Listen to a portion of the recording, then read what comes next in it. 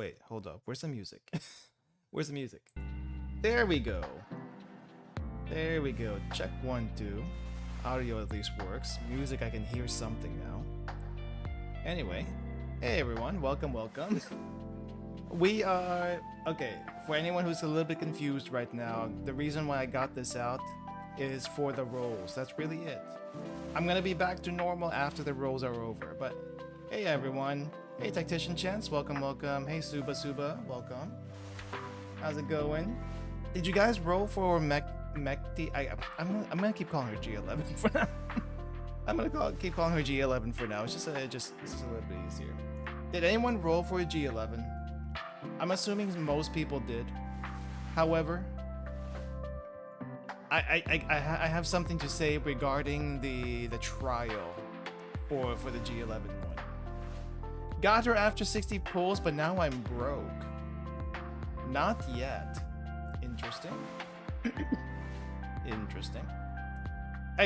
Okay. I tried the trial for her, and I'm a little bit confused on what she actually does.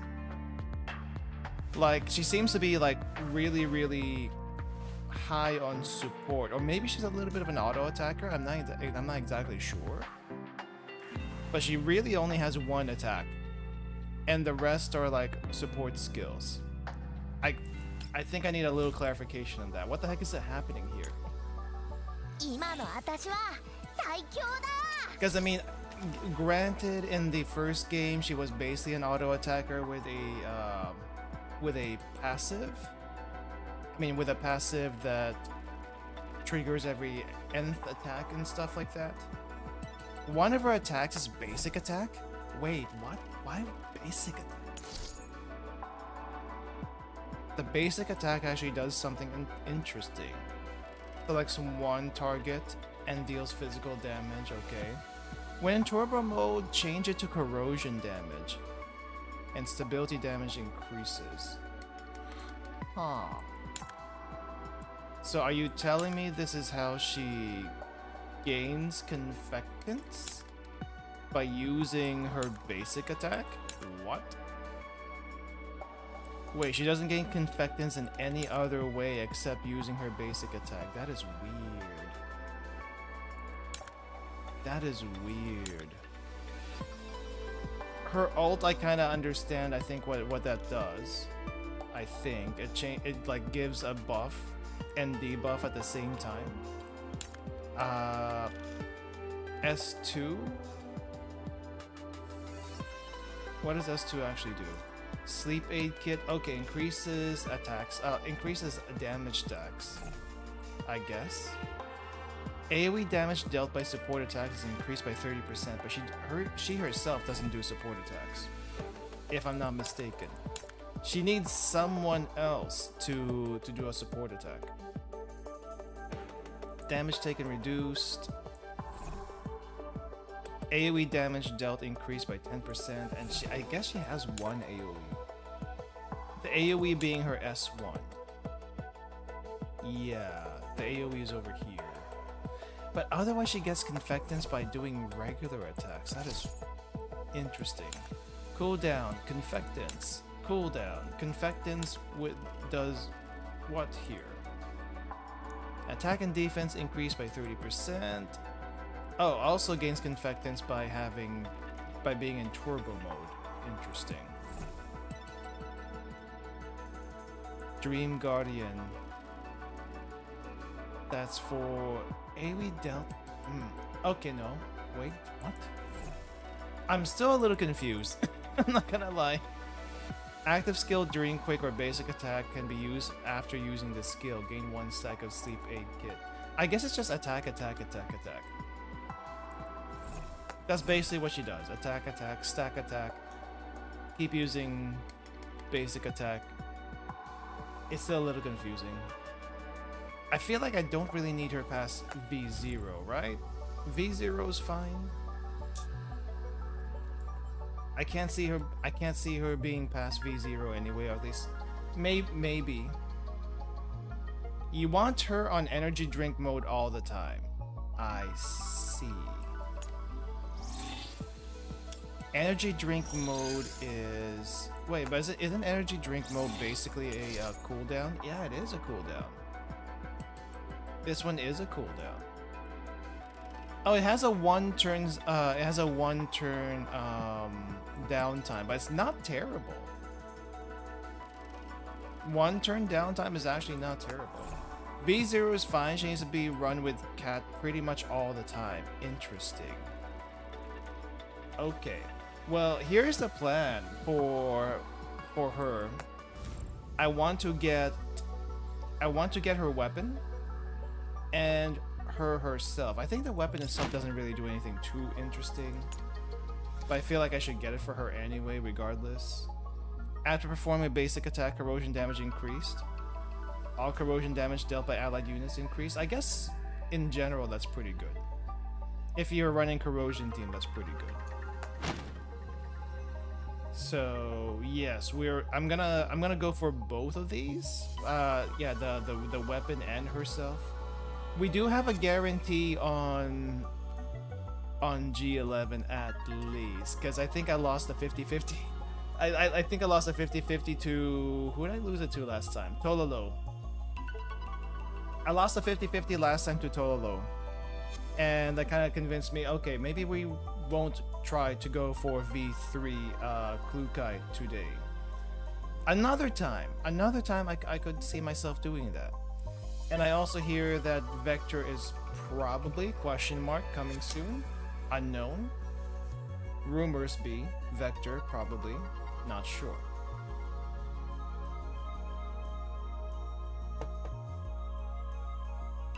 But I also have seen and heard that Ro is finally now available in CN.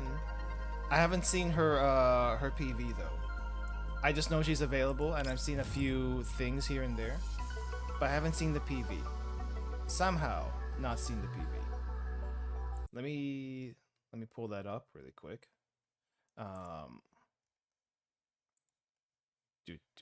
Actually no, let me get the PV up first. I think that would be better in this case. Where is that? Where's that PV? Oh, also there was this, apparently. Let's see. Where is it? There was this. Apparently, Vector's skin is out. How much pull for G11 in her gun? Not yet. Haven't done yet. We're gonna get there soon. Just kind of going over CN news really quick before we get into that. I need background music. How should I get background music? We'll just use the regular background music. Where is it? It is here. There we go. But yeah, Vector skin, apparently schoolgirl, but also, I didn't realize this until someone mentioned it. She kinda also has the, her original outfit in this one. Like her Girls Frontline 1 outfit is also part of the schoolgirl outfit, which I did not realize. So that's kinda neat. Hopefully the rest will also get theirs too. So that'd be nice. Yeah, the only thing I can tell you about about the G11 skin, not the G11, the G11 pulls that we're gonna get, is that it's guaranteed because I lost a 50-50 last time. But yeah, that is her OG outfit. Never thought of Vector as a schoolgirl. I didn't think so either. But I guess this kind of sort of is a schoolgirl outfit, but the actual schoolgirl outfit is this one over here on the left, the high school girl outfit. She looks like a student council president, but when when we get division again, if we do get division again, and if we get division again, maybe we get Dima at the same time, because be honest, guys, that's what you really want for the division collab. The Dima outfit, not the not anything else. Okay, where is the Ro PV? It's not this one, is it? Oh wait, I think this is the acquisition. Ah, that is the acquisition. Sees a random diner gate, and it's like, nope, no more diner gates ever again. I see. A little traumatized about that, it seems. But actual PV? Okay, this is hilarious. The censor is hilarious. Like, what's even the point of that? Because it looks funny here. Don't remember Robella being this dorky in Girls Frontline 1? It's, technically speaking, I don't remember her being that dorky either, but she has been known. She has been known to say, kill myself whenever she was in Diner Gate form. So, yes. At the very least, yes. Well, since we're here already, I guess I gotta shrink this so it'll actually fit on screen. Here we go, Robella. Can't read any of this, but apparently Anti-Rain AR team is now a PMC. So what does that mean? I'm guessing M16 is actually Big Boss. Like actually Big Boss now. Supposedly anyway. I did not come up with that myself. Apparently some people have made the connection. But wait. So if AR team is a PMC now, minus M4, where the heck are they? I guess they're just a random PMC. What if it's not any Diner Gate, but it's the Diner Gate? Even better. Soft mod 2 AR-15, M4, and M16 Rogue. No, M4 is gone for real. M4 is not coming back. You wish. I wish. Everyone wishes. So maybe M16 gets the mini Jupiter cannon back. Probably. But there she is. Rose back. Oh yeah, I guess Defy might also be part of AR team now. Maybe, question mark, unless they're their own thing. You think M4 would come back? Hang on to that hope. I don't know if it's gonna be realized, but hang on to that hope. M4 would still be in the Antarctic somehow? Wait, why is M4 in the Antarctic? Why would M4 be in the Antarctic? Level up and the level up sequence looks interesting. I guess she does her little hacky thing over here. I don't know what her skills are, but she seems to be Cryo Sentinel. So we have another ice on the team, which is kind of not what I expected. I for some reason I was thinking electric, but maybe electric's gonna be like 404. So yeah, where is that? Where is that? Let me see if I can find it. I guess we'll just look at the full. Yeah, you would think electronic warfare would also mean electric, but I guess it doesn't. Not in this case. Alright, hold up. Event PV. Let me bring it up really quick. We're just gonna have to look at the event PV itself. So maybe slight spoilers for future event, but oh well, it is what it is. Let's see. Make sure. Kato. And copy. 有2个用过的咖啡杯，有客人来过吗，指挥官？ Right, so this is the acquisition.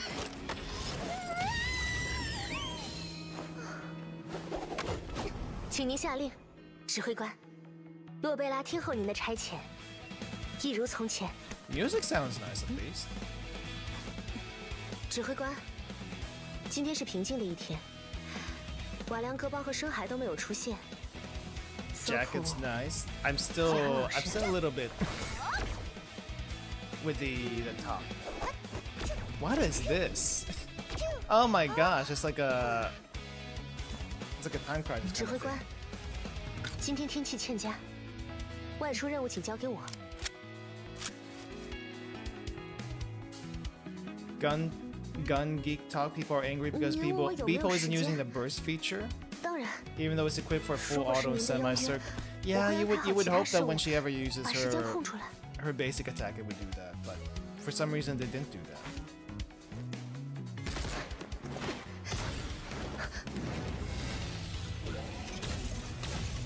Being Banana Gate took a toll. It really did. Okay, these sensors are ridiculous. Also, why did they use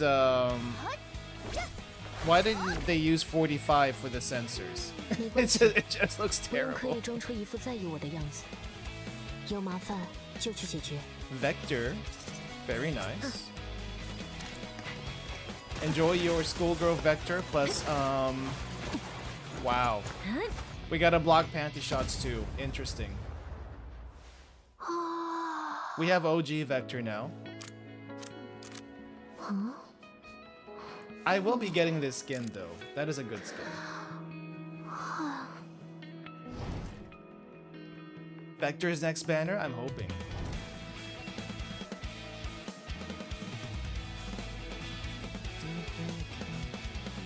I think it's funny that she has a megaphone when they can naturally raise her own voice modules. 哎呀呀， The megaphone is for annoyance. That's all there is to it. 走吧。 Oh yeah, did anyone try the actual Luffberry map now? Because isn't the original Luffberry map basically a PvP thing, but now it's like PvE? The first version we got was basically a solo mission. No Mario Party shenanigans happening. But now we got Mario Party shenanigans happening in the Luffberry thing.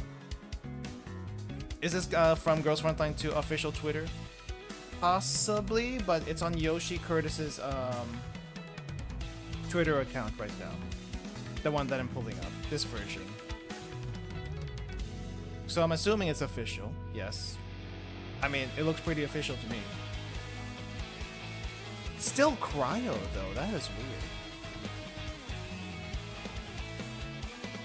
Well, at least she's oathable now, and apparently Jiang Yu is also oathable at that same point.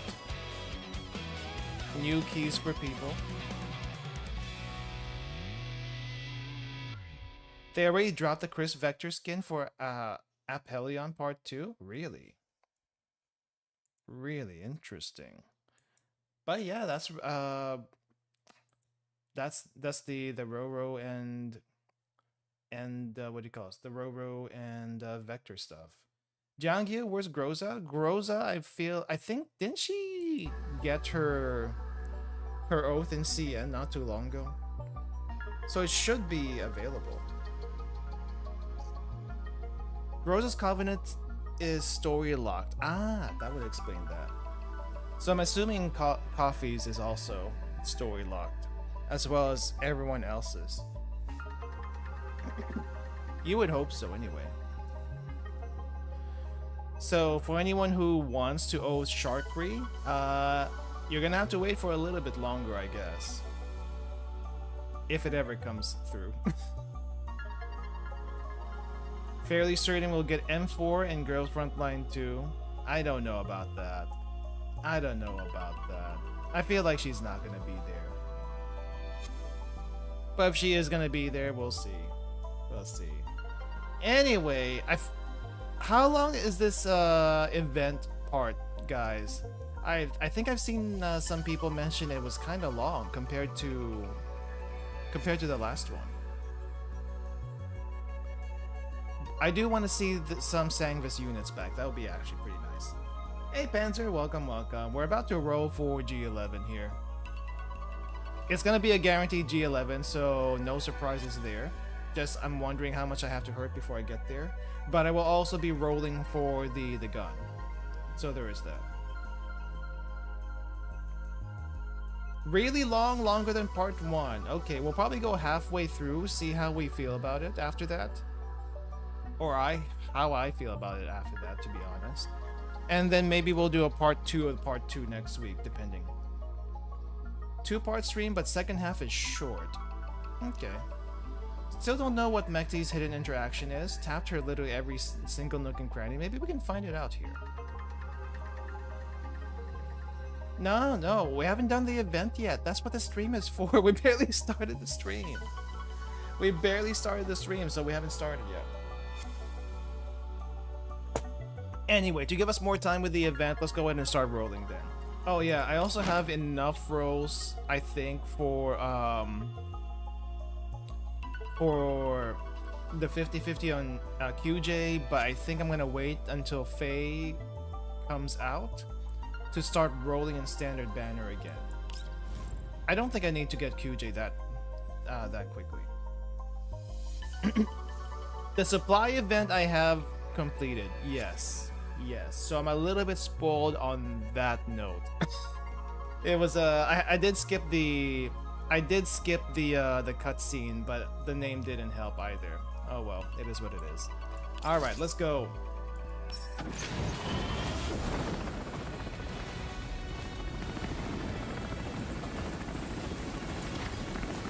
No, okay, no, there's no peace sign just yet.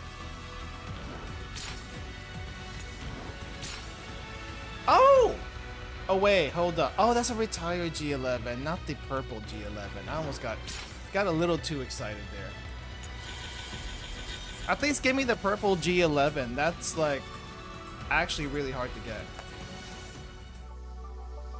All right, next. Yeah, the retired G11 is actually pretty terrible looking. Like sometimes it doesn't matter.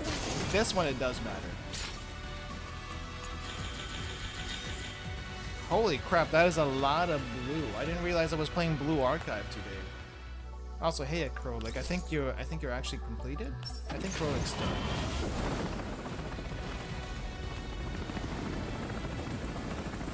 Alright, peace sign? No peace sign? Okay, spook sign? Please give me at least purple. Not the purple I was thinking of, but we did get Shark Green. Getting ready for PC client? Yeah.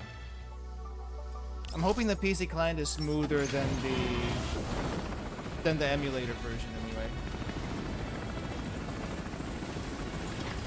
Alright.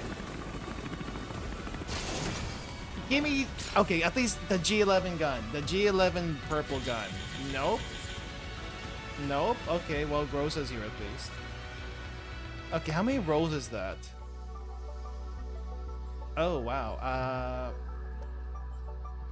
Maybe not... Okay, this is gonna... it's not gonna sting that badly. Maybe I should have gone for the V3 Klukai. But then again, this is the guarantee. The gun is not guaranteed. So that could be painful.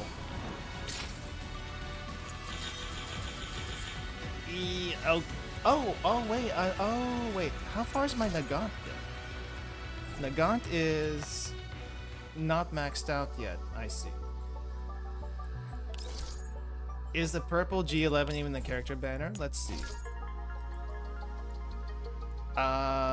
Yes. Yes, it is. It's right here. The rate for that is not listed, but it is there. Haven't maxed fortifications on Babushka yet. Well, she didn't. It took a while for it to even come the first time. So it wasn't gonna happen anytime soon. Maxing her out. Oh, here we go. This has to be her. It can't be anything but her. Hey! Welcome back, G11. Or should I... Mekti. There you are.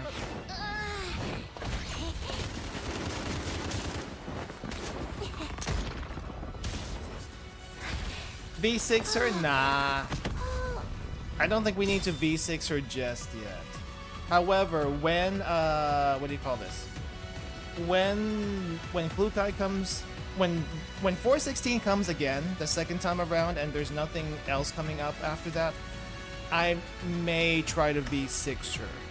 I might try to V6 her at that point. Because I kinda want to V6 on my own instead of borrowing all the time. One copy is good enough for her gun, another story. Yeah, I think it'll do okay. I did hear people say give her the golden melody. I don't even know what the golden melody does. Alright, gun time. Give me at least a V0 gun for now. But also purple. I want the purple gun. That sounds weird, but I do. Even though the SSR really doesn't look that much different from the original, probably. Give me purple. Is it gonna show?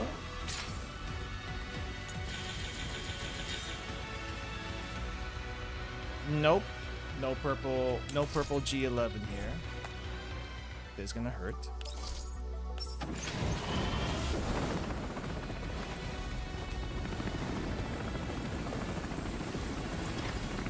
Wait, what? Wait, what already? No, wait, I haven't even got the purple yet. What? I mean, I guess this is fine. I guess this is fine. Maybe I don't have to get the purple gun, but that's too soon. That's too soon. Okay, well. Ow! Hey! Got purple and gold in the same pool. I'm good. I'm good now. We don't need any more. We're done with this. Oh hey, look, the details on the gun with the firing switch. That's nice. Getting purple gun sometimes feels harder. It is harder. It really literally is harder. Okay, I'm done with this. I am done with this. Hold up. Let me look at... Can I see this thing in... Okay, we're gonna have to look at it a little bit closer. Yay! How much does that save me for later? How much do I have left over? 493. I am... I think I'm good for a while. If Vector is coming later, maybe I can even get her to V1. Maybe. And also get her gun at the same time. Maybe. I'm stocked is the lesson of the day here. Okay. Let me see. Where are you? You're all the way down here. Let's get you your gun really quick. Here you... Okay, so this one doesn't really have the... I guess if the switch selector is over here, it's not very well marked. But I think it's kind of there. It already comes with a scope, except not really. Yeah. I mean, also, a lot of people also save it since the beginning of the game, but for different reasons. They want to get the V6 416 because why not, right? Because why not? I do want to change the skin though.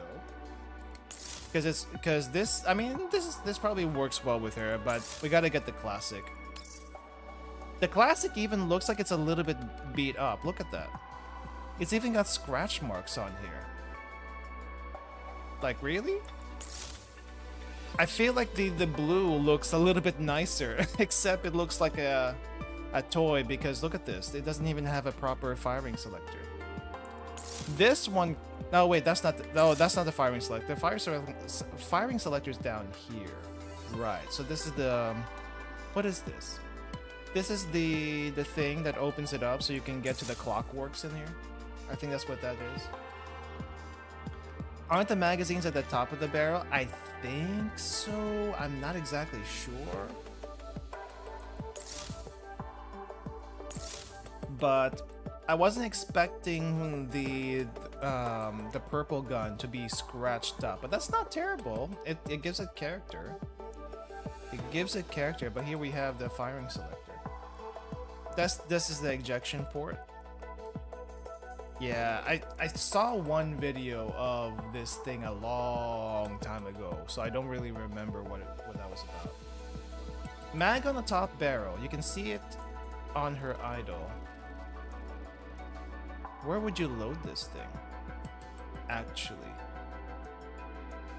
Where actually do you load this thing?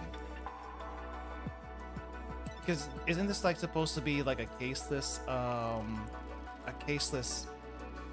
magazine or something like that? Top, middle, front. You mean up here? Top, middle, front, up here? It doesn't look like there's a place for it. Or maybe the scope's blocking it. I don't know. It's a little hard to see. Caseless and a specific caliber too, which makes it very expensive. The one thing I didn't realize is this thing probably like overheated like crazy, which is probably why we don't see more of these. The line in the middle over the barrel. Oh, is this the actual magazine? That's the reason why it's discarded for military. Machine parts make it very expensive. Yeah, it's a shame. It's actually a pretty cool gun, all things considered. It's just, you know, not very practical. Not very practical. Can you blame them? Not really. Alright, let me see what I got here. It's literally so hard to get the right parts for this. I don't even know if I have anything I can give her. I know a lot of people just like to swap parts between, swap attachments between different guns or and stuff, but I kind of want to give them their own. I mean, later on it's going to be less of an issue because we're going to get like loadouts and stuff like that. Ooh, crit rate, attack. Oh crap, not this one. But we don't have loadouts just yet, sadly. Sadly. And the one thing I kind of dislike about this filter is you would think if you click more than one filter, it's only going to search for stuff that has both of these. But no, it doesn't do that. It searches for ore. Does it have crit damage? Yes. Does it have attack boost? Yes. But no crit damage or attack boost? We'll still put it in there. Okay, well, let's put this in for now. G11 with a muzzle looks cursed. G11 with any attachments other than a scope looks cursed. We did get an ACOG from the weapons program. Had the advantage of allowing you to carry 3 times the ammo for the same weight. So there was that. Okay. But what was that thing about overheating? Isn't that the reason why that they didn't go with it to begin with, I think? What does attack boost do? Attack boost is a percentage of your attack. What I'm still not sure how it works with flat attack is, do they stack on top of each other? Like, let's say you have attack boost and you have regular attack.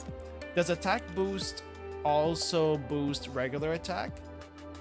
For this game in particular? Because I know in some games they don't. In this one, I don't think I ever found out. Yes, attack boost increases overall damage. I'm pretty sure. But I'm not sure if it increases regular attack stats on the thing itself. Is this better than what I have? I mean, I may go with health, but just because I can't use anything else. I did hear that attack boost and attack is still better than crit damage. Not crit damage, but like crit rate. I don't know how true that is. I haven't worked out the math. But I am inclined to believe them. Okay. Wait, okay, so what do you give her? I was farming corrosion. I was farming corrosion boost, but maybe we don't give her corrosion boost. Maybe she doesn't actually need corrosion boost. Maybe she needed something else. I was farming corrosion boost, but I don't know. I was told there's this thing there's this thing that a lot of people are saying, go for phase strike. Phase strike on everyone just because it's easy, right? I don't know if I agree with that too much, but you tell me. What do you guys think? Phase strike on everyone or specialize for everyone? Ooh, this one's great. She is an amplifier, not a pure support. Corrosion and phase strike is a go-to. Same as 416. Let me see what I got here. I guess as long as I have attack boost and regular attack on the same attachment, that should be okay. But I don't. So I guess I'll just go with this crit, attack boost, and health for now. Phase strike for everyone is just because the guy who said it is a lazy bear. I don't doubt it. I don't doubt that he's lazy. Like, I respect it. I respect it. If I wanted to just farm one thing and one thing only and share with everyone, that's probably what I would do. But at the same time, you know, eventually, once you have all the parts you need, what else are you gonna farm for, huh? What else are you gonna farm for? I may as well farm for the optimal thing. So that's what I'm gonna do. I think this one I do want to calibrate. So this is gonna get calibrated. I don't know if I want to calibrate the rest of them. I think it's not worth it. And I guess I wait later for the patch where we can actually upgrade each line, because I think that's gonna come eventually. Crit rate, attack boost, health boost. Yeah, you know what? I'll take it. This is getting boosted too. How many chips do I have? Oh, I have a lot of chips. I may as well use them. I have a lot of chips. I have a lot of money. I have a lot of spirit parts. I may as well use them.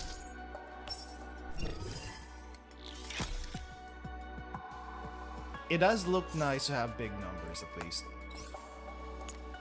Even though she's not, you know, she's not pure damage. Don't know if I want to upgrade this one, but upgrading this might not be terrible. So I'll upgrade this for now. Hey Salty, welcome, welcome. I need to go back to normal. I need to go back to normal after we're done with this pre-event thing that we got going on. What are blue parts? Oh wait, no, he's got everything. That's what happened. Okay, well, I think that's the gun already fitted. Let's go and level her up at the same time.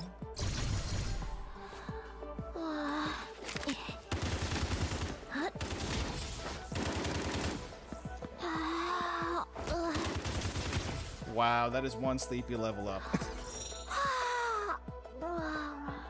I am doing mailing type works over here. Do you also have like a lot of overtime because of that? Taking a break because my back started crying for mercy. Please take care of yourself. I know it's difficult, but please take care of yourself. Oh hey, she's actually awake for the rank up at least. But still sleeping. You know what I'm a little surprised about? She didn't actually get a skin when she came out. But not everyone gets a skin when they come out. There are some that definitely do not have a skin yet, like Ulrid. Ulrid still doesn't have a skin.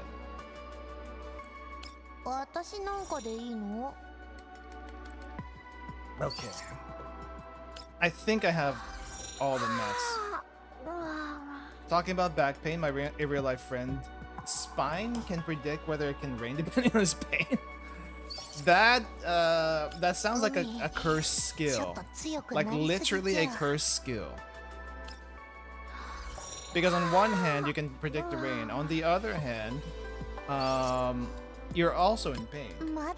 So do you really want to predict the weather that way? I would not. You don't think it's back pain, you think it's arthritis? I heard some people with like bone pain also get that same thing. Just know I was there live when it happened. Guess we'll talk about it later. Suppose you already know that was just revealed in regards to Blue Archive. Yeah, we'll talk more about Blue Archive stuff next week. Which, by the way, for anyone who usually tunes in for a Blue Archive day, it's gonna be a little bit earlier in the week and also scheduled a little bit later. I forgot to mention that last stream. Mainly because they got me on a different schedule for training this past couple of weeks, and it is terrible. I am not a fan of having to come in a little bit earlier or a little bit later just to get my training done. Like, seriously? Let me come in my usual time. I don't want to come in like an hour early or an hour late. Just my regular time. There's a reason why I picked that time. From 1 to 10, undecided. Why should I? Other than the shenanigans that happen, which I don't really care about. HR hates makes you work regular hours, so find a way to change it. It's not even HR. It's literally just training. And training is coordinated between what do you call this? Coordinated between the people on the ground. So yeah. Gonna be busy as hell this week, so maybe it'll be a bit lighter than I went through this week. I see. Alright, let me see what I got here. When Mechty has 2 or more buffs, targeted damage taken is reduced. Do we need her to be tanky? I don't think we need her to be tanky per se, right? When using active skill Dreamless Night, generates Toxic Mist. I think that's pretty nice. Let's get some Toxic Tiles. If any weakness is exploited, applies Toxic Inundation. Probably pretty good. Let's go with that.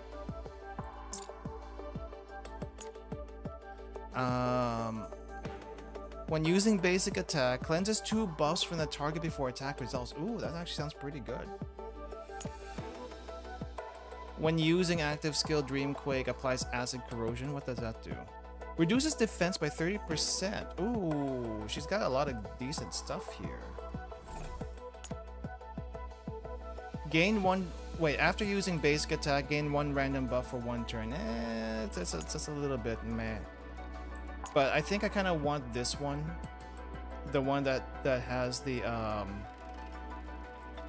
defense down. I also kind of want the one where she cleanses before attack, but I don't know what to remove. If any weakness is exploited, Toxic Inundation. Toxic Mist is the corrosion tiles, but I don't really think we need corrosion tiles. Like, it's handy, but I don't think we really need corrosion tiles. Yeah, buff cleanser. I think we remove the corrosion tiles and put in the buff cleansing instead. There we go. So that's the loadout I'm gonna do for this one. Maybe like in specific situations, once we finally have like presets and stuff, this can be changed up. But for now, meh. Heckler and Coach tweeting about the space gun is funny. Did they actually do that recently? Stab and health regen. Not bad idea to use her as a pseudo tank. I guess the HP buff that I gave her was probably not a bad idea. Anyway, let's give her whatever keys I can scrounge up for now. Who has keys that they're not going to be using? You. Grab that. Need 1 more. Anyone have a spare key? Papasha has a spare key. Should I get rid of it? I can probably get some spare keys from Papasha. Let's get this one. G11 apparently 3 hours ago. They need to bring the G11 back. I don't know. It's kind of limited in use because, you know, military stuff and whatnot. Wait, hold up. Where do I put this gold key? You know what? I didn't think about that. Where did I put this gold key? Basic attack damage increased by 20%. Ah. Where do I put this? Whoops. Sorry, I took someone's key by accident. There we go. Guild stuff starts today, so Papasha needs her equipment. I will give her back her the key I took. At least one of them. She can get that back later. Okay. She is now kitted out. Mekti now has the pretty decent stats. 2300. It's not. I mean, she's not like pure DPS anyway. But 2300's not terrible. With a 45% crit rate, not terrible. I will take it. I might change her attachments a little bit later, but this will do for now. Let's see. Oh, she is sleeping on standing up.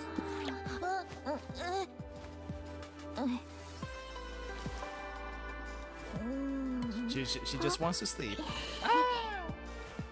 There we go. There we go. Find the remolding pattern.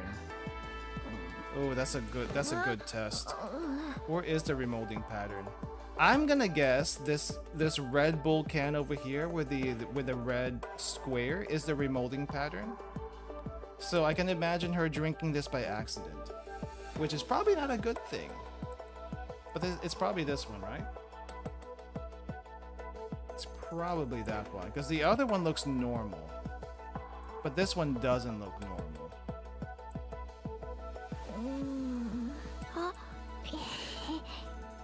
Can't seem to find it anywhere else. Let's see. I just miss her hair. Like, did they really have to chop it up this much? It's just kind of sad. It's kind of sad now. Okay, where is this? No one has found out where her special interaction is, right? She was cuter with longer hair. She really was. I get why they didn't keep it, but it doesn't make it any... Oh, that is a magazine. Oh, that's a weird place to put it. That is a weird place to put it, because literally anyone can just like pull that out and she can no longer shoot. But they have to get to her first. Sleepo is here. She's already Beepo. She is about to sleep. She's about to sleep. I don't know. We'll figure it out where her special interaction is at some point, but... Wait, is she gaming the same... Is she playing the same game as everyone else is that usually does this thing? Wait, how do I go up? Oh no, she's playing a different game. Hold up. What are you playing this time? Is she playing original Girls Frontline somehow? I don't know how this works. I don't know how this works. Girls Frontline if it was single player and not the weird thing that it was doing. Yeah, there are a few other ones that play Metal Slug, but this is different. Yeah, the Vector is there. I think, is that PP90 on the back? Twin Tail? TMP? No, it doesn't look like TMP. It doesn't look like TMP. It is PP90. Yeah, because she's got the Twin Tails here. Nice. Alright, what's the other poses you can do? Examining. What is examining? What are we examining? What are we examining? Whoa, whoa, whoa. Ah! That's what we're examining! Wait.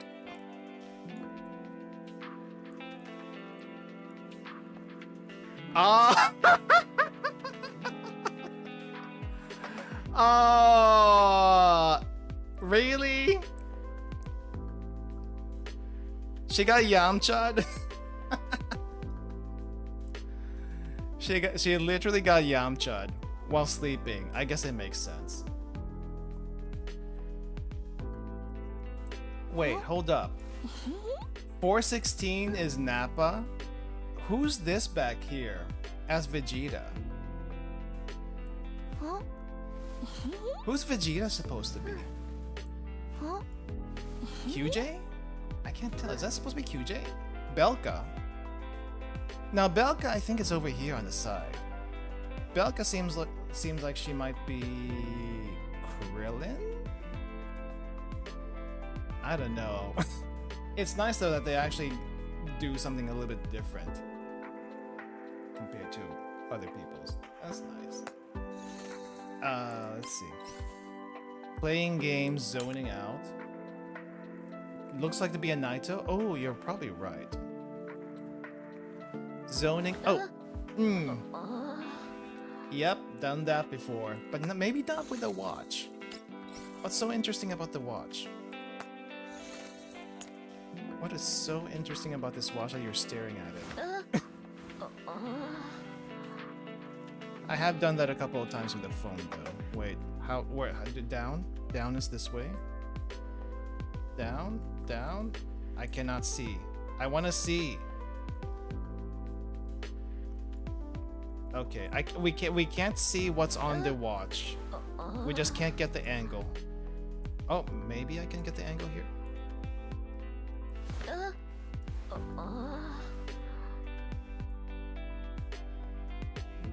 It's a little hard. There's also a wash in the potted plant. Yeah, but it's turned off. It's turned off. This one's actually on. Oh jeez. How do I zoom? It's just a blue screen, probably. Ah well. Keep your secrets.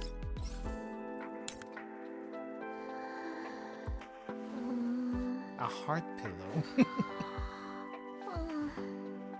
Cute. She gets a little heart pillow. Okay, I was saving this one for last for obvious reasons. Let's go.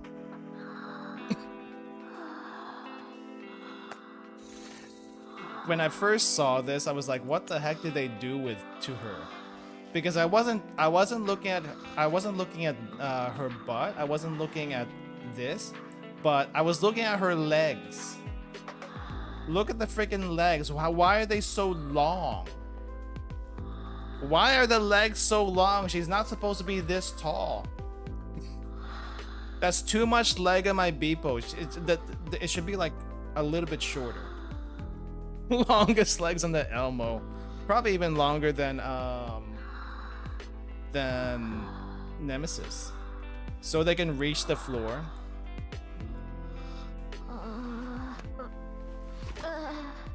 Okay, she ain't getting coffee though. He ain't getting any coffee today.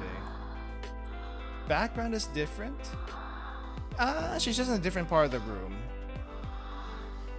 Yeah, she seems to be like in a different part of the room. Mechty is the last style I expected to wear heels. Yeah, you're right. I mean, they're not like heels, but they're definitely like slipper heels. So maybe a little bit more comfortable than regular heels, but still. It's just, personally speaking, her legs are too long. Crony body proportion, yeah. Crony body proportions and kind of like Kayla body proportions before they made her shorter. Like I think her new Kayla's new outfit, Kayla's new outfit actually made her more proportional. Just not the original. Let's see, I kind of want this. Yeah. Let's see, there's gotta be a better angle for this. Nah. This actually is not a flattering angle. You can see why Deer chose her. Let's see. I kind of want a different like lobby picture, but I don't know if this is it. I don't know if this is it. Let me see.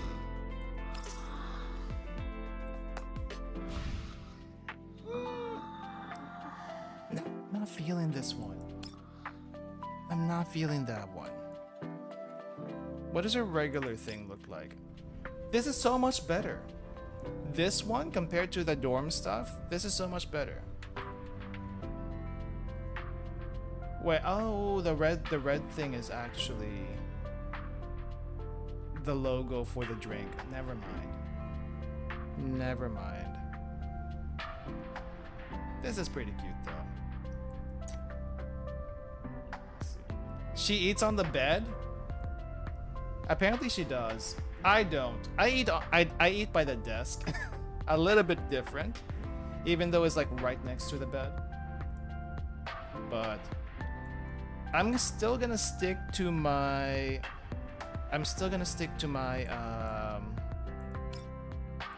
to this one. I'm still gonna stick to this one. I still like this one a little bit too much. But maybe for now, just because it's cute, I'll use this. There we go. All those energy drinks and still sleepy as hell. The energy drinks don't last that long apparently. They probably only last for like a minute per drink, which is not great. Hold up. Let me do one more thing and then we'll get started with the event. Dispatch assessment. Right, I need to give you gifts. I need to increase your thing. Wait, which one is this?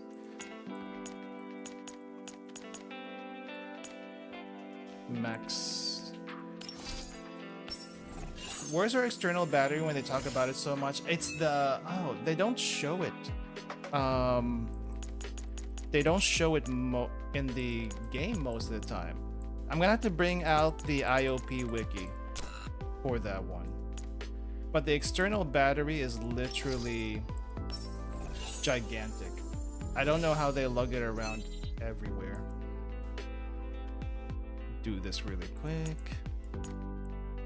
1, 2, 3, 1, 2, 3, 4. 1, 2, 3, 1, 2, 3, 4. Then max it out.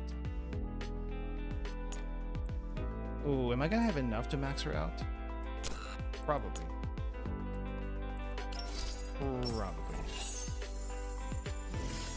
Just assume it's in Klukai's bike. I think it might have enough space for it, but it's pretty big though. It's almost as big as her. Kind of. In her Get 2D art, she has like a mini fridge of energy drinks. Yeah, it kind of goes by pretty fast though. I think I know what. Oh wait, what's this one do? Attack boost, health boost, and defense boost. Oh, they really made her a little bit tanky with this. Interesting. She will get it. He'll get that when we get back there. There we go. The only thing she's not getting right now is a ring. That feels a little weird. Did I ever give her a ring in the first game? I don't remember if I ever gave her a ring in the first game. I feel like I didn't. But I could be wrong. Okay, maybe she doesn't need the crit boost. She's not really a crit attacker in this game, sadly. So she's gonna get everything else. Okay. Whoa, hey! Boost up to 2500 attack. That's pretty good. Giant machines and all sorts of signs, but batteries are still big. Yeah, I mean, how else are you gonna power those mechs and stuff? Exactly. You need batteries. I think even the Gundam runs on something. What does the Gundam run on? There is one giant mech. Okay,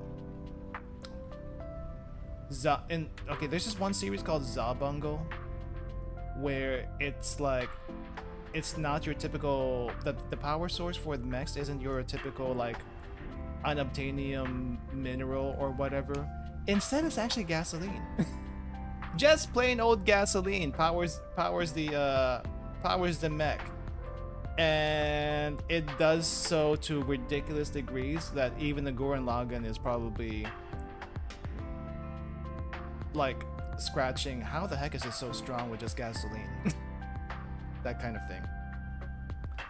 Monosky particles for Gundam. Yeah, it's like some weird science bit.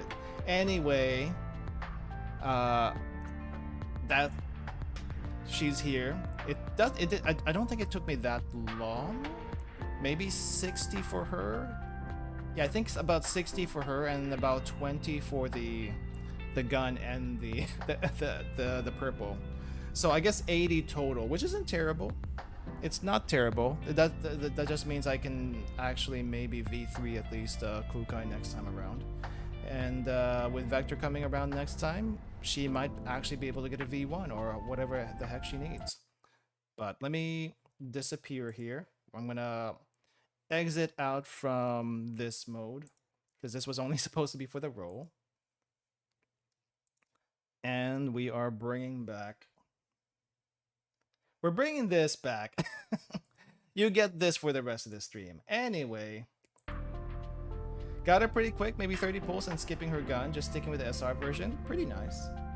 That sounds like you're enhancing your starter armor to plus 10 stupid amount of optimization. Yep, kind of. It's never stated anywhere, but I'm guessing collapse technology is also used to miniaturize batteries and memory storage units, at least to power dolls. I don't think they actually did mention that, but it would be kind of interesting. Speaking of which, since it may be pretty quick in her acquisition to see the battery. I mean, we can try checking it out later, but just wanted to show what the actual battery looks like in the first game. Isn't her external battery busted? I actually do not know. I actually do not know. But she does have the external battery as an actual equipment in the first game, as an actual equipment that she can equip. But it's also this thing. It's also this thing. Do you see how big that is? Do you see how much Red Bull it carries? It's a portable battery and a mini fridge, apparently. So she can cart this around. But the problem is carting it around. And yeah, anyway, that's how big it is. That's how big she is. Imagine carrying this in general, which they probably put in the truck, but they didn't bring it with them on the bike itself. If anything, the bike can probably hold a few of the Red Bulls, but not much more than that. I guess we can check her acquisition really quick. See if we can catch it there. Trace back. Is it this one? No. Is it this one? Capture archive. Registration. I don't think I see the mini battery in the acquisition. She literally has Red Bulls in the back, but she doesn't have the actual thing. So yeah. First version of battery constantly overloaded her with power for a few days and was not healthy. I bet not. The Lingo animation did show that 416 bike has like 6 packs of Red Bull in it. Yeah. I mean, I can see that being a thing. Oh, hey, you know what? I didn't realize they actually showed the battery, the portable battery here. I don't know why I didn't even think about that, but it's right here. Wow. Okay. That's just me being stupid. That's me being stupid, okay? All right. And it looks exactly the same as it did before. I don't actually know how much Red Bull this carries, but we can see at least 4 on one side. So I'm assuming at least 8. But there's got to be more than that in here. There's got to be more than that in here. It can't be. It can't be anything else. Does it look bulkier? Does it? I can't tell. It looks about the same to me. Though I didn't realize that the mini fridge was literally on a dolly. That's the only thing I didn't realize. I thought it had its own set of wheels.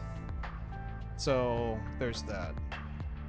And I guess this is the port that gets plugged into her. But I don't know how fast it charges her. So that's a different thing entirely. Anyway, let's go ahead and get started though. Let's go ahead and get started. We might do a two-parter on this part too. I don't know where the two-parter is gonna end, but I'm gonna shoot for around maybe the second story node over here. I don't know if we'll go to 10.5, but at least we'll shoot for the second story node and we'll see where we go from there. Wait, hold up. There are 6 story nodes. Okay, if there are 6 story nodes, we'll try to shoot for SL10-3. Story nodes are pretty long. Need some snacks. Good call. During that hour-long yap, I did use up quite a bit of water, so I'm gonna come back really quick and refill some water. You guys stretch, get some water, get some snacks. I will be right back with some more water. You sure you want to do this for Saturday night? Why wouldn't I? Actually, why wouldn't I? Might be here until dawn. We're just doing about half of it. We'll do the other half another time. We'll see though. Anyway, be right back.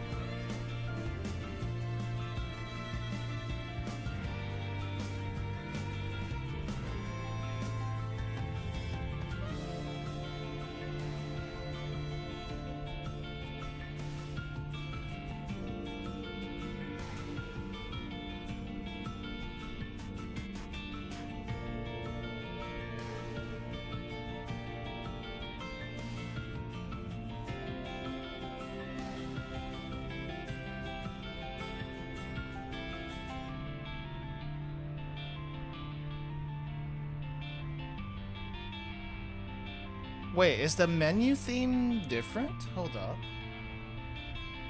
Hold up. Is it? Let's see. So this is part 2. Oh, no. The actual menu theme. Okay, I don't actually remember what the original theme sounded like, but if you say so, I'll believe you.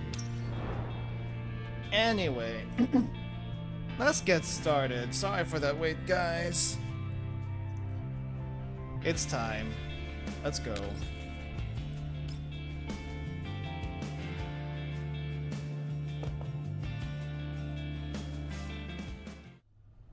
Also, by the way, I have played some games one shot.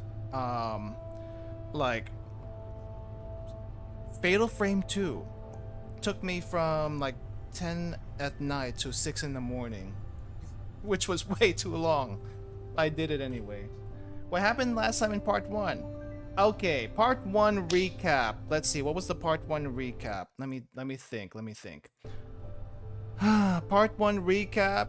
416 and G11, aka Mekti and Klukai, went on some sort of mission to... What the heck were they up to anyway? I honestly don't know what they were up to anyway, but they were out in the middle of nowhere checking some stuff. And ran into a bunch of weird robots, I guess. Weird robots, maybe some Elids, and apparently some what do you call them? Survey Corps people? Survey Corps people, they ran into those guys, attacked them like not really meaning to, but because of that there was a huge kerfuffle going to happen between them and the Survey Corps, and Dimitri, which is I guess the leader of the Survey Corps, basically got them to bring Klukai and G11 along to protect them along the route that they were going to go, I guess. Survey Corps finding the Titans, I mean Elids. Investigate Paradise's activity in the wasteland and then land with Dimitri and the gang. Right. I didn't realize they were actually doing Paradise investigations. Under the disguise of investigating PMCs. Got you. 416 fight Boojum, become big grasshopper. Right, so that's a little bit later. That's what happened at the end of part 1. But the main reason why Klukai went along and made a deal with Dimitri was so that they could get comms, so that they could contact the rest of the team that was coming after them, which is Beoka, and Andorra, or Andorus. They were coming along to deliver some materials and stuff to them. I guess meet up with them. So that happened, but it couldn't meet up in the right place. And Survey Corps plus the Klukai plus G11 get attacked by a giant Boojum that basically looks like a deer. A deer with a flower for its head and tentacles, which is kind of weird. It's also one of the better Boojum designs so far. But I'm still waiting for the Boojum design that kind of looks like the giant Elids that we fought in Girls Frontline 1 and also Reverse Collapse. Still waiting for that. Like those are the giant Elids I'm used to, not these weird animal plant hybrids. Like what the heck is that even? What the heck is that? Okay, and also yeah, we ran into we didn't exactly meet, but we got introduced to this one doll from the enemy faction called Blue Sphere. Cool name, very ice cold personality, and yeah, that's really about it. Giant Elids, the humanoid ones. Should I show you what the giant Elids look like in the first Girls Frontline? We may have talked about this before, but it would be a good idea to show people who haven't seen them before what Elids used to look like, kind of, sort of. So, Elids in the past look kind of like zombies. Basically, kind of like zombies, but the difference between these and zombies are they're still alive, technically, but also their skin has hardened and they can't really think anymore. But they're basically zombies. But the thing about zombies is they keep on deteriorating as time goes by, right? But unlike zombies, Elids, or at least people who are infected with Elid, which is the radiation stuff, they get worse over time. So this is what you would probably call a level 1 Elid. Let's go back a little bit though. Let's show you someone who was infected by Elid. Like early stage Elid. Hello Yegor. We haven't seen you in a very long time. Hey guys, meet Yegor. For anyone who's from Girls Frontline 1, you may have seen him before. By the way, he kind of killed Ro. Sorry, spoilers for Girls Frontline 2 people. But yes, he did that. He did that. And he got hit by a dirty bomb with collapse radiation. And this is what happens to you when you get hit by a dirty bomb with collapse radiation. This is what we call early stages of ELID. Meaning his skin is starting to solidify a little bit, but also he seems like to get really bad burn marks. So yes. By the way, I think Yegor is basically the Girls Frontline 1 version of Dimitri, except with more hate and spite. Yeah, well, we'll go with that. We'll go with that. But if that keeps going and he's still alive somehow, he turns into this. And then I think this is still a level 1 Elid, but a little bit worse than a level 1 Elid. And then they go to this thing, a little bit worse than the original. So it doesn't really show the size scale here, but this thing is like probably 2 or 4 times the size of your regular Elid, let's just say. And the Elids in Girls Frontline 2 are basically monster animals. But this was pretty cool. I kind of like this design. I just wish it wasn't an animal. I just kind of wish it was a human. The one who got closest to being a human Elid in Girls Frontline 2 was probably Crucifim, that the cross name guy. Hey JNG, welcome. Now let me show you some of the Elids in reverse collab. Crucifium, this thank you. I know it's some kind of a Chris name. So Elids in reverse collapse are much later than original Girls Frontline 1 and Girls Frontline 2. So imagine what they look like. Well, you don't have to. This is what they look like many years later if no one kills them. They get even worse. You think this is bad? And you thought the big guy was bad? Big guy turns into this. He doesn't even have eyes anymore. He's also rock hard. Even more rock hard than the Hulk or the Thing. And then if they get even worse and worse and worse, they turn into this thing. Now, you don't see how gigantic this is, but while those guys back there only took 1 square, this probably has the size of a 3x3 square. And it can control all the other Elids. Yeah, it's pretty bad, and I don't think we can kill this thing. It's literally impossible. Though, the closer I look at this, it does have a human skull over here, and it does have animal skull over here, so I guess there was a precedence, or at least like there was a thing, like way in the future that says, oh yeah, animals can also be infected with Elid, and here's our proof here, because there's an animal skull right there. So yes, that's those are the Elids I kind of wish we had in Girls Frontline 2, but instead we get these guys. It's basically a Boojum. They're not called Boojums though in reverse collapse, but they're basically Boojums. You're not entirely wrong. Are they intelligent or dumb? Very dumb and very strong and very tanky. The thing is, the later stages of Elid basically make them almost impossible to kill. So enjoy that. Kill them while they're still fresh. Because if you don't, they will be almost impossible to kill. Almost. Wonder if it's because we are in somewhere out in nowhere. Not all have humans around in Girls Frontline 2. You would think it would also be the same thing in reverse collapse, but I don't know. We killed easily over 1,000 troops, so there's got to be at least that many people.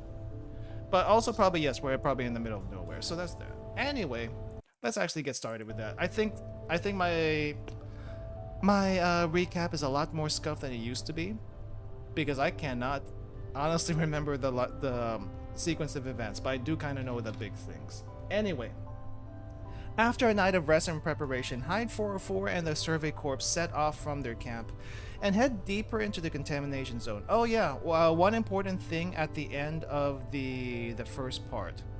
The first time around when Klukai and G11 were helping Dimitri the first time, that was like an informal thing. Later on, after the Boojum incident, it became more formal, as in someone actually contracted them from outside. And I guess you can thank 45 for that, aka Leva. Or is it Lena? Leva? And now Klukai has to follow Dimitri's every order. And she hates that. I think she hates that. Anyway, that's where we're at right now. With the Survey Corps people. Pretty much any human that would become Elite has become Elites by 2070s, and the rest has some level of immunity at minimal. He would hope so. The two parties travel across the rugged terrain of the wilderness in separate vehicles. With her motorbike secured to an external trailer, Klukai drives her other three teammates in a jeep. Oh, right. I guess we did meet up with the rest of them. こちら、ハイド404。定時連絡よ。応答。Pressing the comms button near the dashboard, Klukai connects to the encrypted comms channel. The voice of the communications officer speaks matter-of-factly through the speaker. こちら、ロクサット主義合衆国連盟所属第7環境調査隊376人小隊。どうぞ。Okay, so I guess this is the comms officer, which we're never going to see the face of. 環境情報を見るに、こちらが先に目標集落へ到着しそうね。到着後は計画通り、当該集落を中心とした汚染エリアの探索を行うわ。Okay, wait, so we're heading to some sort of target settlement, and they're gonna start exploring while the rest catch up. Got you. 天候の影響により、行軍速度は 20% ほど減少する見込みよ。了解。それと、ディミトリー総長が。What did Dimitri say? On the other end of the channel, the communications officer pauses for a moment, as if pondering something. 突発事態に備えるため、最低1名はエリア通信チャンネルに接続したままにしろと。Okay, that sounds fair. That sounds fair, having someone on comms at all times. いいわ。調整しておく。What does Wilco mean? I'm guessing that something means something along the lines of copy that, understood, but probably something else. Oh, will comply, thank you. I knew it was something similar. Will complained. When the exchange is over, Klukai disconnects from the encrypted channel and gestures for Endors to take over. Wait, are we in the same truck? ディミトリーのやつ、どうせまた悪口だったんでしょ。連絡員が通訳に困るなんてどんだけ2 seconds to translate to something more diplomatic. At least he was diplomatic about it, you know? 大方ガラクタ時間の無駄クソったれとかだろうね。 Rickety tin cans. ガラクタだと思ってるならいちいち仕事を押し付けないでほしいよ。 Because you don't need rest, apparently. I'm pretty sure dolls still need rest on some mental level, even though they might not need it physically. Mekti yawns and sprawls out across the back seat, laying her head on Endors' lap. Ooh. Wait, who's driving? Endors pulls a blanket over her in a thoughtful and tender gesture. Mekti curls up comfortably and buries her head inside the blanket. Oh, I was almost thinking she was gonna bury it like in her chest. Meanwhile, she's out here on her bike. I think. ディミトリー総長は口は悪いけどいい人だと思うな。 Oh wait, no, they're all in the same Jeep. Never mind. 今朝も集落の子供に高いしてあげてたし。 Giving children some uppies at the settlement? Yeah, but those are human children. Have you seen how he treats dolls? That's a different story. それでもお姉ちゃんを罵ったのは変わんないもん。アンドリスは人が良すぎ。そうかな。あ、隊長、チャンネルに接続できたよ。そう。こっちのマイクはミュートで、通信を車内スピーカーにつなげておいて。Okay, listening mode only. はいはい。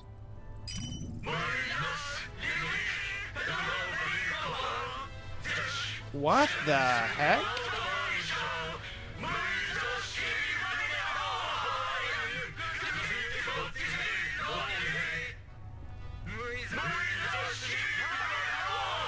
What the heck? Oh man, okay, I kind of wish my face can contort right now. Wait, hold up. Sings in Russian. Appreciate the Russian subs. I do appreciate that too. On that hand, are they drunk? Are they drunk? What is going on here? The moment the channel is plugged in, loud singing in some strange regional accent start blaring from the speakers. Mekti, originally wrapped inside her blanket, jolts awake and pokes her head out like a groundhog. 音量下げて。びっくりしたな。息袋のうなり声の方がまだマシだよ。 Probably LULd sound better right now. なんか歌詞が全員違くない？それどころか全然歌えてないやつもいるし。これはメロディーを比べてみたけど、多分第三次大戦に新ソ連で流行った曲だね。敵を倒すとか、祖国と国民を守るとか、兵士を鼓舞する歌詞が多いの。I see. It's a World War III song. Got you. 新ソ連も含めていろんな国がロ連に編入された影響で軍歌も共通言語のものに変わってあんまり歌われなくなっちゃったけど。 Okay, so this kind of like nostalgic for them because it's actually in Russian and not whatever language everyone else is speaking these days. Okay, I kind of get it now. アンドリスってそんなデータも持ってるの？今回は新ソ連内の活動だから関係ありそうな情報は一通り保存してあるんだ。 She's got storage space for research. I'm pretty sure she has storage space for other things.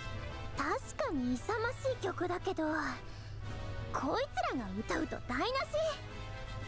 ああ、もううるさい。聴覚モジュール切っちゃいたいよ。Equally perturbed, Klukai turns on the microphone with a scowl. こちらハイド404。直ちに騒音行為を中止し、警戒態勢を維持しなさい。ここがイエローエリアであることを忘れたの？ Yeah, she absolutely hates it.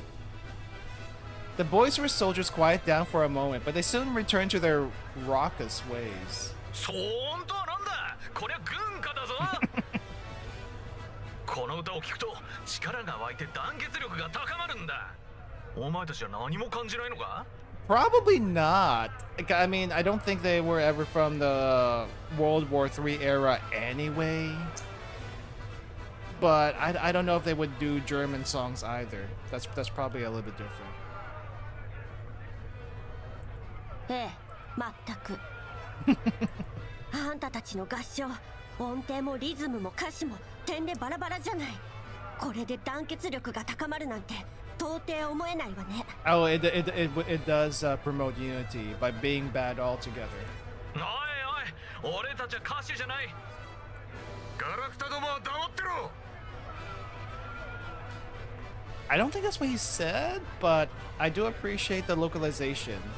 What does a rickety bucket of bolts know? Dimitri's cursing interrupts Larion's reply. 何を歌おうが俺たちの勝手だ。お前に何の関係がある？ It is our business when you put it on speakers for us to listen. お前ら鉄くずの常識を人間様に当てはめんな。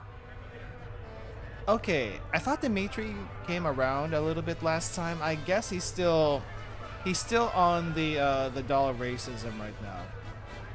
Well, so much for that. これが大勢で歌う醍醐味ってやつだ。バカ正直に音程を合わせりゃいいってもんじゃねえんだよ。あんたね。クルカイ隊長。Andor's mutters softly to stop Klukai from losing her temper. ええ、そうね。確かに歌うのはそっちの勝手よ。だけどせめてマイクをミュートにしてもらえる？なんかありゃ俺がやめさせるさ。お前はすっ込んでろ。それならこっちはチャンネルから出るわ。何かあったらまたつなげるから。なんだ、もう忘れちまったのか。最低一人はつなげたままにしろと言ったはずだぞ。これは命令だ。So they have to listen to this the entire time? What? I guess they can just lower the volume down. That's probably good enough, right? わかったわ。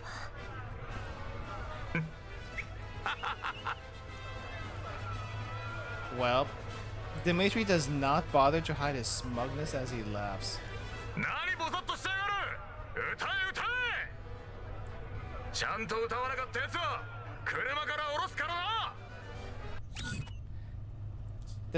The tuneless singing resumes. Klukai turns off the speakers on board in annoyance. 美容家、ヘッドホンで奴らのチャンネルの通信を監視して。She has to listen to this now. Oh. 私やだよ。お姉ちゃんとお話ししてたいのに。 So you're gonna get subjected to this bad singing for a while. 第一に、今は任務中よ。無駄話はしない。第二に、アンドレスは情報収集があるし、ミシティはあいつなんかに任せたら、あの連中が全滅しても気づかないでしょうね。Ouch. はいはいはい。だったら任せなきゃいいじゃん。なんならずっと寝させてよ。Don't make me up ever. 待って、お姉ちゃん。それってつまり美容家がミシティより役に立ってミシティより大事だってこと？ I guess that's all she cares about, being a little bit better than G11. そう捉えてもらって結構。やったー！美容家、任務を全うしてみせます。 Her poor ears are gonna be so damaged after this. Sitting up, rim rod straight in the passenger seat, Belka puts on the headset somberly, as if she is monitoring information of critical importance. Except she's not. Having regained her peace and quiet, Mekti retreats back into the comfort of her blanket. Klukai floors the gas in exasperation. アンドリス、周辺を警戒して、何かあればすぐに報告を。了解。ドローンの映像を見る限り、しばらくは安全かな。でも、隊長。Belka wears the belt dressed under her boobs. It is a pretty popular style. And Doris is still wearing her calm smile, but she lets out a soft sigh. グリーンエリアと違って、ここの朝って寂しいね。I mean, there's not a lot of people around here to begin with. It would be desolate. Klukai makes no answer. The jeep continues to speed across the deserted wilderness. Oh, and I guess we get into a fight just because. I thought I would be able to have a good nap this time. These Ellids are being too much. Do they not need to sleep? You better wake up. It's time for battle. Fine, I guess. Let's actually give her a try. Let's just use Cannon Team for this one. 了解。 Whoop, nope. Get out. We'll put you here. おじけついたの？ And G11 on this side. What was that? What was that?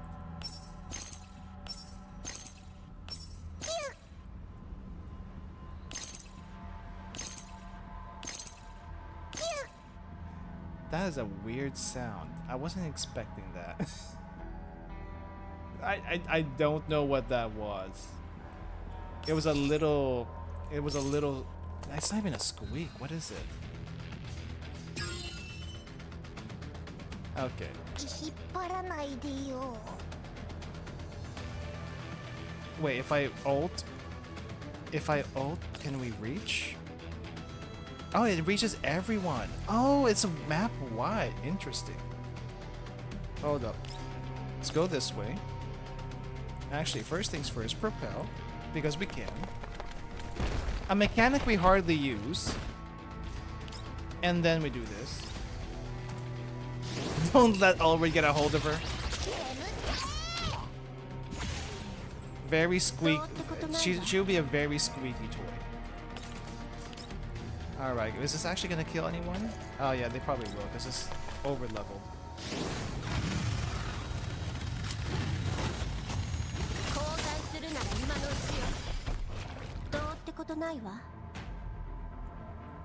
Well, I feel like there were at one point zombies also ran. I don't know when the shambling zombies came to be, but they did run at one point.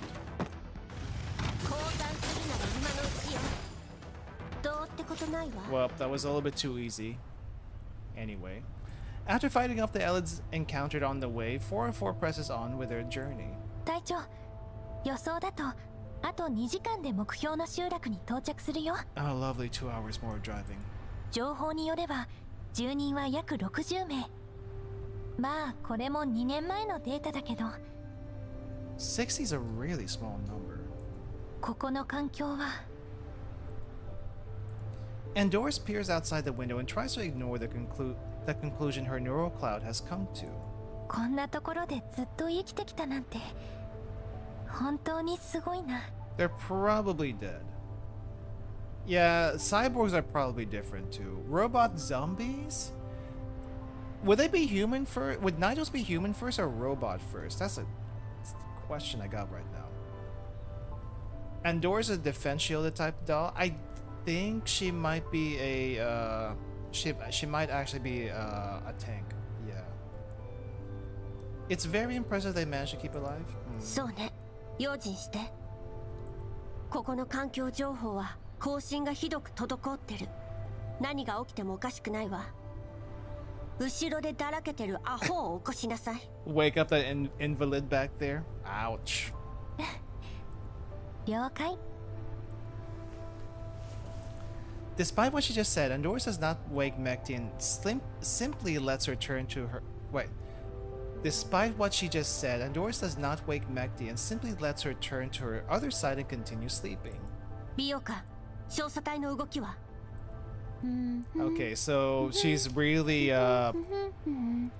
she is really babying G11. And I guess Belka is getting into the song a little bit. She doesn't seem too annoyed by it. The turret kit does seem interesting. I might actually roll for her. Leaning against the window and focused on the comms channel, Belka clearly has not heard Klukai's question. As the jeep rocks back and forth as it travels across the bumpy terrain, Belka's lips move softly as she hums intermittently, her bright green hair bouncing in time with the rhythm. She is actually enjoying it. Wow. ビオカビオカはここだよ。お姉ちゃんどうかした？どうかしたって通信の監視を任せたはずだけど何してるの？ They're still singing. そんなに歌うのが好きなら管理局の余興イベントにでも参加したら？ Noticing Klukai's displeasure, Belka sticks out her tongue apologetically. だってあいつらずっと歌ってるんだもん。なんか癖になってきちゃって。 It's kind of an earworm? I kind of doubt it. あんたたち少しは真面目にやりなさい。わかりました。はいは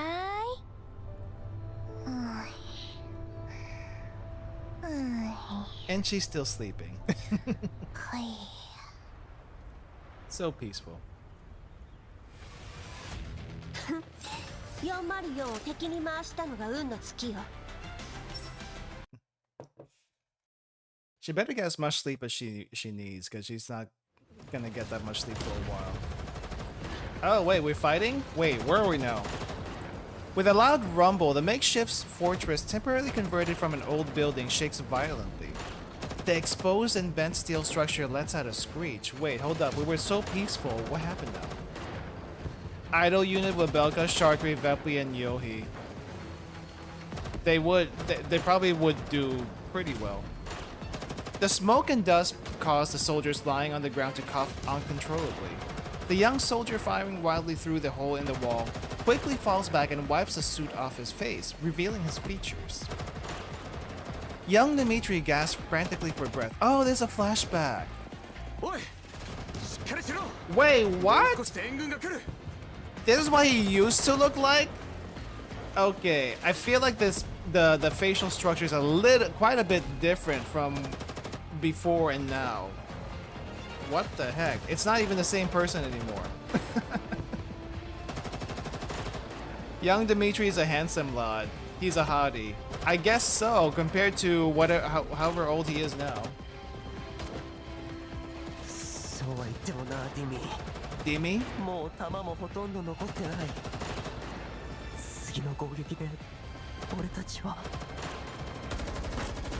Before the soldier can finish, more gunshots and explosions resound beyond the fortress. They immediately drop to the ground.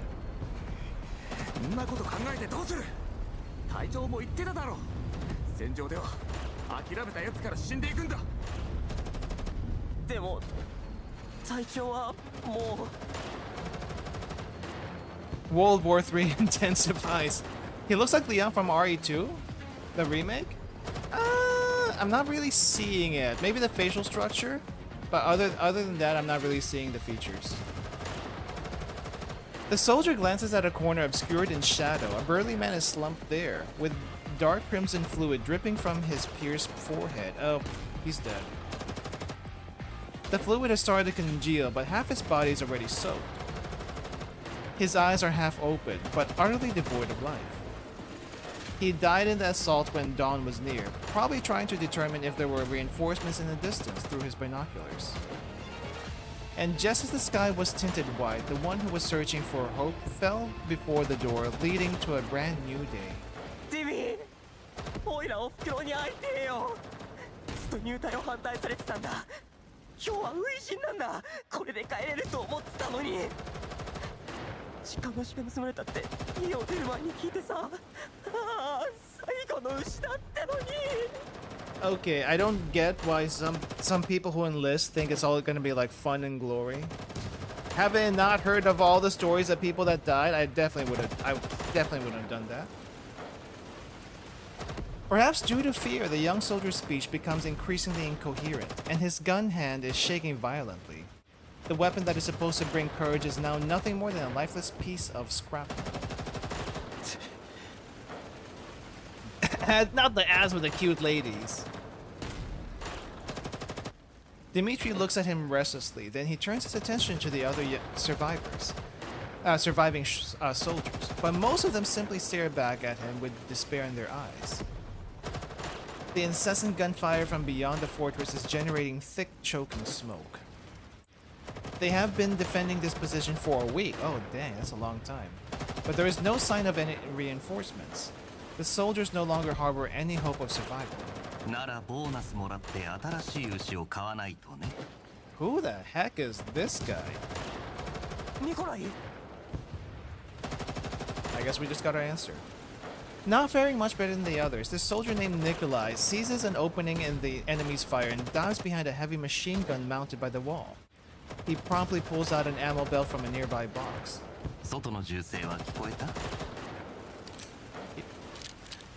After securing a few loose bullets on the belt, he feeds it into the machine gun and confirms that the weapon is in order. Nobody answers him. Explosions erupt continuously in the distance. Bomber planes whiz past them overhead, and the air raid siren is deafeningly loud. The intensity of the dense gunfire pales in comparison to the cacophony all around. You seem a little hopeful about that. 新ソ連はこんなところで終わりはしない。それに僕だって。僕たちの後ろにあるのは新ソ連の大地だ。あれがある限り、僕は引き下がらない。I'm betting this guy is dead in the present day. I don't know why. I just have that feeling. Nikolai speaks softly, but the resoluteness in his voice pierces through the miasma of hopelessness in the fortress. During the reload break, Nikolai slings the rifle off his shoulder and tosses it over to Dimitri. なんだこりゃ。銃ならあるぞ。親父からもらったやつだよ。軍の支給品なんかよりずっといい。君が使って。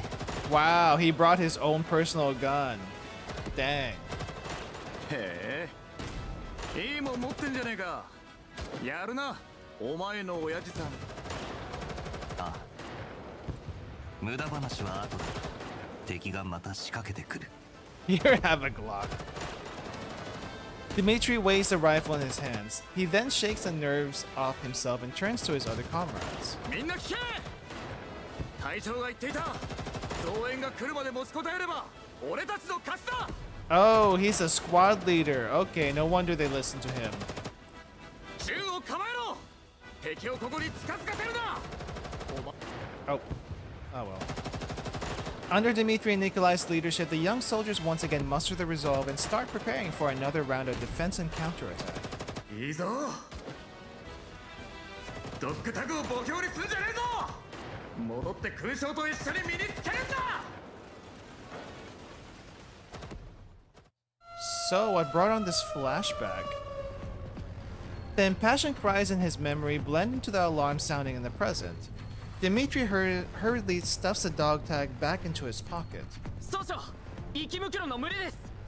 すでに404と交戦中。そうか。次から次へとキリがねえ。 He definitely looks a whole lot different. He did not age well since then. 遠距離しねえ。池袋どもを本体に近づかせるな。 はっ。 Also, language. Language! We don't speak like that here. No, we do sometimes. Starting assist mode? Oh, these guys. He aged well for someone living in the yellow zone? I guess. Hey, over here. Something feels off about them. Received. Now establishing a new combat zone. Wait, are we using this guy too? Do we get to use that guy? No, we don't. Okay, well, maybe 416 can handle all of this.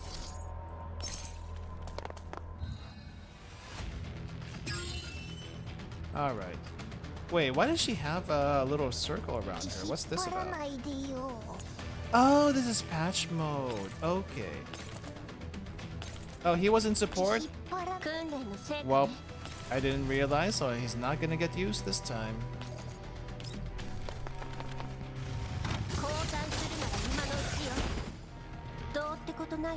Alright. What's the best way to get these guys? There we go. Even V0 can at least do this much. Okay, your turn. Right here.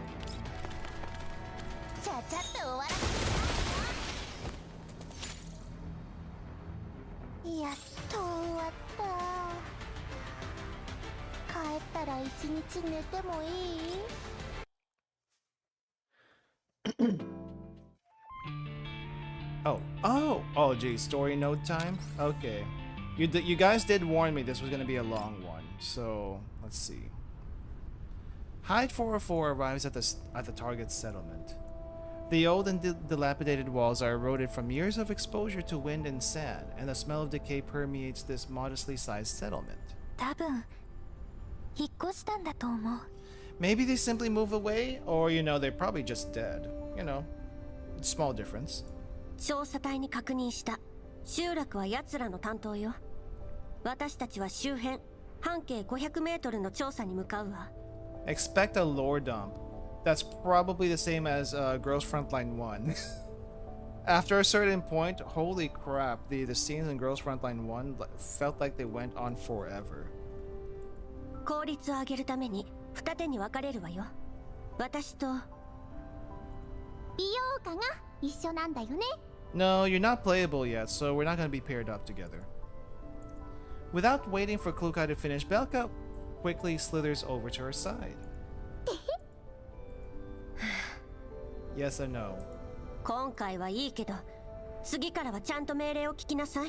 Oh, okay, so she managed to worm her way to being partnered for now? はーい、クルカイお姉ちゃん。よかった。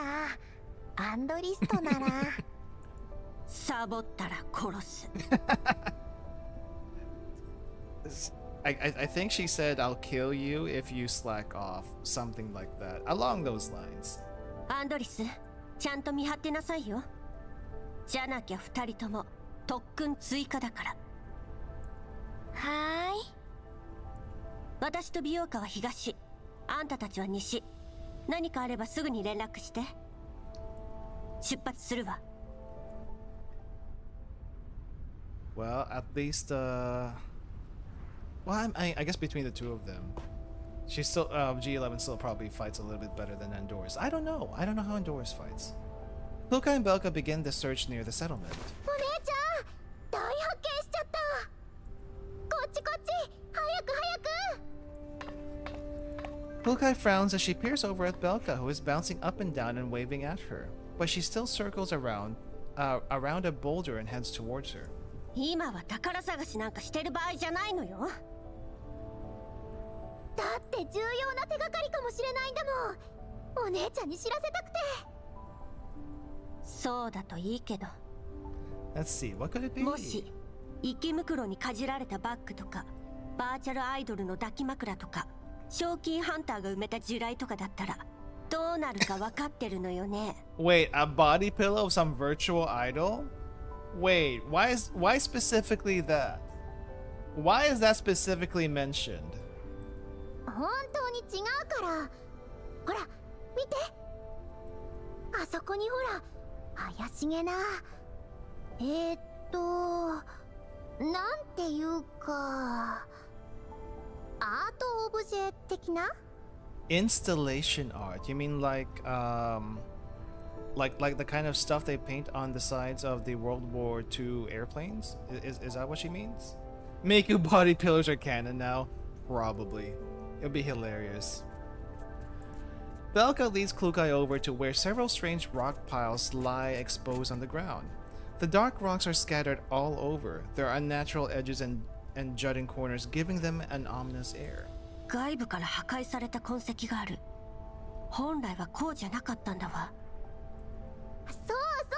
それでね、気づいたことがあるんだ。ほら、ここ。Belka walks through the scattered rocks and stops by another pile of what? お姉ちゃん見て。この辺の石、半分くらい土に埋まってる。まるで何かの台座みたいじゃない？ A Miku doll would be hilarious. It would also be very weird if we actually do get a Vocaloid collab in this game, because I can see that being a possibility, even though it'd be weird. Vepley and Shargri body pillows. That would be something. The ones are half buried and these ones are half buried in the ground, kind of like a foundation. Wait, what is it? 確かに。この密集具合は人為的なものね。イエローエリアじゃ珍しくもない石だけど、高度が高い割に割れやすいから材料には不向きのはず。Okay, weird rocks. We こ found の weird 密度 rocks. からして誰かに積み上げられたものでしょうね。パラデウスの仕業かな。それともここの住民が何か特殊な使い方をしてたとか？わからない。写真を撮ってリバに送ってちょうだい。彼女に調べさせるわ。わかった。それと、クルカイお姉ちゃん。 Oh yeah? What? Seeing Belka's please shower me with praise face, Klukai sighs in defeat. まあ、目の付けどころは悪くないわね。Oh, she's blushing a little bit while saying that. Interesting. 褒められちゃった。調子に乗るな。写真を送ったら調査を続けなさい。はーい。1分。いや、30秒もあれば OK。 Okay, someone remind me, was she always this clingy to 416 in the first game? Because I don't remember that. She seems extra clingy in this one though. Klukai and Belka continue with the investigation along their planned route, but they find nothing else noteworthy. お姉ちゃん、この辺もう何もなさそうだし、そろそろ戻ろうよ。あ、調査隊から連絡だ。集落に到着して調査を開始したって。 Oh wow, finally the survey corps arrive. そう。404は間もなく任務完了。集落にて合流後、次の行動について確認願う。合点。あれ、お姉ちゃん、あの岩の上にいる白いのミシティじゃない？あいつほんとどこでも寝れるわね。Is it actually her or is it something else? Belka grins wildly as she watches Klukai march angrily ahead. うぷぷぷぷ、お姉ちゃん本気で怒ってるよ。ミシティ、今回ばかりはアンドリスに泣きついたって無駄なんだから。Girls Frontline 1 days, G28 and 416 were deployed together and very clingy before 416 moved to State Sec. And shortly after Operation Butterfly happened. Okay. She was very funny in Valhalla. I think in Valhalla, G28 Belka was the bartender at Valhalla instead of Jill, which was weird. あとはこの卓越した能力でお姉ちゃんの心をわしづかみにしちゃえば。 As Klukai approaches the large rock, she realizes that Mekti isn't actually dozing on it as she initially thought. In fact, Mekti is perched on top of it to study a jeep covered in sand that's behind the rock. Ooh. And Doris is also peering inside the vehicle through the window. They're actually doing work. アンドリス、上からもよく見えないよ。 You also look like you need a little bit more sleep. She's got bags somehow. 隊長に連絡するしかないね。降りてきていいよ。あんたたち何してるの？ Startled by Klukai's voice, Mekti, who is climbing off of the rock, loses her footing and slides right off, landing on her backside. いきなり話しかけないでよ。びっくりした。今時ホラーゲームでもジャンプスケアなんて流行らないよ。Jump scares are the worst in horror games. I hated that FNAF actually made that a thing. But it was probably a thing even before that. It's just FNAF made it more popular. Anyway. 口答えは結構。そこで何をコソコソしてるの？遺棄された車両を見つけたから気になって調べてたの。砂の厚みからしてここに止めて半月以上は経ってるみたい。それと車にこんなものが。 Let's see, what do we find? Klukai circles over to Andor's side and spots a familiar logo on the wiped down front door. The Jeep is covered in bullet holes and scratches. これは浄化事業調査隊のマーク。 Oh, there was another survey corpse around this area? Interesting. うん。ドアを開けようとしたんだけど、衝撃と爆発で変形しちゃってる。ディミトリーさんたちの任務に関係あるといけないから壊すのはやめたの。それで窓から中の様子が見えないかなと思って。窓にはフィルムが貼られてて結局覗けなかったけど。 One-way film. Okay. I think I know what that is. そう、わかったわ。 The film where you can only like see from the, I guess in this case from the inside outside instead of from the outside inside. ビオカ、ぼーっとしてないで調査隊に人をよこすよう連絡しなさい。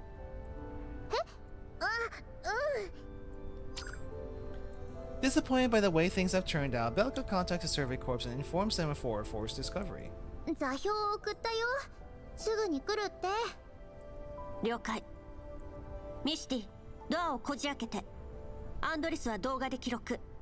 後で揉めると面倒だから。また力仕事を。Is she strong enough to even pry the door open? I feel like that should be 416's thing. Despite her complaints, Mekti still walks up to the vehicle door and takes aim at the lock. バール、車に置いてきちゃった。直接撃ってもいい？ Just shoot it open? ええ。二人は下がって。怪我するから。I guess that works. じゃあ撃つよ。I think that was 4 shots. With a burst of gunfire, the lock is penetrated by the bullets. 終わり。後のことは知らないと。出発するときに起こして。Klukai pulls the door open. Something dark immediately tumbles out. Is it a body? It is the corpse of a man. Oh, it was. The hands are clutching a gun tightly. His army uniform is covered in a large patch of dark brown, especially around the abdominal area. Okay, it seems like he bled from his stomach. 調査隊の制服だ。あ、中にもう2人いる。Oh, 3 people total. 傷口のコーラプスクリスタルの凝縮具合からして死後半月以上は経ってるね。Andorus tries her best to steal her neural cloud as she takes in the pockmarked vehicle and the stains in the interior. She's never seen such a grisly sight in the green zone. I guess she hasn't really been out on missions before. I mean, she was at the cafe for the longest time. I guess she hasn't been out here before. Imagine the smells. I do wonder if they can smell it. I know they can turn it off, but if they do have that. Most dolls can't smell, but these probably can. 血痕を見るに何者かに襲われてここに隠れている間に失血死したんだと思う。手に銃を握ったまま最後まで警戒を。それから車の使用形跡は。Andorus scrambles to gather all the information available, but she cannot stop her voice from moving. アンドリス、ミシティを起こしてきて。 Wow, that was a short nap. うん。ごめんね。ありがとう、隊長。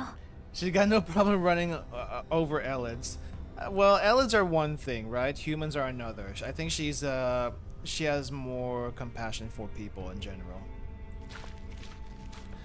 Belka watches Andorus with some concern. アンドリス、大丈夫かな。またフリーズしたりしないよね。Oh, she crashed before? 大丈夫。元は民生用人形だもの。404の世界になれるのに時間がかかって当然よ。うん。グリーンエリアとイエローエリアって全然違うから。たまに本当に同じ世界なのか疑うもん。I mean, I guess compared to everyone else, she's basically the newbie here. And everyone else has, like, experience all the way from the first game, so that makes some sense. 昔の人間ってみんなグリーンエリアやホワイトエリアみたいな場所で暮らしてたんでしょ。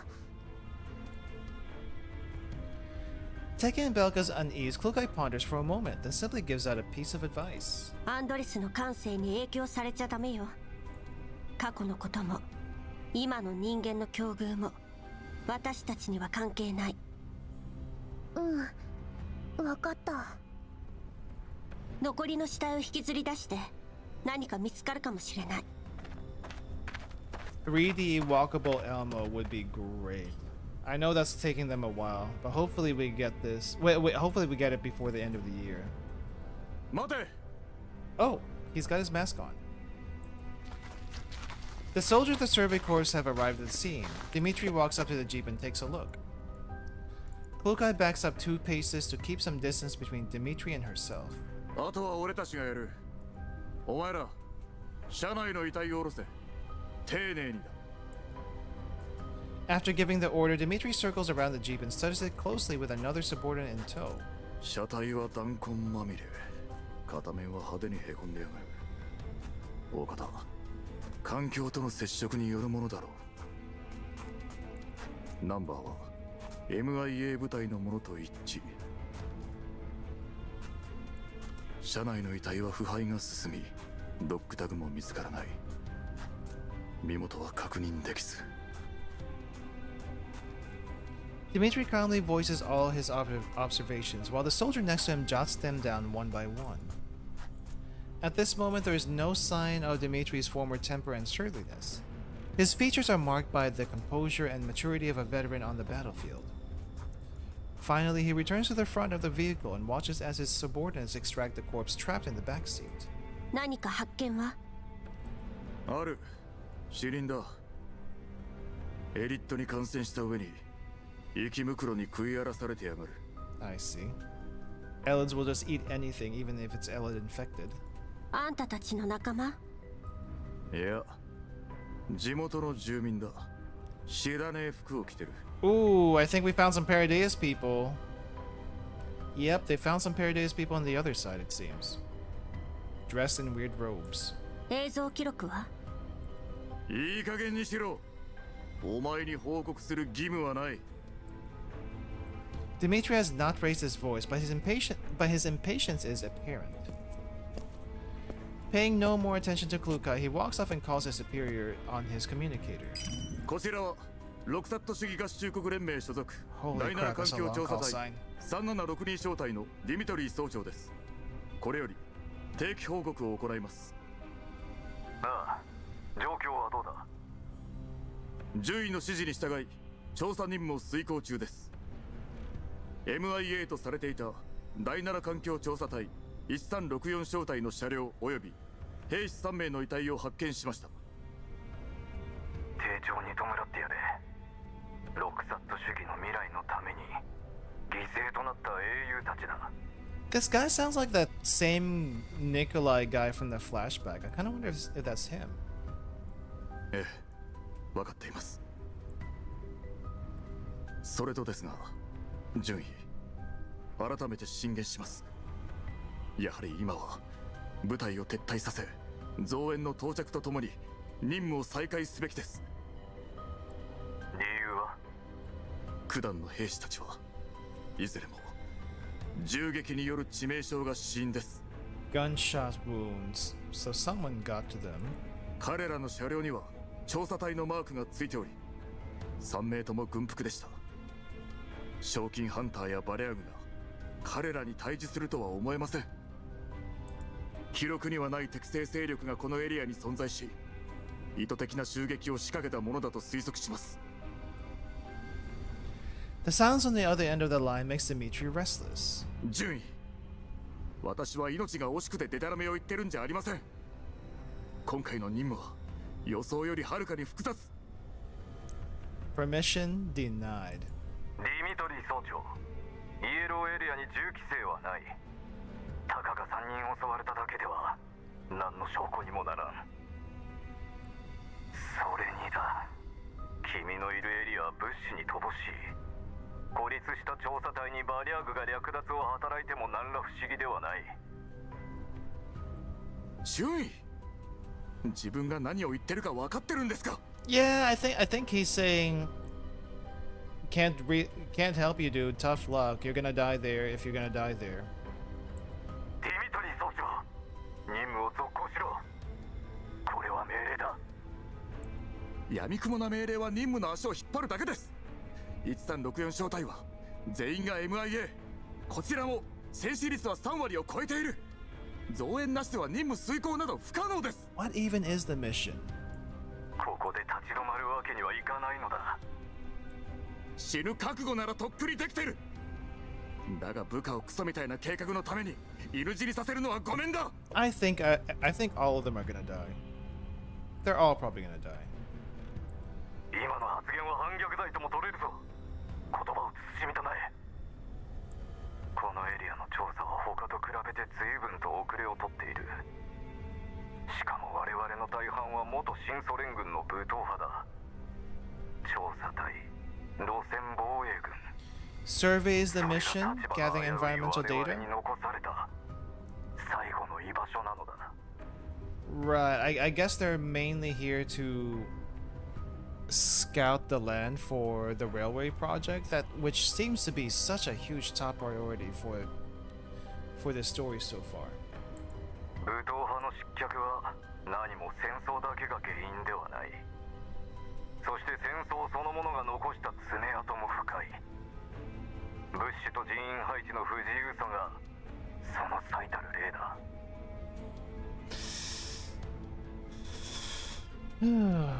I feel him though. I do not like that answer either. Dimitri falls silent. The URNC insignias on his teammates' uniforms around him are suddenly quite an eyesore.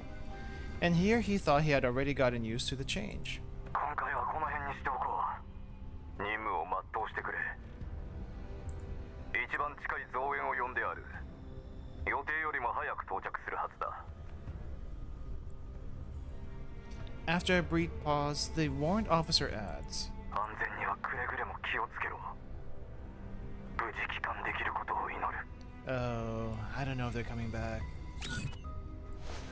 After the call ends, Dimitri stows his communicator away in silence. The bulky and stuffy protective suit is getting suffocating. A soldier who has been waiting for him to finish the call walks up to him. 総長、遺体は全て回収しました。検視はまだですが。分かった。今行く。 At least they are getting reinforcements, this is true. Supposedly getting reinforcements. You never know what's going to happen to those guys. By the time Dimitri returns to the Jeep, he has already regained his composure. The dolls of Hide 404 and the soldiers of the Survey Corps are standing around the corpses. 総長、必要な撮影は終わりやした。検視、始めますか。俺がやる。 Oh, he's doing it himself? Okay. The soldiers move aside to make space for Dimitri.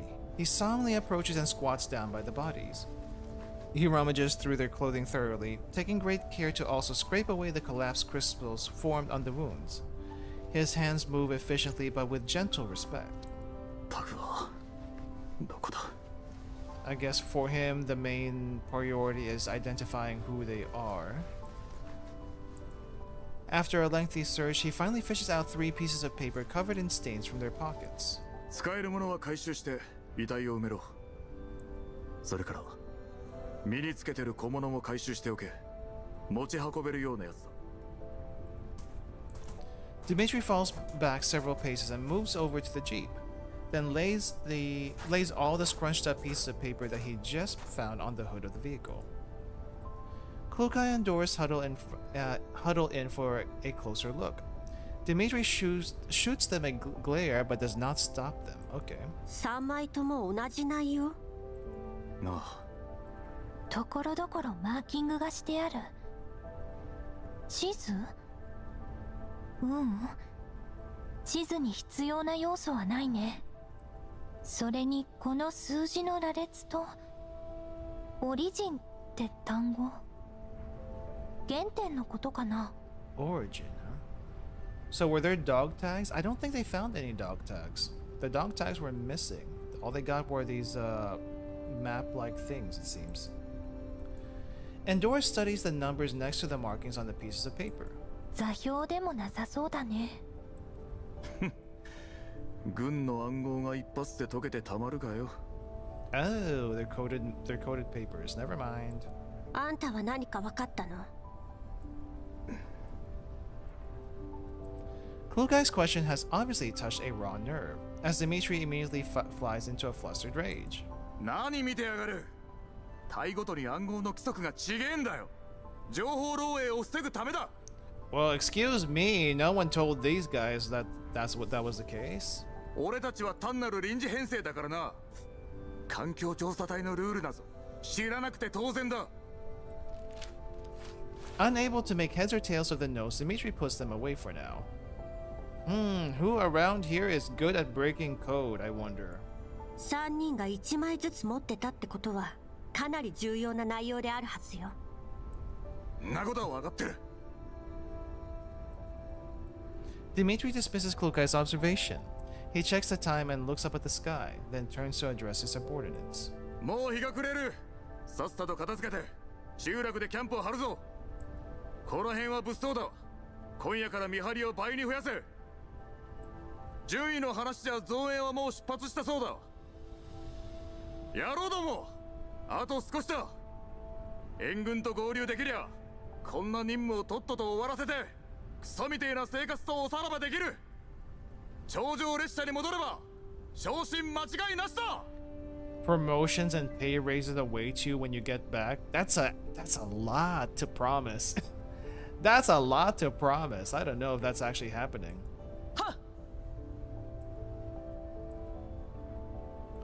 Dimitri is relieved to see that his subordinate's morale has not suffered too much. Just as he is about to leave, Klukai speaks up. ディミトリー、なんだ。用もないのにフラフラするな。 Klukai jabs a thumb to the side. 何が言いたい？話があるならここでしろ。どの死体にもドッグタグがなかった。本当にここで話すつもり？ Okay, that's what I thought. There were no dog tags found. Dimitri raises an eyebrow. He walks off to the side and gestures for Klukai to follow him. ブージャムの体内から発見されたドッグタグは彼らのものね。Oh, right. I forgot about that. でも死体には生袋に荒らされた形跡がなかった。おい、ここはイエローエリアだぞ。タグをなくしてたっておかしくはねえさ。 It's always but with you. I mean, she's just pointing stuff out. Jeez, this guy's so sensitive. Losing your dog tags isn't that unusual either. I don't know. He was kind of. It seems he was kind of desperately looking for them. 私の知る限り、軍人は何があってもドッグタグを手放したりしないはずだけど。お前みてえなガラクタに何がわかる？黙って働け。余計な詮索はするな。 Wow, just trying to help out here. Clearly unwilling to continue the conversations, Dimitri storms off. ディミトリーさん、現実を受け入れられないんだね。明らかに不自然な点を見て見ぬふりするなんてただの怠慢よ。 I wouldn't say he's shirking his duties. He definitely is on edge, though. They got shot trying to escape, slowly bled out along the way. Even though they got away, probably blockaded by EXILIUM. Lots of stuff could happen. 厳しいね、クルカイ隊長は。こっちはどうする？近くでキャンプを張ろうか。そうして、私は集落に戻ってリバに連絡する。ミスティと美容家にはパラデウスのこと口外しないよう言っといて。はーい。 Right, so I guess they're still looking for Paradise stuff, and there were some Paradise people found on the other side of the survey. At night, most of the Survey Corps soldiers have already turned in. The few who are on sentry duty and the dolls on Hide 404 work together to patrol the area surrounding the settlement. Unable to go to sleep, Dimitri takes out the dog tags again.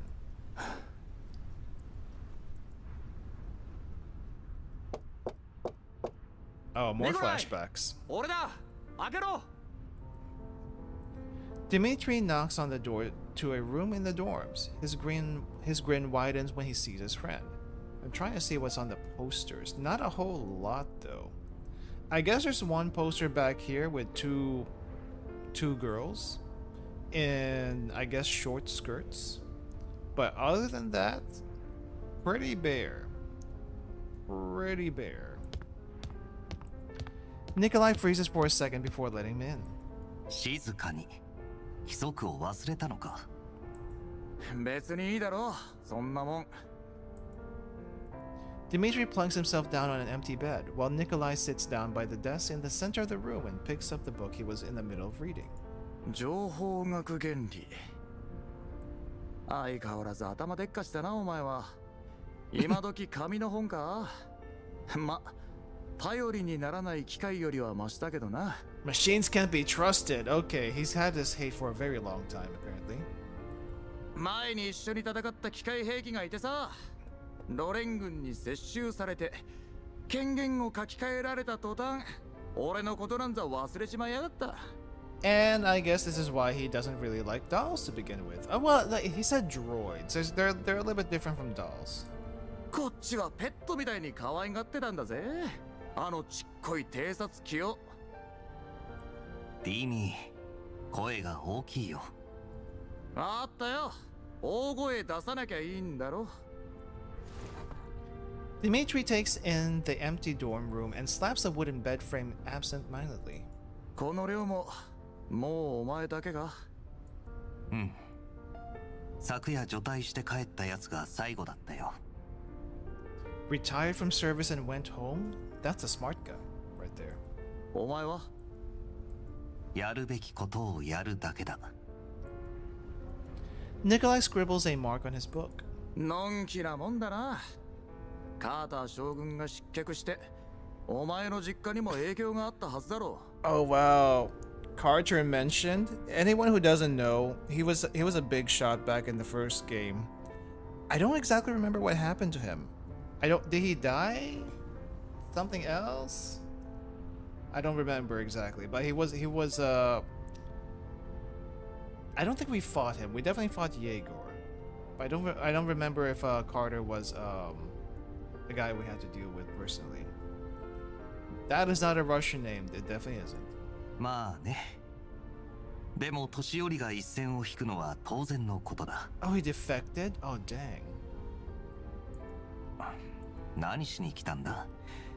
僕の家を心配しに来たのか？実はだな。Dmitry pulls a piece of paper out of his pocket and gives it away. Nikolai grows still. 辞令だ。今朝判を押された。こっから数年は辺境だ。その後もどこに飛ばされるか知らねえ。Bratan? Wait, Bratan is Russian? I've seen this word before in Disco Elysium. But I didn't think I'd see it again here.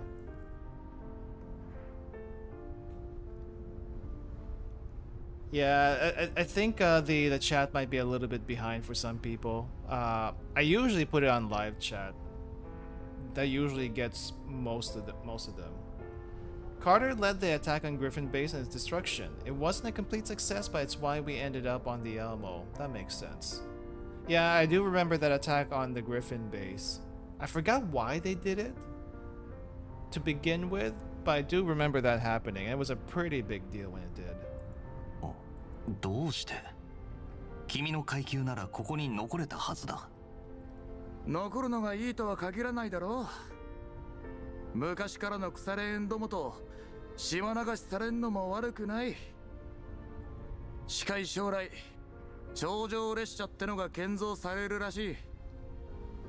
で、俺たちはそれを守る防衛軍の予備部隊ってわけだ。楽な仕事じゃなさそうだが、よく考えてみろ。 I see. がっぽり稼ぐチャンスだぜ。The transfer was basically for money, but now they're dying slowly.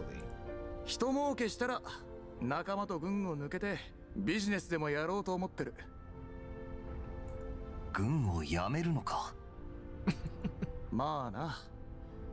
残る理由もない。 No point in serving. I want to hear this.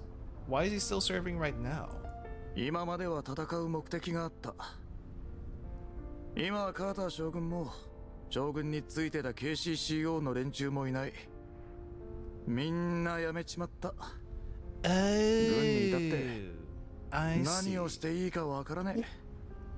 He wanted to be part of Carter's army, but since Carter is no longer around, he doesn't care about that anymore. I see. Imagine if Carter was still around, we'd probably be fighting this guy at some point. Except that never happened, so I guess that's a moot point. 軍にいることだけが戦いじゃない。何言ってんだ。軍がなけりゃ俺たちは誰のために戦えってんだ。守るべき者さえいれば軍人は軍人であり続ける。たとえどこにいようとね。ディミ、辺境防衛もいいけどあんまり自分を甘やかすな。 Hearing the disapproval in Nikolai's words, Dimitri's jaunty smile slowly disappears. ニコライ、俺は喧嘩しに来たんじゃない。別れを言いに来たんだ。別に喧嘩するつもりはないよ。事実を言ったまでさ。事実？寝ぼけてんのかお前。死んでいった連中を切りかける人間はいねえ。生き残った連中も左遷か除隊だ。俺たちみてえな鉄砲玉はな、ありがたく辺境防衛を拝命すんのがお似合いなんだよ。In a rage, Dimitri marches up to Nikolai, tears off his dog tag, and throws it down on the desk in front of his friend. これを見ろ。ドッグタグは戦場で俺たちの存在を唯一証明できるものだ。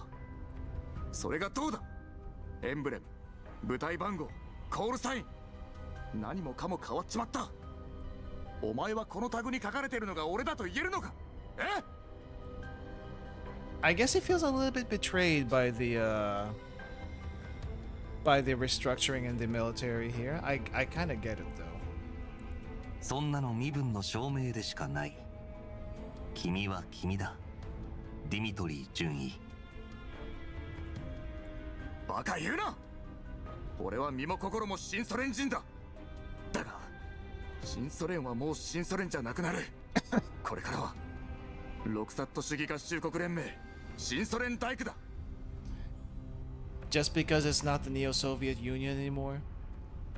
I see. Okay, I see. I see. Neo-Soviet Union district under the URNC. I mean, yeah. カーター将軍は死んだ。新ソ連は死んだ。俺たちの理想も何もかも死んだ。 Dmitry pants heavily as he glares at his friend, but Nikolai simply gazes earnestly back at him, his face still utterly calm. とにかく俺はもう夢を見るのはやめたのさ。周りにいる連中と俺自身を守ってこのクソったれな世の中を生き抜いてやる。 Yeah, I actually don't know what the difference here is. Nikolai on one hand, I feel like his priorities are actually sound. Like he's there to protect the people. That's one thing. Dmitry on the other hand, he cares more about who he's serving under rather than the people he's supposed to be protecting / serving, like the general people. But I kind of get it. I kind of get it on his side. At the very least, he really does not want to be doing this gig anymore. But look at him now. He's still doing it for the money, but also the people he's supposed to be supporting are kind of, dying off. And for what? He basically stayed to make himself even more bitter. I feel like he did this to himself, kind of, sort of. But at the same time, I kind of sympathize, just a tiny little bit. お前も後のことを考えた方がいい。カーター将軍の隊はほとんど粛清されたんだ。残ってもいいことはね。Should have just quit, honestly. 叶うあてもない理想と心中するな。 Dmitry puts away his dog tag stiffly. いいさ。俺が言いたいのはそれだけだ。じゃあな。 When Dmitry reaches the door, Nikolai, who has been silent the whole time, calls out to him. ディミ。どうした？ Thinking that his friend wants to make peace with him, Dmitry's voice softens. But when he looks back, he sees Nikolai standing ramrod straight, pointing at his chest. それは本当に君の本心なのか？ Hmm? What do you mean by that? I'm still trying to figure out I guess Dmitry's lying to himself a little bit. That's what Nikolai's trying to get at. But what is he lying to himself about? I'm not quite sure. Dmitry finds himself back in the present. He looks down at the dog tag that used to belong to Nikolai. Then at the soldiers sleeping deeply not far from him. Oh. I'm guessing Nikolai's already dead? Oh. Some of them are comrades in arms who served the Neo-Soviet Union alongside him on the battlefield, while others are rookies who enlisted with lofty ideals. Yet here they are, all huddled together in the ruins of an abandoned settlement on this night. He lets out another sigh and stows the dog tag away. ああ、そうだ。少なくとも俺はまだ生きてる。 I don't know, Dmitry. I feel like you should have quit a long time ago. Money or not. That was a pretty long section. That was just the first one too. All right. Yeah, we'll see how far we get. But this is definitely gonna be a two-parter. Oh hey, right to a fight?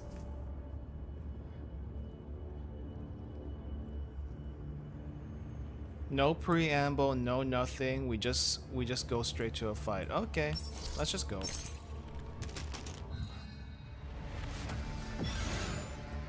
All right. Vroom, vroom. Oh wait, back over here. Guess we'll do the vroom vroom here.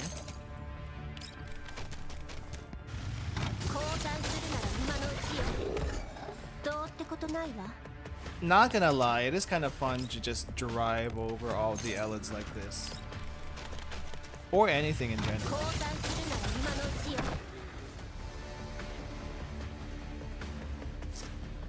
Target eliminated, moving forward? Okay.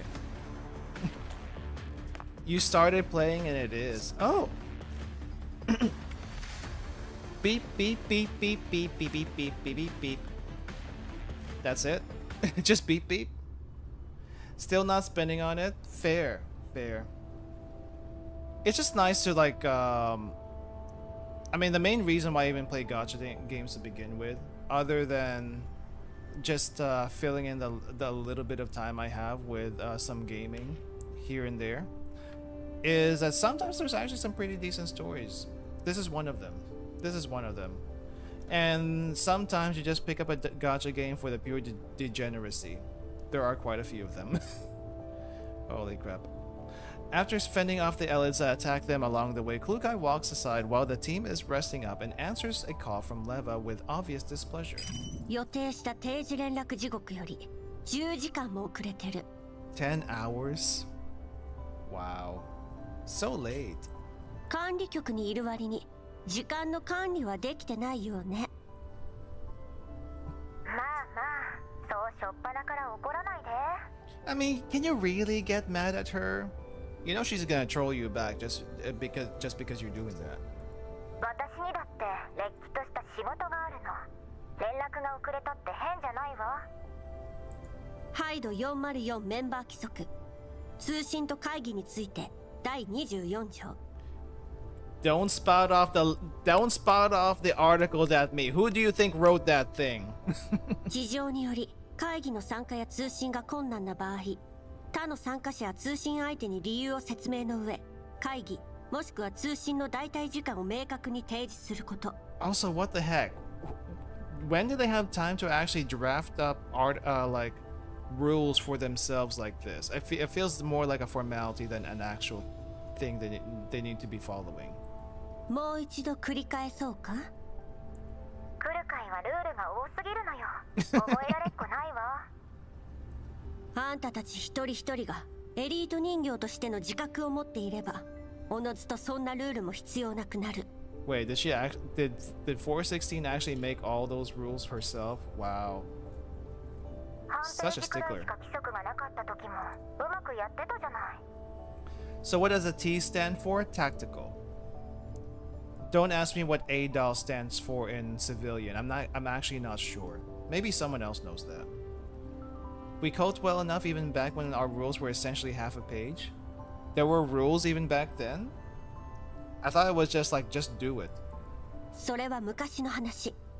今は私が隊長よ。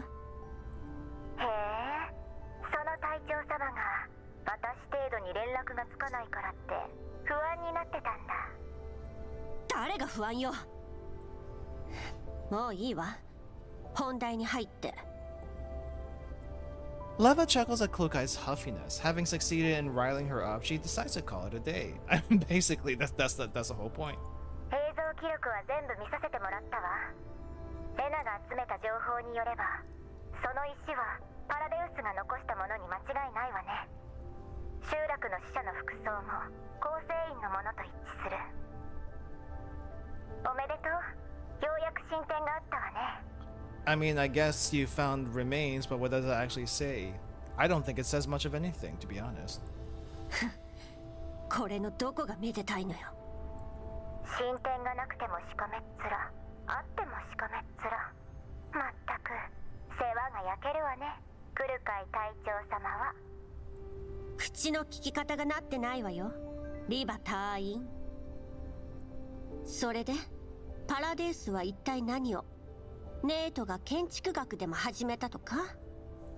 まだ調査中だけど、パラデウスが人間の構成員を洗脳してるのは確かよ。洗脳された人間は自身のことをユナイタスと呼んでるわ。Right, more brainwashing than before. Did they even do brainwashing back in the first game? I feel like there was a little bit, but not to this extent.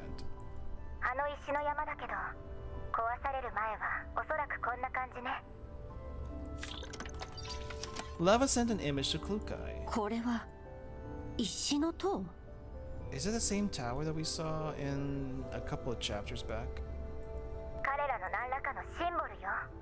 パラデウスはこれでユナイタスを従わせて自分たちの実験に利用しようとしてる。Oh yeah, it kind of sounds そ like して it. 何のために？従わせるだけならネートの武力制圧で十分じゃない。クルカイって人間のことちっとも分かってないのね。私たちは理性に従って行動するけど、人間は精神や感情に影響されがちなの。It's all for the cult. All for the cult. The cult makes everything so much stronger. それに無理やり協力させて突発的状況を警戒するよりも精神的に制御した方が簡単で確実でしょ。人形で例えるなら権限の書き換えかしらね。通常の世界からパラデウス名義に書き換えるの。人間の学者にでもなったつもり？クルカイよりは詳しいかな。ほんの少しだけど。つまりパラデウスは以前にも増して厄介になったってことね。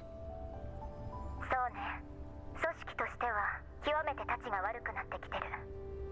ネイトの戦闘力は上がる一方、さらに理性を失ったユナイタスときた。レナとカリンは別の調査で手が回らないの。私もヘルプに出てるからもう忙しくて。クルカイがいてくれて助かったわ。Man, I do kind of wonder what makes her come back to fight later on. Because that's I mean, everyone's like waiting for 45 to come back as a playable anyway. And she seems to be doing a lot of bureaucratic work right now. But I feel like she would much rather be out here with everyone else. But she can't be for the moment. そんなに危険なら前に言ってたもう一組の増援はどうなってるのよ。もうすぐもうすぐ。多分クルカイなら気に入ると思うよ。 Reinforcement? Oh wait, is the commander the reinforcement? え？ All right, we were asked to be the reinforcement at one point. I forgot about that. That's been so long ago. With an ear-splitting burst of static, the comm lines break. よりによってこんな時に。Klukai recalls what Leva just said. Well pleased. Well pleased? Well pleased? What kind of reinforcement would you make her well pleased? 4-4 have always preferred to work on their own. The way Klukai sees it, seeking external help is a show of weakness, so she will never consider it an option unless absolutely necessary. 4-4 are extremely unlikely to accept aid from an outsider to begin with, and the chances of Klukai appreciating the aid are even more minuscule unless a figure appears in Klukai's neural cloud, but she soon dismisses the idea. Well, it's definitely not M16 coming through your neural cloud. You would hate that for sure. She lacks critical information? She does right now. No, it couldn't be him, but she does expect it though. Or he would have responded with feigned nonchalance. But even as Klukai refuses to entertain the possibility, she deliberately reduces her processing speed, so that the figure can linger just a little longer in her neural cloud. In any case, she'd better ask for more clarification from Leva, so that she won't be distracted from her mission because of any unnecessary expectations. Just as Klukai is about to send another comms request, Andoris walks over to her. 隊長、サーバーに繋がらなくなっちゃったみたい。信号がすごく弱くなってる。しばらく遠隔通信とメンタルバックアップに影響が出そうだね。多分コーラプスストームのせいだと思う。And Doris looks over at the survey corps nearby. Dimitri is talking to her subordinates. よかったら聞いてこようか。今は調査隊の軍用回線を使ってるけど、向こうも同じ状況ならあまり本体から離れない方が良さそうだし。私が行くわ。ミシティと美容家に勝手に行動しないよう伝えて。はーい。Klukai approaches the survey corps and notices that the few soldiers that Dimitri was talking to have split into two groups and started loading their equipment onto their assigned vehicles. Meanwhile, Dimitri is giving more orders to another subordinate. 隊の人数が減ると危険性が増す。警戒を怠らせるな。受信増幅装置は最大出力。それと兵たちと404に伝えろ。臨時基地局を建設し終わるまで通信指示範囲から出るなとな。はっ、総長。 Okay, for a moment there I thought we had a doppelganger, but I forgot. Right, there's this other guy over here that hardly shows up. よし行け。 After Larian is gone, Klukai walks over to Dimitri. 受信増幅装置は限界みたいね。じゃなきゃこんな時に部隊を分散させるか。ここはもともと電波が悪い上にコーラプスストームが頻発するエリアだ。上との連絡もつきやしねえ。臨時基地局を建てなけりゃ MIA の仲間入りだ。ツーマンセルは危険よ。この状況だと4人チームが妥当だと思うけど。当たり前だ。だがこの人数でどうしろってんだ。 Wait, hold up. Why is there a Russian here at the beginning? Is this... I see duh. I guess this means I got it or something like that. Oh, why the random Russian? Why the random Russian? Every time Klukai and Dimitri having a conversation is like an earthquake, a tsunami meeting together. Yeah. 部隊にある良さそうな装備は全部持たせた。それにな、 Cursing in Russian. あいつらは俺が鍛えたんだぜ。兵士一人で3人力だ。 One of my men is as good as 3. Wow, the confidence there. So you're saying the pairs are good as 6 people. ここはレッドエリアにかなり近い。今までとは比べ物にならないほど複雑な環境なのよ。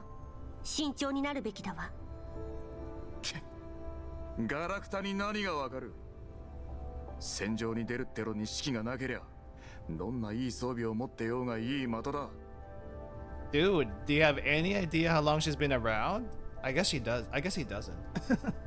Russian dubs when? Maybe...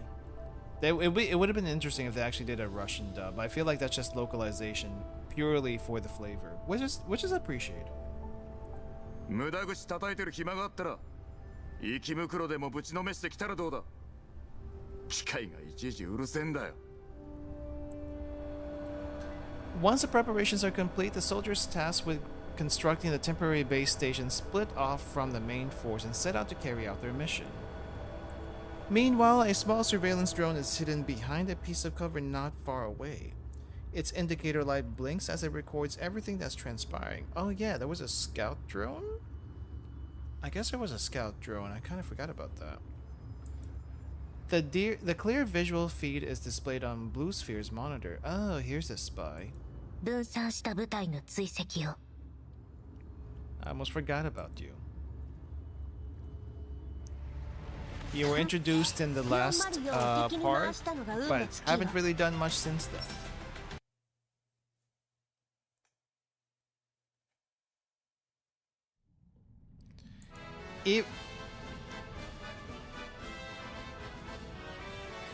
They're singing again. Oh, they're singing again. Even though their GPS is severely hindered by the terrible signal reception, the Survey Corps and Hyde 404 are still painstakingly conducting the environmental survey. 総長、両チームからの信号をキャッチしました。無事、臨時基地局を建設できたようです。信号の強度も回復しました。外界と通信可能です。Yay, comms are back. 建設地にたどり着いてないチームもいますが、彼らとも連絡が取れています。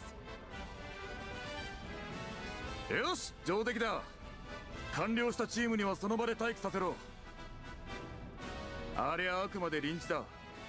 息袋に破壊されないよう気をつけろ。ブージャム系の対応不可能な事態に遭遇したら自身の安全を最優先し本体に連絡させろ。 Right, that Bujin that we fought in the previous part is still around. I kind of forgot about that. はっ、総長。 On the cold digital monitor, two specks of light flicker steadily like stars in the night sky. They may be faint, but their presence is unmistakable. Dimitri wishes sincerely that stars obscured by the gloom will get to light up the night sky once again. また順位に連絡しねえと。クソ誰が。Oh, what? Big boom? There was a big boom? The Jeep is hit by a strong impact. Even the communicator is knocked out of Dimitri's hand, falling underneath the seat. Through the window, he sees that the vehicle that collided with his is also part of a pileup collision. The actual vehicle that came under attack has skidded to a halt with blown out tires and heavy smoke. なんだ？何があった？ I don't think I've ever heard of his death before. That's an interesting one. A group of vehicles have appeared in the distance, followed by a vicious fire assault. The dolls of Hyde 404 have already leapt into action, diving behind cover and exchanging fire with their attackers. レーダーが回復しないうちに接近していた模様。 Ah, 敵の所 snake 属は attack. 不明。全員に伝えろ。遮蔽物を探して相手の隙を伺え。反撃に備えろ。 His death equals hell? Nice. Learn the new curse word in a different language. Always fun. Always fun to do. Ah! Ambush! Quick! Hide!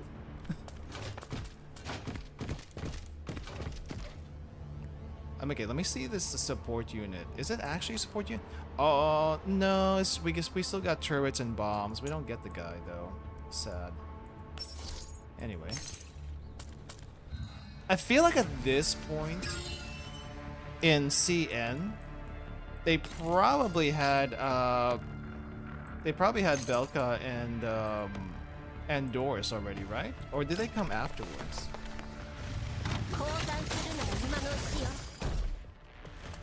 Because I feel like they would have made them available first before making 416 and G11 available. Oh, they came after. Okay. Having repelled the assault for the time being, Dimitri directs his subordinates and the dolls of 404 to clean up the battlefield. After some thought, he walks over to Klukai. おいお前。ああ、来るかい。くそ。呼びづらい名前つけやがって。 Dimitri, we ask ourselves that all the time. What the heck kind of name is Klukai? It doesn't make any sense in any language. Maybe. Klukai and Doris focus on inspecting the wreckage of an enemy mechanical unit. Wait. Focus on inspecting. Do not bother looking up. I see. 何？前に不明勢力に襲われたと言ったな。 Yeah, it's probably these guys. こいつらか。待って。ああ？アンドリス、結果は？もう少し部品と仕様の確認中。ミシュティと美容家が他の残骸を調べに行ったの。あの子たちからのデータも加味しないと。 At least Dimitri managed to say Klukai and not Tin Can, you know? At least he's calling her by name, which is, I feel like, at least some progress. Alright, G&G, have a good rest. See you next time. I just asked Mikti and Belka to inspect the other wreckages? Okay. 了解。なるべく早くね。 Leaving indoors to work in peace, Klukai rises to her full height. 検査したけど、機械に明確なマークはないわね。一般的な PMC の機械を改造したんでしょう。改造手法と部品データが高確率で一致すれば同一勢力と見て間違いないはずよ。さっきは人間兵もいたぞ。死んだか逃げたかのどっちかだが。 Wait, there were humans? Were there? I don't remember seeing any. お前らの時は人間はいたのか？いなかったわ。改造された機械兵器だけよ。明らかに火力が強化されてる。それに人間兵の武器も高性能だった。Klukai peers down at the dent left by the bullet that hit her on the arm. Oh, she's dented now. 経験上バリア具や賞金ハンター程度じゃあんな装備は無理ね。ああ。総長、報告します。敵兵の遺体をくまなく調べましたが、所属を示すものはありませんでした。分かった。武器、資源、防護装備、何でもいい。使えるものは回収しておけ。しかし非正規は暴発する危険性もあります。規則に違反するのでは。 Take what you can get. Worry about that stuff later. こんな時に規則もクソもあるか。使えるもんは片っ端から使え。だがそうだな。電子発信機能のついたものは捨てておけ。はっ。隊長、ディミトリーさん、照合結果が出ましたよ。同系統の機体はだいたい同じコネクターで射撃管制コアに接続されています。パーツはよく見る軍用ブランドなので、ネットで製造ロットを確認しようと思ったんですが。どうしたの？信号が途切れちゃいました。 Gosh darn it. No internet connection out here to even check stuff. なんだと？ Dimitri rummages through his pockets of his communicator, but then he remembers it has fallen under the seat in the previous battle. Klukai confirms Endorse's observation after checking the connection herself. 確かに途切れてる。バカな。電磁基地局を建てたばかりだぞ。信号が弱まるわけが。 Dimitri rushes back to the jeep in disbelief. After searching for a moment, he finds his communicator and accesses the signal interface. The digital screen is now pitch black. There is no sign of the blinking lights. You have been disconnected from all form of communication. You will now die. 2 hours ago. どう？計画は順調？ Alright, the mysterious cocoon lady. はい。一部変化はございましたが。変化？新しい増援でも呼ばれたの？ In the form of dolls, yes. いいえ。調査隊は信号が弱まったと知ると、いくつかのチームに分かれて臨時基地局を建設し始めました。 Wait, did they not notice 404? I would have thought they would notice 404. 彼らは予想以上に慎重なようです。いいニュースとは言えないわね。分散した部隊も一人残らず片付けるのよ。承知しました。マグニセキュリティについてですが、この地でパラデウスと行動した経験はあるものの、複雑な気候と活発な生き袋の影響で地形を把握しきれていません。今はブージャムの追跡にも人員を割いています。調査隊の全ての動きを監視するのは困難です。罠をすり抜けた魚のリスク、私が言わなくてもわかるわよね。Blue Sphere does have a pretty cute voice for how dangerous she seems to be. 調査隊が引き起こしたトラブルのこと忘れちゃったの？ Then again, I guess it's the kind of voice I expect from someone who's just following orders kind of thing. いいえ、すでにあなた様のご命令通りマグニセキュリティに攻撃を命じております。エリアに信号管制を施しました。軍用回線を用いても外部との連絡は不可能でしょう。まずまずってとこかしら。確実な方法とは言い難いわ。ビーコンや臨時基地局がある限り突破される可能性は残るわけでしょ。 Okay, so the signal bases are still up. It's just the signal is blocked. Like someone put a Is it a firewall? Probably a firewall or something like that. On their connection. ブルースフィア Blue sphere? What was that? The jammer, thank you. Cocoon's demeanor shifts ambiguously. Every word seems to be a warning, thinly veiled in humor. まさか対策を用意してないわけないわよね。あくまで応急手段です。ご指示通り分散した調査隊員の捜索、殲滅および通信妨害は継続してまいります。 We did save a signal base before the event started. Okay. そう、それならよかった。そうだわ、ちょっとしたアドバイスがあるんだけど。何でしょう。セシト&ファルベンからの命令だけど、必要時には保険を使えですって。 Activate the last resort if necessary. I think I know what the last resort is, having spoiled myself by doing the supply mission. But that's interesting. 使うか否か、使うタイミングは任せるわ。最後まで手際よくお願いね。保険といえどかなりリスキーだから。当局に目をつけられたら説明に困るもの。同じ命令をマグニセキュリティにも伝えてあるわ。彼らに起動権限の異常をお願いすればいいから。かしこまりました。それじゃ頑張ってね。 Before the comms line is terminated, Cocoon suddenly taps the screen. あ、そうそう。上が調査隊にまた増援を派遣したわ。1日か2日もあればそちらに着くはずよ。もう随分と近づいてるみたい。絶対に気づかれないようにね。 Wait, is her job right now to get rid of the reinforcements? Also, how do they find out? They got bugs everywhere, it seems. Even out in the middle of nowhere.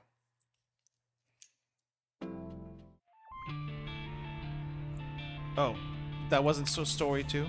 This is story 2 now. Oh, jeez.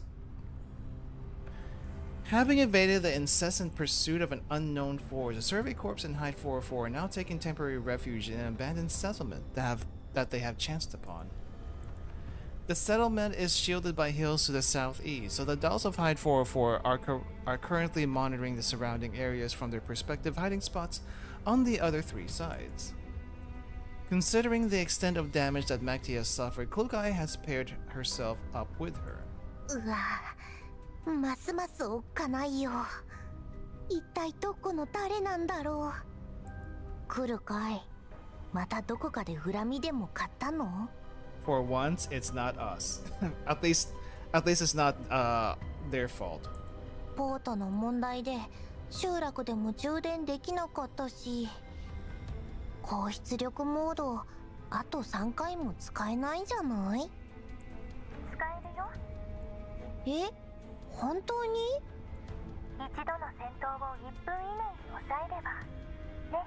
Oh wow, even they're running short on batteries. Each battle under a minute? Good luck with that. I guess this is the downside of dolls on a mission by themselves, out in the middle of nowhere, and an extended mission at that. Power supply. I don't know how long one charge on batteries. I don't know how long one charge of batteries a doll will last on, or last for, I guess. But I guess they're also slowly going to run out of other supplies right now. Klukai connects to the regional comms channel. 次の作戦は計画してるの？相手の敵意は明白よ。今も近くでこちらを捜索してるでしょうね。もし囲まれでもしたら。うわ、このおじさんすごい。こっちはヘトヘトなのにまだ怒る体力があるなんて。 It's called adrenaline. もうどっちが人形かわからないよ。He's so hyped up on adrenaline. It's the only thing keeping him going, other than sheer force of will. あんたが救いようのないポンコツなだけよ。 Sounds like a you problem. The being sleepy part. ミシティ、あんたはここで警戒してなさい。あいつの様子を見てくるわ。 Oh, I just noticed the soldier sleeping in the background. Klukai heads over to the building in which Dimitri is taking cover and finds him checking and rechecking a slip of paper with an unknown sequence of numbers against the map. Oh, it's the same thing that we found earlier. 何してるの？ Not enough energy to fight back? あんたね。静かにしてろ。総長は手がかりを見つけてる最中だ。 Okay, at least he seems to be a lot more, you know, he's easier to talk to. いつからああなの？この集落の看板を見つけてからずっとさ。ここじゃない。ここも違う。 Dimitri seems to be measuring some kind of distance on the map using his own rugged fingers. However, he eventually gives up and puts the paper away in annoyance. これが平面ベクトルなら原点がわからないと始まらないわよ。 If I were Klukai, I would leave the man alone. She is brave. She is also very stubborn. She likes to make everyone know that she's always right. Or at least she's the best one around here. So, on a subconscious level anyway. うるせえ、んなことは分かってる。あんたが次の命令を出してれば声をかけずに済んだわ。物資にも限りがある。こんな風にあてもなく逃げてたらいずれ敵に追いつかれて全滅する。 She is definitely girl bossing. 100%. 少しは頭が回るじゃねえか。 Just then, a young soldier of the Survey Corps enters through the door. 総長、総員配置につきました。ご指示を。 Yeah, you see? You didn't give us orders. You didn't give them orders. We're all waiting for you. 待機だ。防備を配置したの？当たり前だ。数字ゲームにほうけてるとでも思ったか。Playing Sudoku while being a sitting duck. Man. ぼさっとしてねえで。お前らも協力しろ。指示が欲しかったんだろ。これを見ろ。 Dimitri beckons at Klukai and gestures for her to take a closer look at the map. Oh, actually asking help to decipher the map? It's like, I can't think. Maybe your dumb computer brain can. 南東にある高台が見えるか。機械兵器の7割をあそこに配置した。 Oh, never mind. It's an actual map for planning. 同時に兵も5人向かわせている。陽動を仕掛けるぞ。陽動？そうだ。敵は鋭い。3時間もすればここは見つかっちまう。一番近い集落まで6時間はかかる。隠れて行動できる距離じゃない。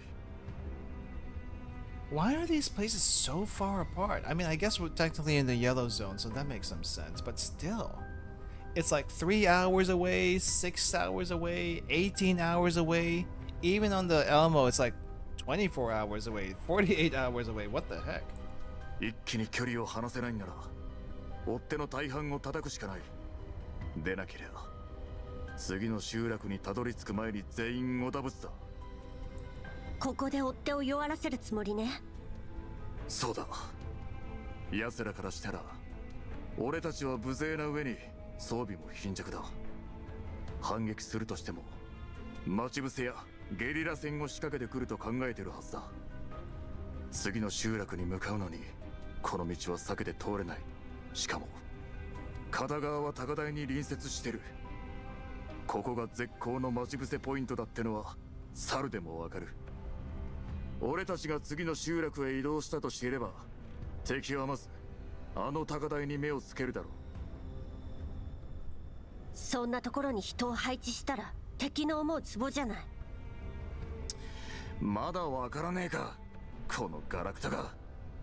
こっちの機械兵器は大半が中破してる。正面からじゃ勝ち目はねえ。今や無駄に資源を消耗するだけのお荷物だ。だったらここで価値を発揮させた方が賢明だろうが。この作戦の要はお前ら404だ。敵が高台からの銃撃に気を取られてる隙に西側から背後を攻めれば追っ手を一気に壊滅できる。Okay, so that's the bait. 言っておくけど、そのルートからだと高台にいる味方に配慮はできないわよ。あの5人は俺が最も信頼する戦友だ。お前なんかよりよっぽど使える。お前らの行動開始とともに陽動部隊が機械兵器の自動迎撃モードを起動する。その後高台の裏から降りて本体と合流する寸法だ。 I'll be perfectly honest, I don't get military tactics sometimes. It's like, okay, you put a bait right here and you expect the enemy to take the bait, but how do you know the enemy is not how do you know the enemy is like doesn't know that you're actually putting bait there? How do you know there's not a counter to the bait that you just put up? I feel like it depends on who's leading what, but if you don't know who's leading what, like I just get confused. I just get confused really easily. 理想ではね、成功率は4割もないわ。本体と合流する前に包囲される可能性の方が高い。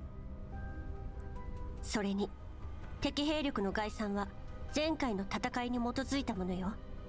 もし前回の 130% 以上、つまり敵の数が20人と25機多かった場合、本作戦の成功率は 25% を下回る。Klukai, don't give him numbers. It doesn't matter. Most people would not care about those numbers unless it's like almost zero. 軍人を何だと思ってやがる。成功が保証できなきゃ動けない腰抜けか。あらゆるチャンスを掴んで勝利を現実のものにする。それだけだ。こんな状況で勝算があるだけマシなんだよ。わかったか。覚悟ができてるならそれでいいわ。 Okay. 本体はどうするの？軽装備だけ持って脱出だ。戦力を保全する。目的地は？候補は2つ。1つは最寄りの集落だが、住民がいるか物資を補給できるかはわからない。もう1つは同じ方向にある基地局だ。見つけ出して直せれば通信が回復して援軍との連絡が取れる。基地局までの距離は？集落と同じだな。徒歩で6時間だ。6 freaking hours, dang. It's all about intel. Both sides don't know who has the initiative. Yeah, it becomes information warfare at the end of the day, but still, it's like you're taking a chance. And I do take a chance like quite a bit, but it's just sometimes, how do you know it's the right chance or not? 徒歩？軍用車はどうしたの？ We have a jeep. Why go on foot? 軍用車だと？こっから先は徒歩のみだ。 Wait, why not? Why don't use the jeep? どういうこと？お前らの車両を除けば調査隊に残されたのは大型が1台と小型の軍用トラックだけだ。この作戦を成功させるには1体を敵が現れる可能性が最も高い北東において注意を引きつける必要がある。その周りに騒がしい小型偵察機を数台配置しておく。 Okay, so they gotta use a jeep as a bait so that it makes them think there's actually someone in that side. Or at least they make them think that they're already over there. Okay. Okay.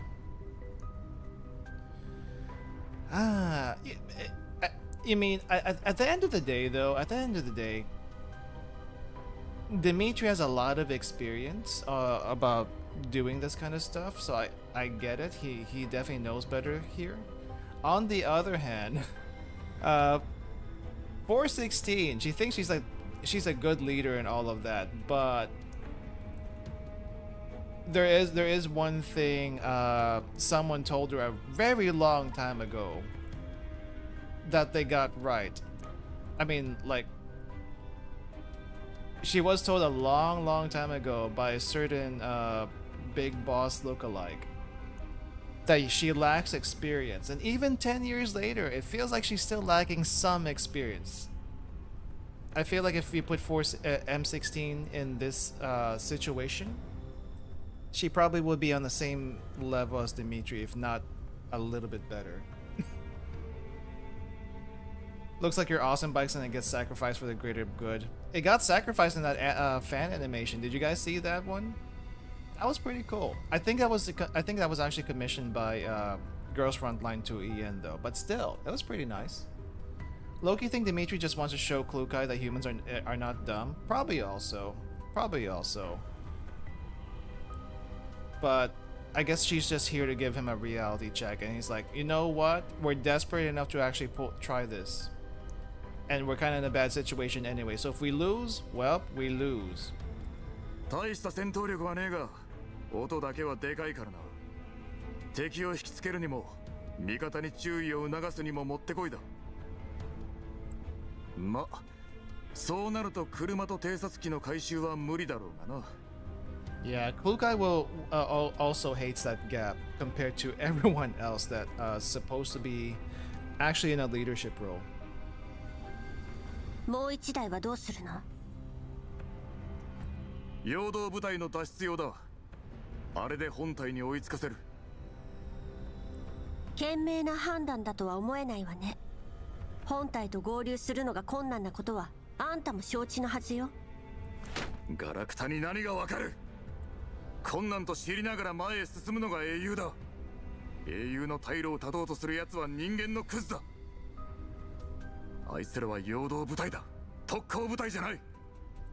作戦の成功が最優先よ。Dimitri takes a deep breath. Okay.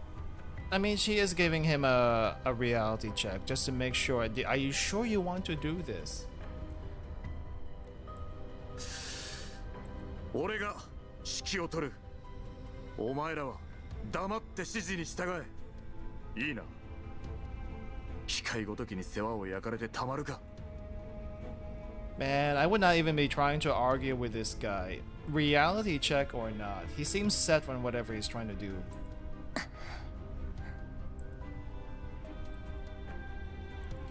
Klukai decides not to argue with a stubborn Dimitri. Who else is stubborn here? She is. Klukai's like the nagging wife questioning everything. Dang. Not wrong, but wow. 各自行動を始めるわ。それじゃ。30分後、集落の南西で集合だ。了解。Klukai fills in the other 404 members on the operation plan. After confirming the basic terrain around the settlement, they join the survey corps in hiding within an abandoned building in the southwestern part of the settlement. この時間、普段ならもう寝てるはずなのに。Sorry, G11, you're gonna have to be awake for a little bit longer. ディミトリーが言うように、うまくいくのかな。どうだろう。敵戦力が変わらないことが前提になってるけど、そうじゃなかったら大変かもね。ああ、なるほど。お姉ちゃん、あいつら大丈夫かな。人間たちに期待するより、私たちで何ができるかを考えた方が賢明よ。それに、ここで敵との距離を引き離すことは大事よ。わかった。美容家頑張る。アンドリス、作戦中は車から離れないで。物資の安全が最優先よ。撤退が早まったら連絡するから。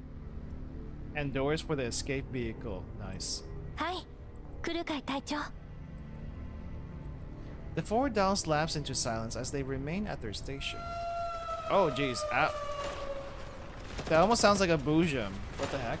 Oh, that was an alarm? Soon after that, an ear-splitting alarm goes off in the northeast, followed by a vicious burst of gunfire. At the same time, the vehicle deployed beforehand explodes, and Dimitri's voice can be heard through the regional comms channel.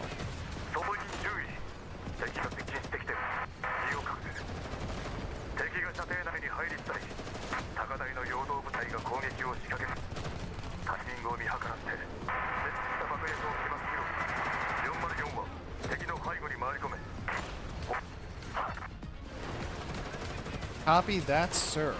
了解。With the first gunshot fired from up the hill, the battle has officially begun. 敵がちゃんと陽動に引っかかったよ。兵士はおよそ15名、機械兵器は重装ユニット2機に空気ユニットが5機、地上ユニットの数は分からんだけど10機はあると思う。ビオカ、ミスティ、敵が南東に50メートル前進したら仕掛けるわよ。敵を後ろから包囲したらビオカは空中ユニットを優先的に処理、相手の偵察範囲を縮めて。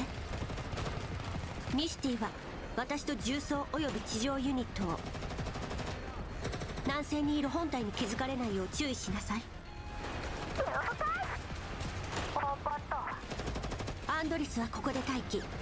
もし敵が来たら付近に設置した爆薬とスモークを起爆して本体の場所がバレないよう引きつけるのよ。了解。クルカイ隊長。 I feel like Andorus has not fought in this entire event once. She's always been doing support stuff. Even though the enemy force is thrown into disarray at first, they soon regain their footing and launch an attack on the hills using cover and their anti-air units. Klukai keeps gauging the distance between them and the enemy force. Finally, she gives the order. 404行動開始。 As the dolls enter the fray, the enemy's attack becomes noticeably hamstrung. Meanwhile, Dimitri starts directing the main force in retreating toward the target settlement. She fired the big gun, the Boojum, at the end of part 1. Oh yeah, though I mean I guess technically.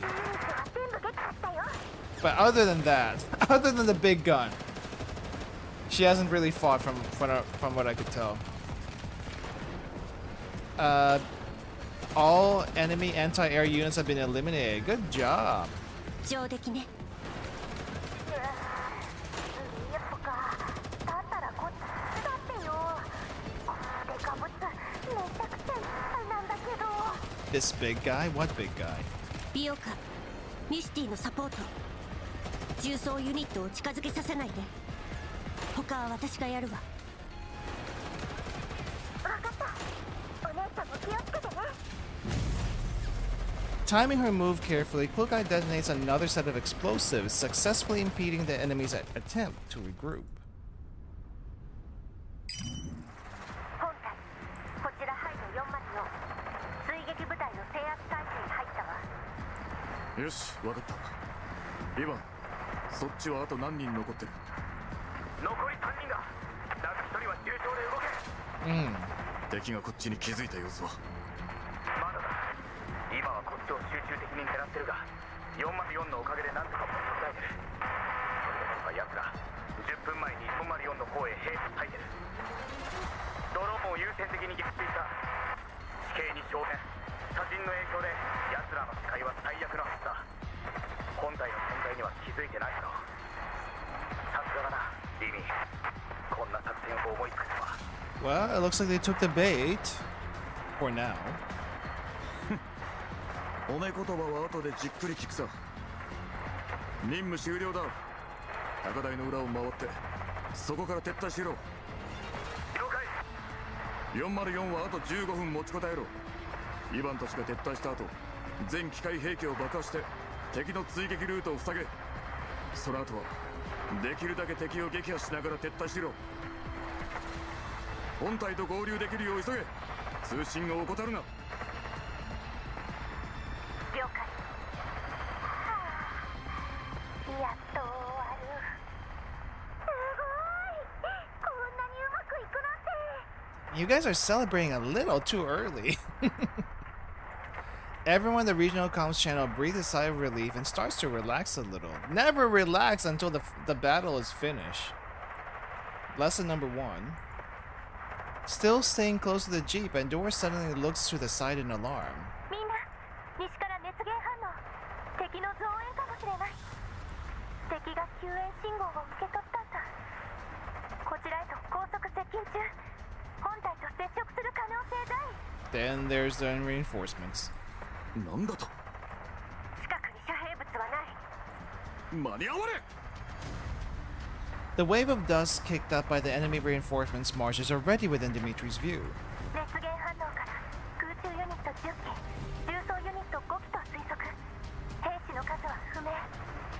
That's bad. Dimitri, I think we are screwed.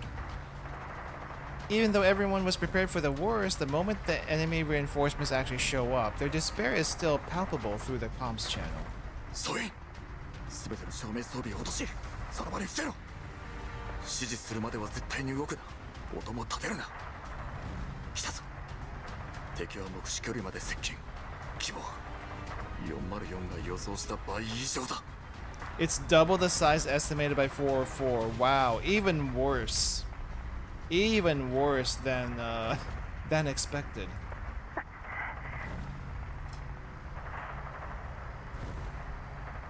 Well, they're screwed. The humans are screwed.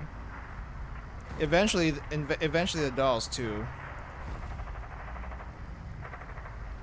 The comms channel lapses into silence. As the seconds tick by, the enemy's anti-air units are fast approaching the survey corps and will soon spot the barely hidden soldiers. No tricks or tactics will save them from the enemy's superior firepower. Yeah.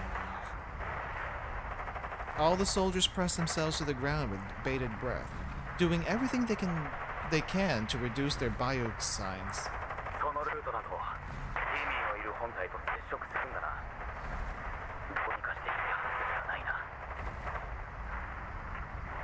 Hearing Ivan's voice through the communicator, Dimitri is compelled to respond even though he just gave the order to forbid anyone from making a sound.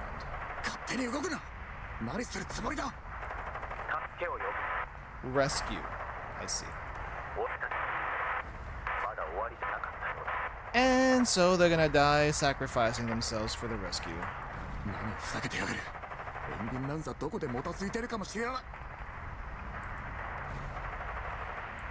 Dimitri stops abrupt mid-sentence when he realizes that his comrade is what his comrade is getting at.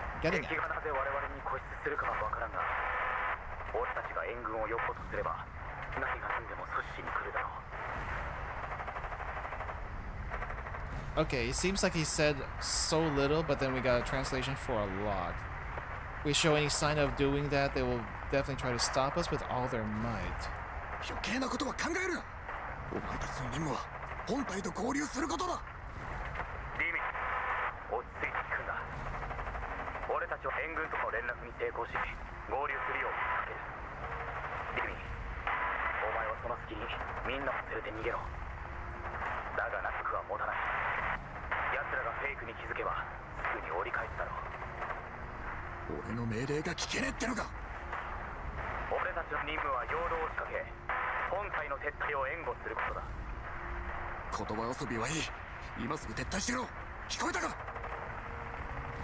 Ivan says nothing in response to Dimitri's fury.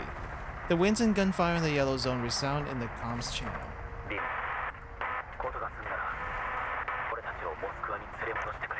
Well, they're ready to die.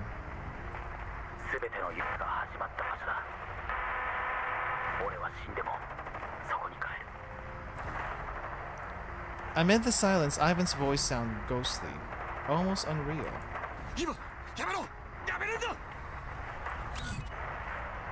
Ivan makes no answer.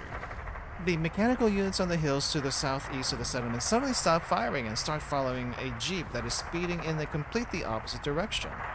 A signal flare with a bright trailing tail soars into the night sky with no second thoughts. The amber flare flashes several times in the sky at a certain frequency, then falls into the vast desert. This sudden development has drawn the attention of both the enemy force fighting within the settlement and their reinforcements currently en route to the settlement. The survey corps exposing their own route is making them doubt the authenticity of their intelligence. 隊長、この信号は援軍と合流する気か。しかし情報では援軍の到着までまだ時間があったはず。Wait, what? Mangi security is here? This is who we're fighting? Again? 上からの情報はいつもこうだ。派手に動いたからな。ロレンが気づいて援軍を複数派遣した可能性もある。ではどうすれば？撤退しますか？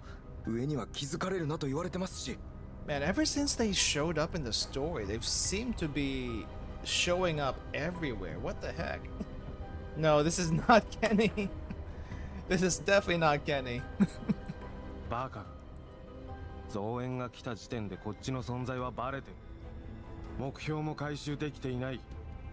撤退して増援の到着を待つつもりか？え？集落で待機しているご飯を呼べ。速やかに人形どもを撃破し、援軍との合流を阻止しろ。The thing is, do they even know they're working for Paradeus at this point? Or are they just doing their job because they've been contracted to do it? That's kind of the thought running through my head. I feel like they're just doing the job because they're contracted to do it, not necessarily because it's Paradeus or whatever. But yeah. We can't seem to shake these guys off, and I don't think we're gonna be able to shake these guys off anytime soon too, so we're stuck with them for a while, it seems. Maggie thinks they're the hottest shit around with all the advanced warfare and weaponry. They're definitely more equipped than the Survey Corps are anyway. 7班を援護しろ。方向転換だ。全力で追え。Having received their instructions, the anti-air units pivot swiftly, ignoring the group of soldiers lying on their stomachs under the cover of the night just a short distance away. They instead head to Ivan's direction to give pursuit. Wait, were those guys found?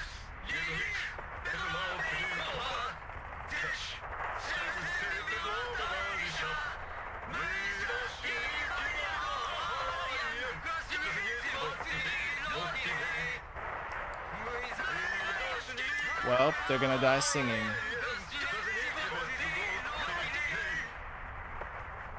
Okay, I was just waiting for them to see if they were gonna stop singing. That is until Shuriku reminds her that she got air superiority. Yeah. Keep in mind, Manga Security's main investor is the company that is most likely run by Paradeus. Right. Right. A familiar military song, accompanied by the sound of artillery fire, can be heard through the Survey Corps regional comms channel. It is a chorus of only 3 voices, but it resounds more sonorously than ever.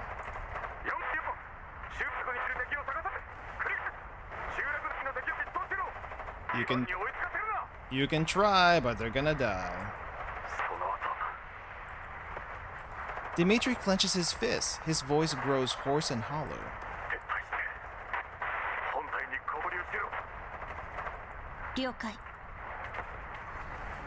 Klukai briefly assesses the number of remaining armed units within the settlement and their distance from the main force. Ooh. Nice CG. アンドリス、ミシティ、ビオカ。軽装備とアンドリスの外付け装備だけ持って撤退しなさい。Okay, it looks like Andoris is actually fighting here because she's got her gun out. They all look worse for wear right now, though. At least they haven't lost any parts yet, but they're not doing so good either. まさか来るかい。あの人数と一人で戦う気なの？無茶だよ。重装ユニットも1機残ってるんだよ。少なくとも2人がかりじゃないと。私が残ってお姉ちゃんをサポートする。ミシティとアンドリスは先に行って。命令を聞きなさい。同じことを何度も言わせないで。Doing damage on their clothes? True. This like Girls Frontline 1 levels of damage art right here. 敵はすぐ近くにいる。こんな時に車で動けば確実に見つかるし、本体の居場所までバレてしまう。徒歩で撤退するしかない。アンドリスの外付け装備は重いから2人で運んで1人が護衛するの。そのせいで移動速度は落ちる。今すぐ出発しなさい。Yeah, Andoris is not used to this. I feel like this is Andoris' first real mission. I don't know what she was doing before this when she got recruited, but I feel like this is her first real mission. And she's not quite ready yet. 外付け装備を置いていったら、そうすれば一緒に逃げられる。任務はまだ終わってない。あんたの外付け装備は必須よ。Keep the big gun. Got you. 出発しなさい。今。Seeing that Klukai has already made up her mind, the other three dolls know better than to argue. They nod at each other and begin their withdrawal. エリート人形の実力をとくと見せてあげるわ。 Oh, so this is what this CG is about. I see. Oh, I didn't know that she also had an axe. She has her gun, she has a sidearm, and she also has an axe in case she has to go for the CQC. Wow. Wow. Would be cool if it shows on the dialogue scene the damage art for realism. It would be pretty neat. I kind of wish we still had damage art in this game. You know, just to keep the tradition from the first game. But I mean, I feel like it wouldn't be that difficult to add it in. She throws her axe in her upgrade animation. Oh, does she? The axe is missing a scope. Yeah, Faye's coming later for that one. She uses it in her skill one. Oh yeah, she does. I didn't realize that was an axe though. I thought she was throwing something else. Having detected Hide 404's hideout, the enemy units start gathering toward the area. After confirming that her three teammates have successfully departed, Klukai double-checks her physical condition and gear, then calmly steps into the night filled with smoke and flames. I will make it back. I will not fall. Klukai pulls her thoughts away from the figure that has surfaced in her neural cloud for now, and pulls her trigger resolutely. Oh, thinking about the commander again. The battle begins anew. On Dimitri's end, how's he doing? The enemy reinforcements have gone off after Ivan. As at Dimitri's command, the soldiers cautiously scan their surrounding area. このエリアに敵はいませんね。総長。イヴァンの方に捜索隊を送る必要は。No, he's dead. Dimitri knows full well what the soldier is hinting at. He gazes silently at the horizon, where the sky is aglow with flames of battle. Little by little, the flying sparks devour the wrath and despair in his eyes. There is no more singing through the comms channel. It got cut off abruptly, along with the sound of artillery and the howling winds. Yeah.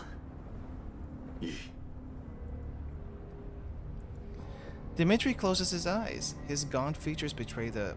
What the heck is this word? Vicissitudes?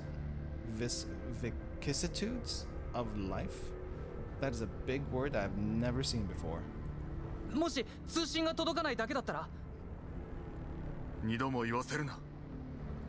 ソイン、音を立てずに支度しろ。ここを出る。でも。命令を聞け。They're dead. Just go on living. The young soldier still wants to say something, but Larian smacks him upside the head. 総長はここにいる誰よりもイヴァンを助けたいんだ。一人だったら真っ先に飛び出してるだろうさ。だが、俺たちの命を預かってる以上、イヴァンたちの犠牲を無駄にするわけにはいかない。A change of circumstance or fortune, typically one that is unwelcomed or unpleasant. Where is that word? Where is it?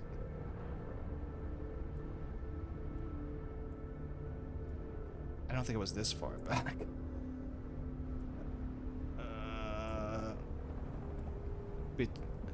Gaunt features betray the vicissitudes of life.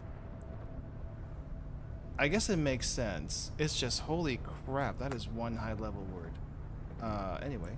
すいません、伍長。俺、何も知らないで。Dimitri waves it off. Then he opens up the map and checks it against the paper slip again. A brief moment later, he slaps himself hard on the face. そうか。そういうことか。ちくしょう。なぜもっと早く気づかない。 Ooh, what'd you figure out?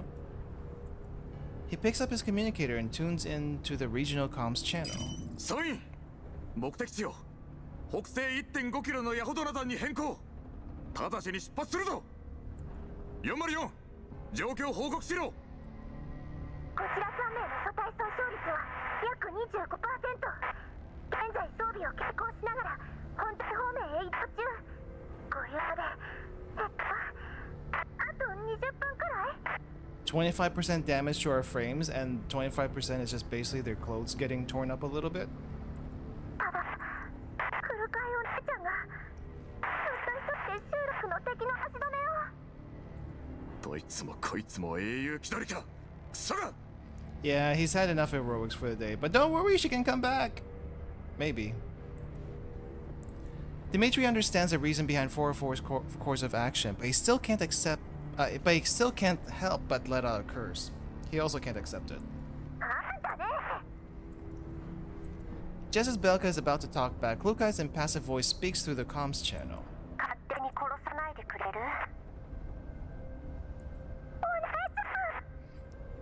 Dimitri hates heroic acts. Says the guy who also basically put everything on a gambit that kind of backfired at the end of the day. 集落内に残存した敵は全て撃破したわ。弾薬の消耗率は予想以上。素体の一部が損耗。更新速度は 78% まで低下。 Slovakia. Interesting. 大丈夫。よかった。ディミトリーのおじさんがおっかないのは知ってたけど、こんな作戦はもうゴリゴリだよ。運が良かったな。お前の損耗なんぞ知ったこっちゃねえ。さっさとついてこい。目的地はヤホドラ山だ。 Alright. Well, at least we know where we're headed this time. Wait, I remember this mine. I remember this mine. It's probably not the same mine, but still. It's kind of funny how we're reusing the backgrounds. At long last, under Dimitri's leadership, the surviving soldiers of the Survey Corps and the Dolls of Hyde 404 file into a cave under the cover of the night. With no further directives from their commander, the soldiers who had just had a close brush with death all slumped to the ground with their backs against the rocky walls.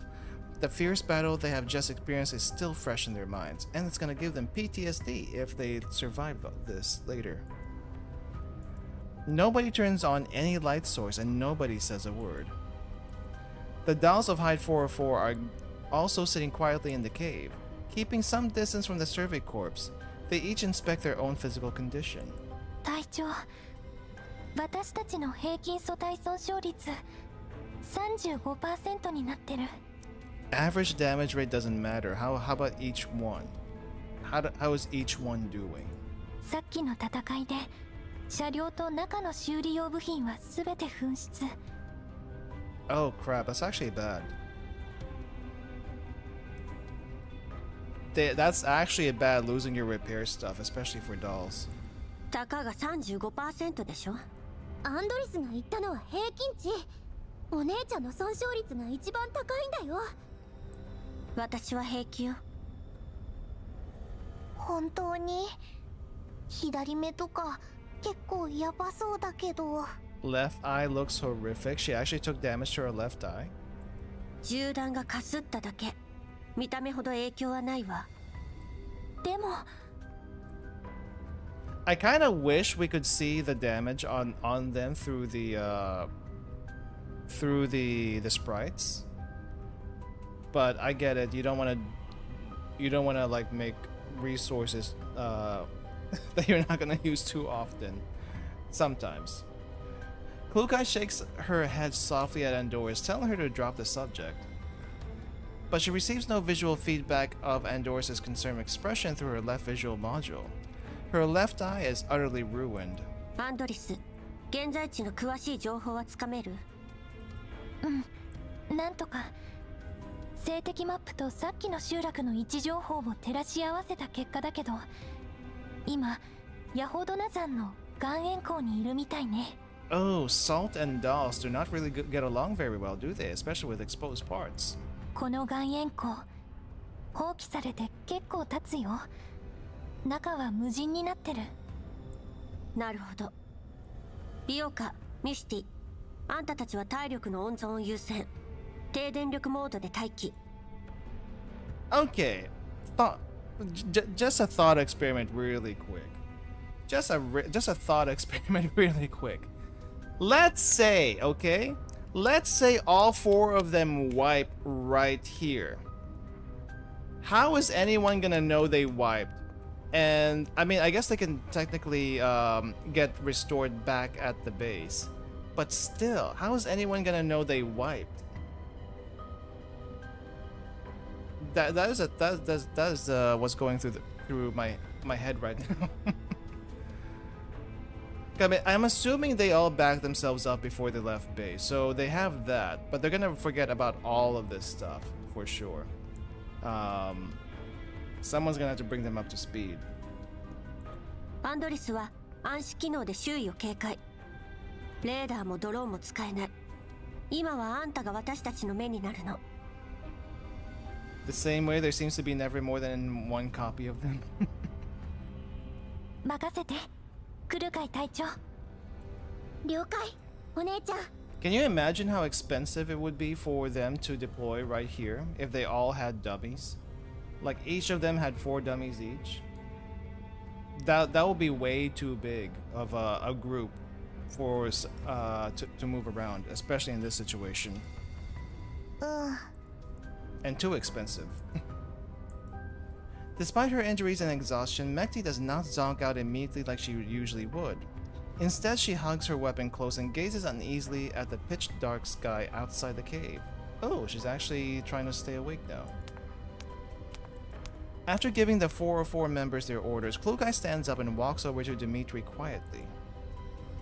He is sitting in a corner deeper into the cave, having a whispered conversation with Larion. デミ、ざっくりだけど点検し終えた。物資は残り 20%、仲間も半分以下まで減ってる。俺のせいだ。いや、あんな状況から生き延びたんだ。大したもんだよ。それはそうとディミ、あのメモの解読はできたのか？いきなりこんなところに連れてきてどういうつもりだ？ Dimitri leans back tiredly against the cave wall, clutching his gun tightly in his hand.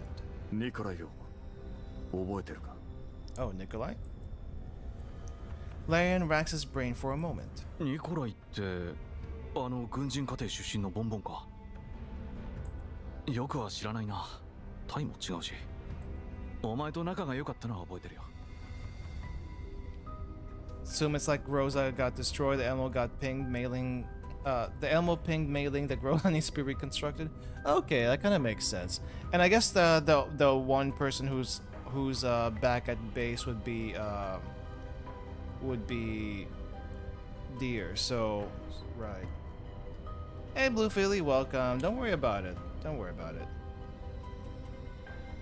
Let's see. We weren't in the same platoon after all, but you're friends, right? Oh, okay. まあな。上が公表した MIA リストにあいつの名前があった。奴はあの部隊を指揮してた。拾ったドッグタグはあいつのもんだ。Okay, so Nikolai is dead. Assumedly. 結局はロレンの犬か。見ろ、何の意味もないだろ。どうせ長生きしない。ろくな死に方すらできない。 Neither did you guys. Larion mutters some expletives through gritted teeth, whether out of contempt for Nikolai or general malcontent. Dimitri cannot tell. そんなことはどうでもいい。重要なのはあいつとイヴァンのおかげでメモの謎が解けたってことだ。 With that, Dimitri pulls the pieces of paper that were found on the deceased out of his pocket. He smooths out these creases, then turns on his small flashlight and angles himself further away from the cave entrance and blocks the light from his own body. こいつは実際の地図データを元に変換された座標系だ。ここ、ここ、それとここ。この数字は全部実際の座標を示してる。 それにしちゃ変だ。数字がでかすぎる。ああ。二次変換してるからな。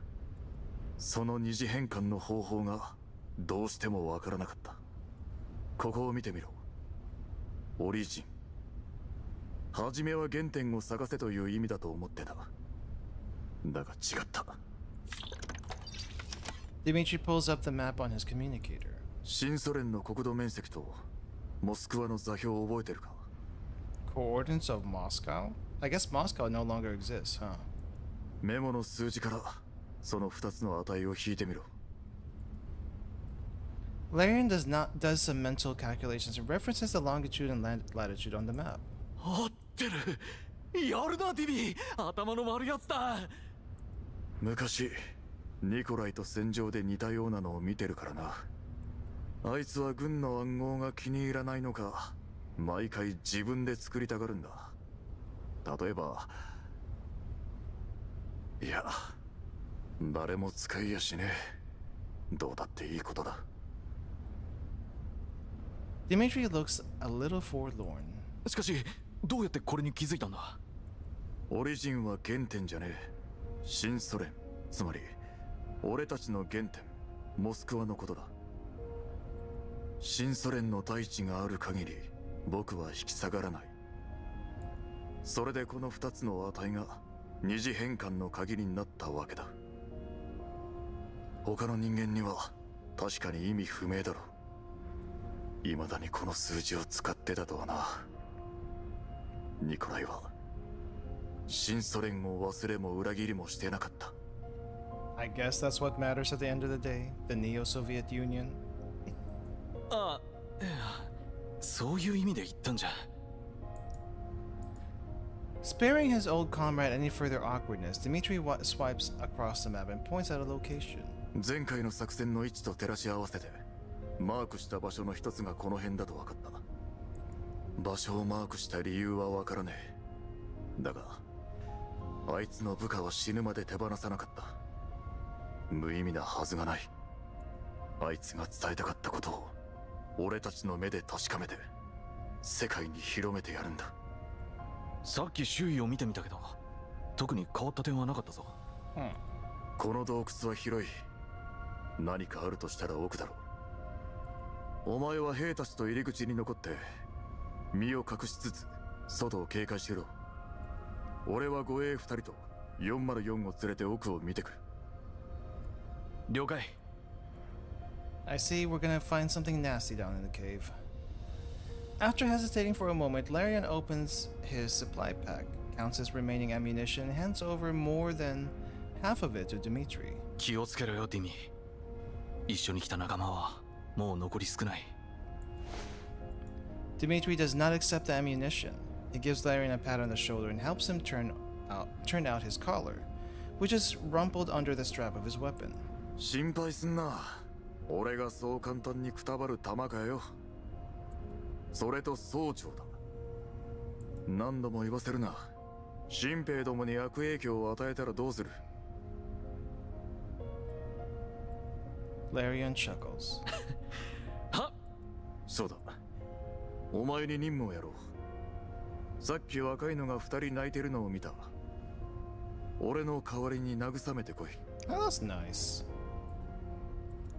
After sending his subordinates away, Dimitri drops all pretense of blitheness and turns sullenly towards Klukai, who has been standing not far away. ガラクタ人形ってのは盗み聞きが趣味なのか？話が終わるのを待ってただけよ。Just notice whenever Dimitri's yapping, his jaw sprite moving underneath his mask, but sometimes not moving. I noticed that at the end over there. I didn't think I should have been pointing that out, but yes, I did notice it. Though I guess it kind of reminds me sometimes when I do wear a mask, it does do that. Though in this case, you would think it's a hard mask. It's a harder mask than a regular surgical mask. たとえ機密情報だったとしても、場所を選ばないあんたが悪い。もういい。さっきの貢献に免じて不問にしてやる。Okay. お前ら、暗視機能は生きてるか？ Okay, functional night vision. 軽い損傷はあるけど、まだなんとか。なら用意しとけ。5分後に出発する。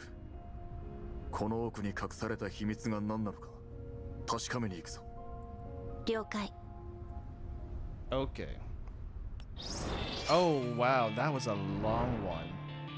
All right, guys, we're kind of in the like at the tail end of the stream here. I don't think we're gonna be doing SL10-3, but I'm gonna take a little peeking in 10-5 and see what we get into, and we'll probably pick up from the story 3 next time around. So let's just do this really quick. And I saw the boss in there. Oh, jeez. The Boojum's down here. The Elmo cruises along in the night. It is traveling at the same speed. Well, it is traveling at the same speed, but the vibrations we are experiencing as the vehicle is in motion are putting me on edge. Oh, wait. It's like, wait, where are we now? We're the commander in the Elmo. We're not in the cave. Okay.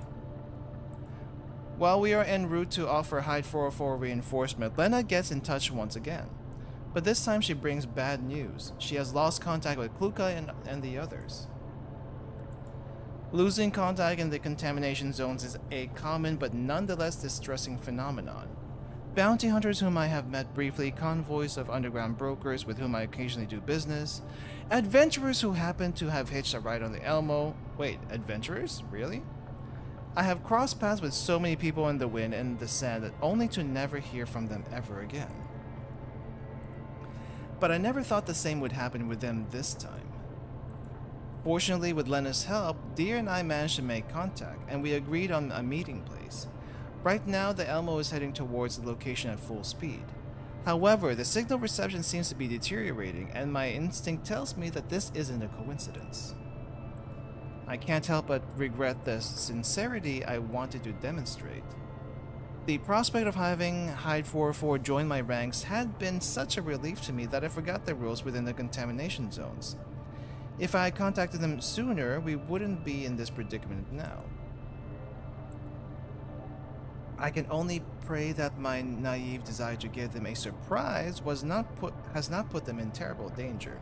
Well, I don't know if that would have helped in any case.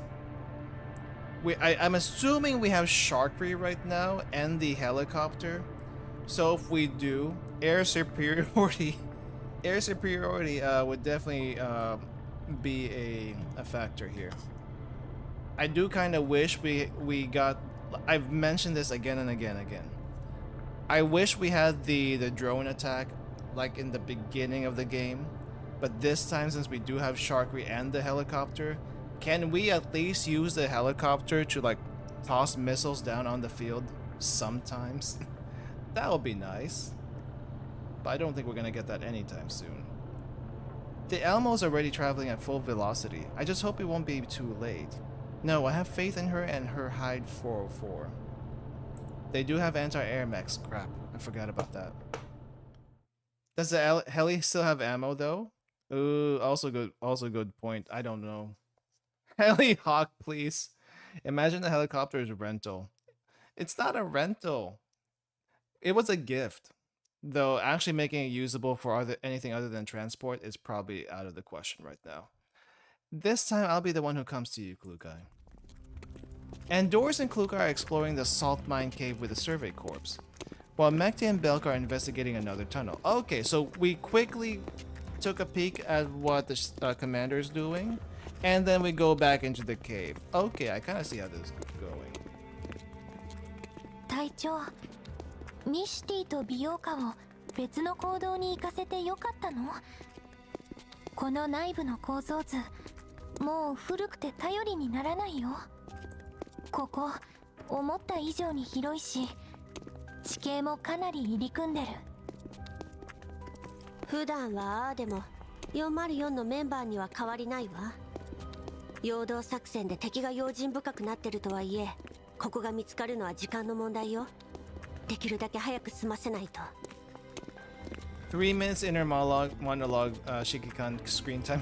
That's it. Yeah, about. Timeline wise, Commander is getting Deer onto the Elmo right now. Oh, is that where we're at right now? It's a little ambiguous, so that's a good clarification. そうだね。2人とも無事だといいな。Once they turn the corner, the path widens up. Out of thoughtful consideration for Klukai's damaged left eye, Doris positions herself on her left side.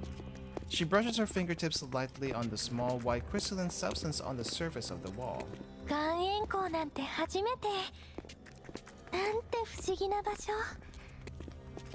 岸壁には人工的に開削された跡があるけど、波みたいな溝や色とりどりの模様は自然によるものだね。それが不思議？うん。私、グリーンエリアのビル群かイエローエリアの荒野しか知らないから、人間が自然と共に発展してるのを見ると不思議に感じるな。Well, at least someone's enjoying themselves down here. 人間にはいつも驚かされちゃう。ここの一部を療養施設に改造しようだなんてよく思いついたよね。It also boggles in the mind that they also made dolls. Have you thought about that? 大方金儲けの手段でしょ。Dimitri humps at Klukai's remark from the forefront of the expedition group. お前に何がわかる？人間はな、任務と金しか頭にないガラクタとは違うんだよ。それに人間のひらめきがなけりゃ、お前ら人形どもが作られることもなかった。He's got a point. He's actually got a point. It took someone crazy like Persica to get even dolls to be a reality, or at least one that can think. And Doris is yapping in Mother's voice. Welcome back, Fauna. Yeah, Klukai ain't wrong, but also Dimitri ain't wrong. Even more so. Noticing Klukai's irritation, and Doris tactfully changes the subject. And the Peacekeeper, here we go. 私、もっと早く製造されてたらな。コーラプス放射線のない世界、見てみたかった。When was the collapse radiation again?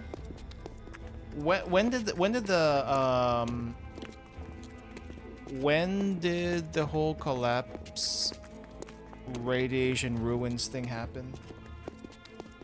I guess it was World War III, but when was World War III? I actually don't know that timeline. 2032, dang. How far are we from 2032? Not that long from now. Oh boy. 地下200メートルでの生活なんて息苦しいとしか思えないのに、ここではそれが特色なんだね。Elsie Island? Okay. Maybe someone can answer this one, because I'm still not, because I haven't really looked it up. Belin Island before World War III happened on the Russian Far East. Okay, I was about to ask about Belin Island. Was it before World War III or after? When are my dolls? Where are my dolls? When was the first doll made? That's a good question. I have no idea. Many questions I probably should have been opening up the lore book at some point, but I haven't done so. Call it laziness on my part. Living 100 or 200 meters underground sounds terribly claustrophobic, and yet it's made this place a local attraction. Caves are kind of interesting, not gonna lie. Definitely wouldn't want to be cave diving. That's a different story altogether. But cave diving, if you do that wrong, you can get trapped on, like in a tight space, or trapped in a hole with no way out because your line broke. That's scary. That's actually really scary. 過去の調査報告によると、この療養施設が長らく観光業の主役だったんだって。洞窟内には天然ガスのパイプラインが大量に敷かれてるらしいよ。This was actually a tourist attraction. Oh, okay. ガスのおかげで年中暖かくて、観光客が後を絶たなかったんだとか。旅行客の写真には街や畑、植物や広い道路、行き来する車も写ってた。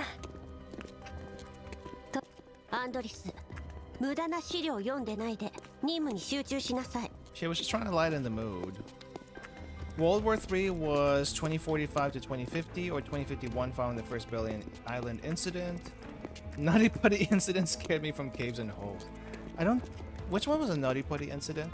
Is it the one where someone actually crawled into a hole? That was a them problem if that's the case. Like, I know people do that, but also getting stuck there, not the best situation. Soviets been testing idiots in Afghanistan, and it was kind of first time they found about collapsed fluid and its radiation. Ah. Billion Island happened in 2030. Head first into the hole is never a good idea. I mean, even if you went feet first, it would still not be a good idea. First models of autonomous dolls was 2033. And look how far we came. We have a tsundere here who thinks that she's always right just because she is an elite. Nope. You lack experience. はーい。でも、世界にこんなに賑やかな場所があっただなんて。ディミトリーさんは新ソ連人の方でしたよね。この辺りにはお詳しいんですか？いや。え？その時代に俺は生まれてねえ。学校でもそんな無意味な知識は教えなかった。That would make sense. そうだったんですね。私は無意味だとは思いませんけれど。昔がどうだったかは知らねえが。Dimitri gives a thick pipe mounted on the wall a smack. 今や町も療養施設も消え失せ。残るはボロいパイプとゴミの山だけだ。Fair. 無駄話は終わりだ。始めるぞ。マークによればこの辺りのはずだ。Seeing that Dimitri has no desire to continue the discussion, Endorse keeps quiet. At least it made the piece a little bit better. Notice how Dimitri's not being rude towards Endorse. Motherly charm too powerful. You know what? I can see it. 416 Klukai is just too caustic for most people. ディミトリーさん、それと部下の方々も防護服の機密性をご確認なさった方がよろしいかと。どうした？ Wow, he's actually being really nice to her. I didn't think about it too much until you mentioned it, but wow, he's actually being really nice to her. エリア内の放射線量が急上昇しています。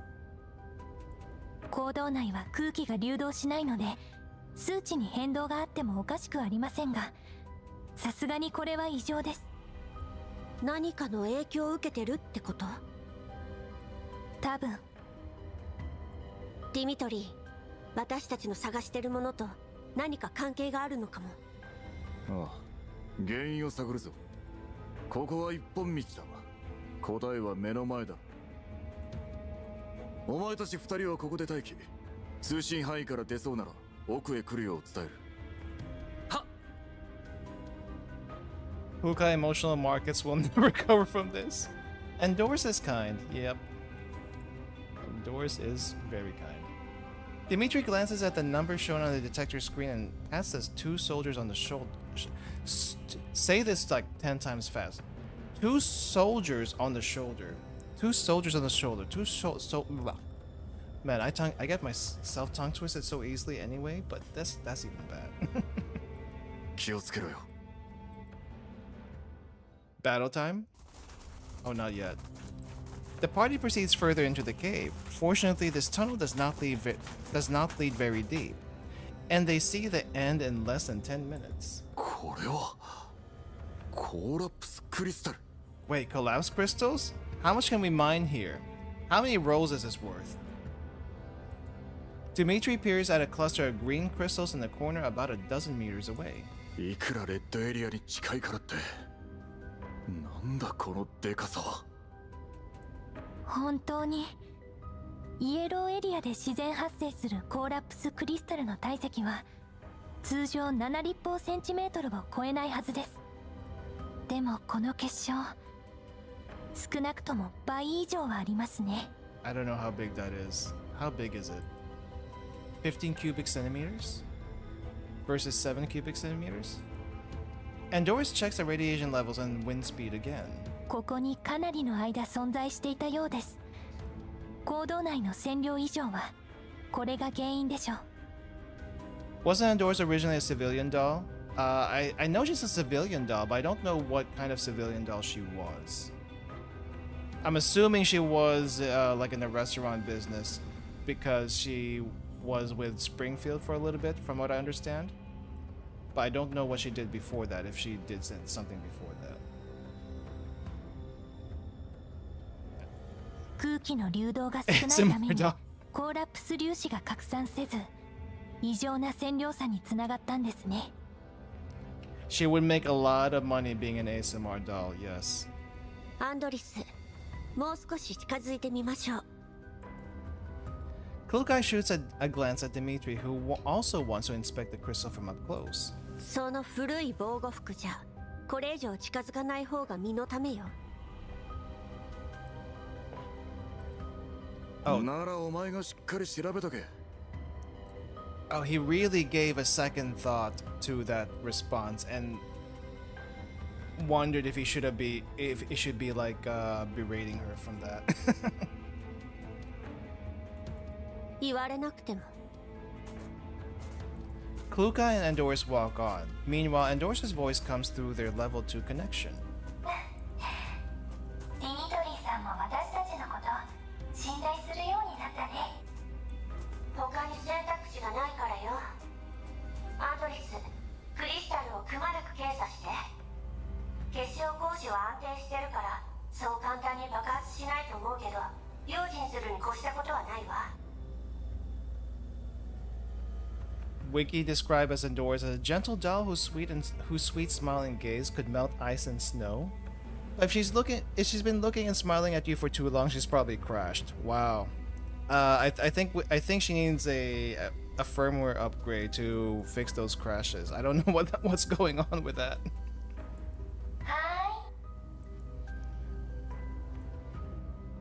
After handing out Andorus' task, Klukai redirects her attention to the comms channel. ミシティ、ビオカ、何か発見は？まだ何も。もっと奥に進んでみる。この坑道すっごく深いね。あいた、ミスティ、ちゃんと歩いてよね。暗視機能が不安定なんだよ。我慢して。こんな広い場所でぶつかるなんてどう考えても変でしょ。どんなに広い道でも交通事故は起こる。夜道で連続稼働してるんだもん。しょうがないじゃん。I mean, G11 was already on low power normally. How much lower power is she gonna be right now? Can they scrap Belka and upgrade Andorus? I feel like a lot of people would agree with that. その辺にしなさい。捜索を続けて異常があればすぐに報告を。 Klukai has had enough of their bickering and temporarily disconnects from the comms channel. She converses with Andorus through their level 2 connection instead. アンドリス、何か分かった？結晶内部の放射能濃度から見てこのクリスタル存在して半年くらいになるね。 Half a year is a long time. 半年？半年でここまで大きくなるの？ありえないわ。私もそう思って結晶の成長面を調べたんだ。隊長、これを見て。 Looking at where Andorus is pointing, Klukai taps the side of the crystal lightly, and a very thin crack appears between the crystal and the layer of rock in the cave. まさか自然発生したものじゃないの？ Oh, artificial?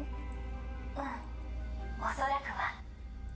自然発生したクリスタルはもっと付着力が強いはず。特に岩に形成されたものならクリスタルの形も岩の形に影響される。 Andorus is definitely like a, what do you call this? Not necessarily a walking encyclopedia, but she's very general purpose. She even knows from many Google searches how this is supposed to happen, or at least how this rock formation is supposed to be. でもこれは自自然発生というよりかは埋め込まれたと言った方が正しいわね。Nerd. No, she's just curious. That's not being a nerd. そう。暗くて分かりづらいかな。このクリスタルの周囲、岩だけじゃなくて少量のコンクリートがついてるの。荒削りだけど補強の役割をしてる。Endorse frowns. 隊長、もしかしてパラデウスの。こんな場所でわけのわからないことをしでかすなんてパラデウスくらいのものよ。 Something weird happens, it's always Paradeus. I mean, you're probably not wrong, but still. Is there anyone else you can blame besides them? 集落で見つかった石と同じで何かのシンボルなのかな。 Oh, never mind, it is them. ならこうまでして隠す理由はここのスペースも儀式が向いてないわよ。とりあえず記録しましょう。通信が回復したらリバに送ってちょうだい。わかった。おい、何ぼーっと突っ立ってる。あっちの人形どもと連絡するだけであとはだんまりか。Right, I guess you can't hear the level 2 Dimitri. They've been talking with each other the entire time. I do wonder why they didn't like just talk out loud. ディミトリーさんに教えようか。パラデウスのことは黙ってて。 Oh, I guess they did that because of the Paradeus stuff. That makes sense. After severing the level 2 comms connection, Klukai walks several steps back to Dimitri and directly states the conclusion they have arrived at. 結晶は人為的に埋め込まれたものね。人為的？ええ。失踪した体がここを示したならメモの他の場所にあるのもおそらくこれでしょうね。Huh, interesting. クソが、こんなもん埋めやがって正気か？正気かどうかはわからないけど、少なくとも異常放射線量の原因は判明したわね。エリット感染者の奇妙な症状もこれと無関係ではないはずよ。隊長、ディミトリーさん、クリスタルのデータと映像の記録完了しました。I do wonder though, why they have to keep the Paradeus stuff secret from most people. It's not like I guess they're a secret organization, but it's not like they're that well known? Question mark? I don't know. それとまた新しい発見が。今度は何だ？ Did Dimitri actually swear in Russian or Japanese dub or just localization? I feel like it's a little bit of a lot of stuff.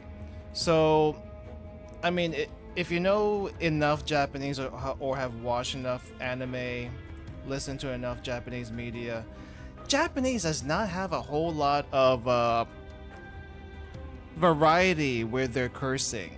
They just don't. They really just don't. So it's a little bit of a localization there to match the, you know, the region and stuff like that. Is my feeling. I don't know how they handle in Chinese. I don't know how they would do that, but for localization, it's okay. It's a good one. Forgetting all about the dangers of collapse radiation, the impatient Dimitri ends up striding up to the crystal. Andorus points at the rock strata that have been chipped off slightly at the base of the collapsed crystal. Beneath the gray rock, one can just about make out a white metal outer shell wrapped around the bottom of the crystal. Huh. 正確なサイズを測ろうと思って結晶を掘り起こしてみました。何かの装置に見えるわね。クリスタルを固定するだけのものとは思えない。これも掘り出せる？ちょっと無理かな。この基板かなり強固に取り付けられてる。壊さずに掘り起こすには専用の採掘ツールがないと。コーラップスクリスタル専用の容器も必要だ。このサイズを持ち歩くのは危険すぎる。 Why would you even bring it with you just randomly? やめだ。今は映像と座標だけでいい。詳細は後から援軍と調べる。こいつはとんでもない発見だ。すぐに通信を復旧させて上に知らせねえと。そうね。アンドリス、ミシティと美容家に連絡を。何も見つからなければ入り口に戻れと伝えて。 Right on cue, her communicator starts beeping. Oh, that's what it was. The moment the line connects, a deafening howl can be heard through the channel. Oh! They found the Boojum, didn't they?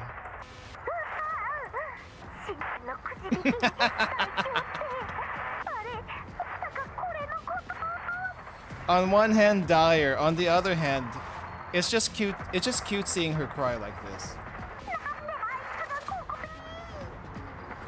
何があったの？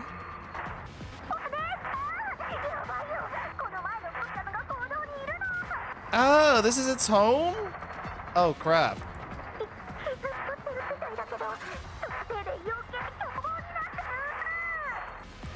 なんですって？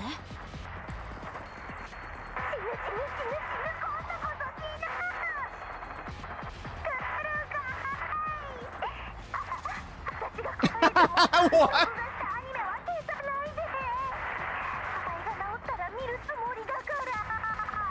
Don't delete the anime recorded back at the base. They still make anime these days? 無駄口はいい。すぐに行くから持ちこたえて。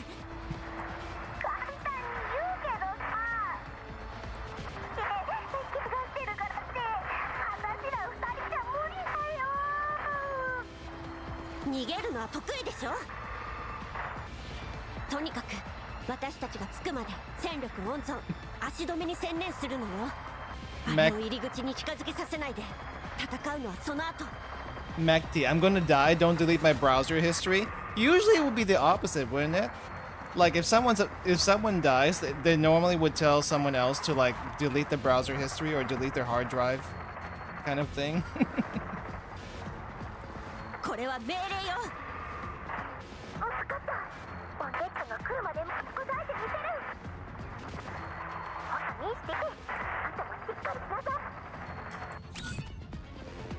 Klukai determines the call and looks at Dimitri. Terminates the 以前の call. ブージャムがミスティたちの方に現れたわ。あの二人じゃ長くは持たない。私とアンドリスが応援に向かう。笑えるぜ。機械が一丁前に会議と来た。 Dimitri barks out a laugh and raises the communicator. ディミトリーだ。聞こえるか？この前のブージャムが現れた。入り口で待機してる連中に警戒させろ。俺と奥に来たやつはその場で戦闘準備。7分後に合流し、ブージャム討伐に向かうぞ。 Oh, they're helping! That's nice of them. After giving his orders, Dimitri checks how many rounds he has left in his weapon. あんたたちも。 当たり前だ。でなきゃ何か。奴に俺たちを格好撃破させて集落を襲わせようってか？ I guess if he helps, that everyone's safe. ぼさっとすんな。行くぞ。帰りに鉄くず2体を運ぶのはごめんだからな。 I mean, you can just leave them there. They have backups on the base anyway. I wonder if he knows about that.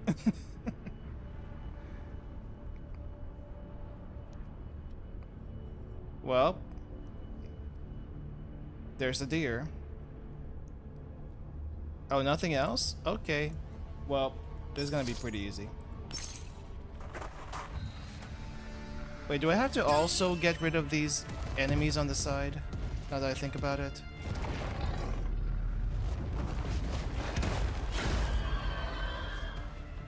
Eliminate Terror Horn, but is that the only thing I need to do? Yes. Okay. Alright. Well, we're just gonna go vroom vroom right here. It is a pretty cool design though. I'm still waiting for an enemy design where it's like it has multiple parts and it's gigantic. But we've had gigantic enemies, but it's always been one part, making them a little bit too easy to take down. The Boojum gurgles one last time, then gives up the ghost. Oh, we actually do kill it for real here. Its ravaged body slams into the rocky walls and slowly slides to the ground. As the corpse shifts, its outer shell peels off and faintly glittering pieces of metal fall from it. They clink crisply as they hit the floor. Same thing as you saw on the walls, I guess. 隊長、あれって。 Klukai gestures to Andor's, indicating that she should stop speaking. Dimitri walks forward and picks up each of the metal pieces. Oh wait, is it the dog tags? Ah. He says nothing. Instead, he pulls out his combat knife and plunges it into the Bujum's soft, exposed innards.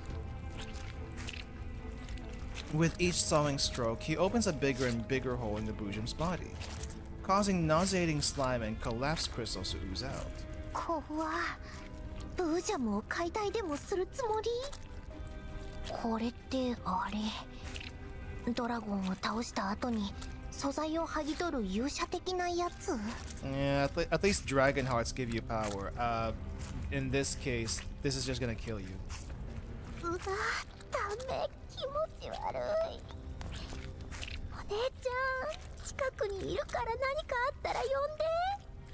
I feel like G11 watches a bunch of isekai. I don't know, I just get that feeling. I don't know why. 手を突っ込んでる。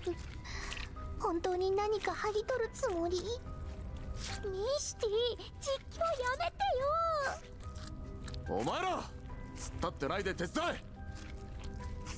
Wait, what? What did you just say? Stop standing around with your dicks in your hands? What?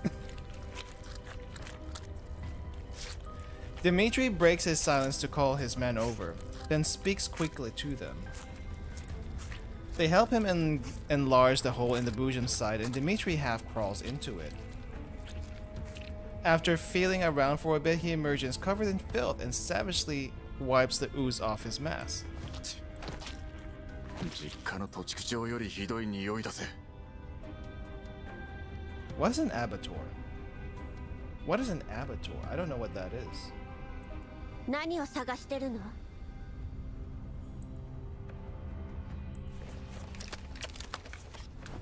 Dimitri doesn't directly answer Klukai's question. Instead, he cleans off the items he found inside the Bujum. Oh wait, it's not dog tags? It is a glass box, roughly the size one would use to hold a ring, with a small fragmented collapse crystal on it. Wait, what? I can't really quite tell.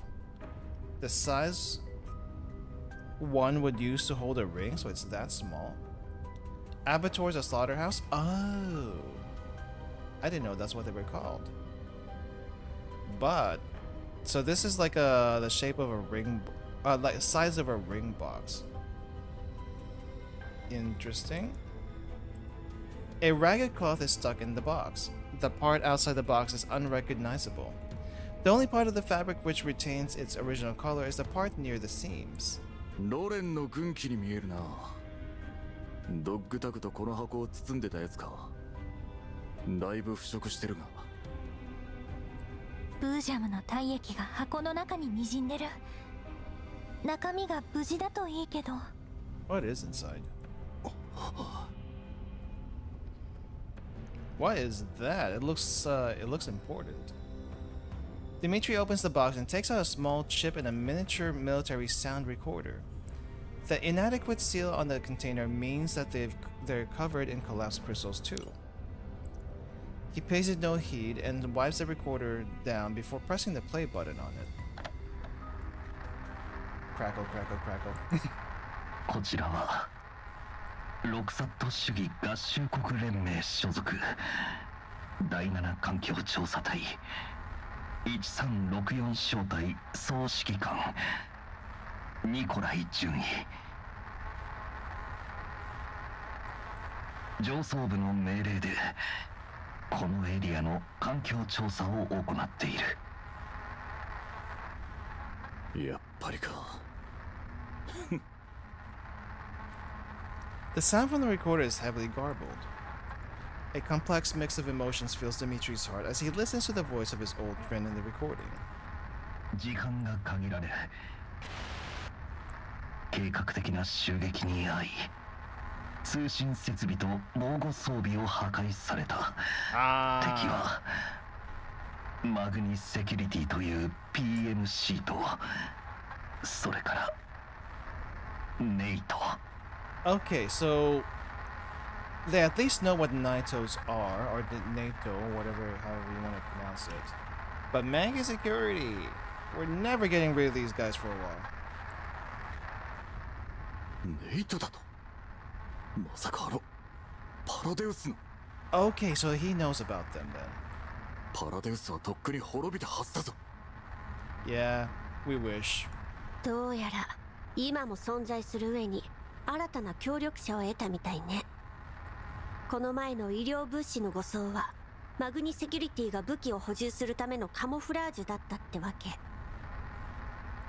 あの時すでにこちらを襲撃するつもりだったんだわ。やろう。初めから狙ってやがったのか。 The recorder keeps playing. Nikolai doesn't sound like he's in good shape. His breathing is coming in rapid gas. マグニセキュリティの実態は見た目以上に複雑だ。パラデウスに協力してコーラップスクリスタルを各地に埋め込み実験を繰り返している。 Okay. 我々は死に物狂いで奴らのデータを奪いチップに保存しクリスタルの位置とマグニセキュリティの布陣を簡単に書き記しまだ動ける兵士に託した。部隊の大半はエリットに感染。みんな苦しんでいる。 Infected by ELIDs, so if they didn't die already, they would have turned into actual ELID zombies eventually. 弾薬もほとんど残ってない。おそらく生還は絶望的だろう。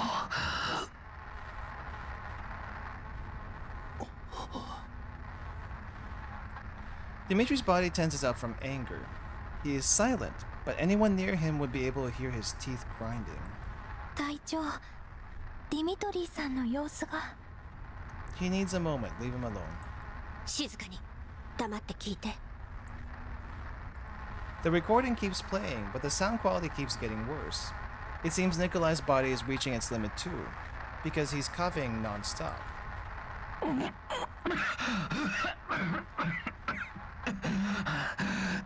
浄化事業が危ない。これは警告だ。マグニセキュリティとネイトたちの最終的な目的は不明だが、このチップだけは何としてでも。 Well, at least some higher ups need to know about this for sure. そのためならたとえ丸腰になっても最後まで戦い続けてやる。この世界に抗って抗い続けることでしか我々の奪われたものを取り戻す術はない。前にコーラプスエピフィラムが咲いた時、その周りにいる炭素生物はかなりの確率でブージャムに変異するという報告を読んだ。本当ならいいのだが、バカバカしく聞こえるかもしれないがこれが最後の手段だ。 It takes a lot to get this voice acting done. Great job.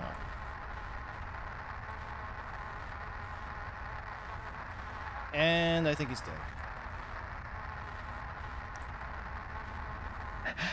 Never mind, he's still alive. チップを見つけたのが増援部隊ならチップの情報を持ち帰って広めてほしい。いや、誰でもいい。我々を見つけたら殺してくれ。そして聞き届けてくれ。人間としても我々はロレン浄化事業所属環境調査隊の軍人だ。今までもそしてこれからも。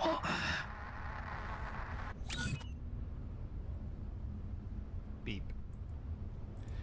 The recording ends. For a while, the darkened mine is silent. The men from the Survey Corps are well beyond anger at this point. Their eyes are wide and bloodshot. The dolls from 404 look at the corpse of the Boojum they just killed and recall the words spoken by the deceased. Nobody can confirm the true origins of the Boojum. Perhaps it was just a monster that cruelly devoured the remains of the previous unit. But there is no doubt in life it was the toughest thing in this region. A veritable walking fortress. アンドリス、チップの中身を調べられる？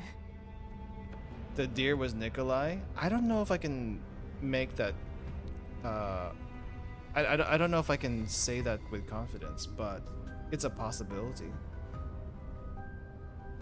So probably that's what probably that's what is Dimitri's battalion's mission was. Survey and look for other survey group. They're supposedly probably the reinforcement to the Nikolai's group. I see. Boojum is people? Always has been apparently. Or at least partly. 試してみるね。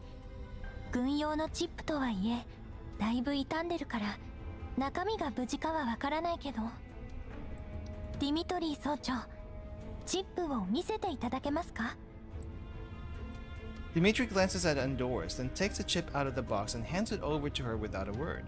Wow, he's even compliant with her. 一部は解析できたけど残りはプロに任せないとだね。 Where's Dandelion? I'm pretty sure Dandelion can decrypt this.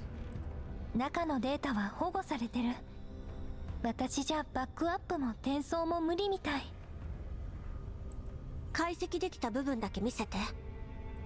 了解。Andorus shares a portion of the data which she can decrypt with Klukai via a level 2 connection. これはメールの記録？同じ穴の無地中、ヘドが出るわね。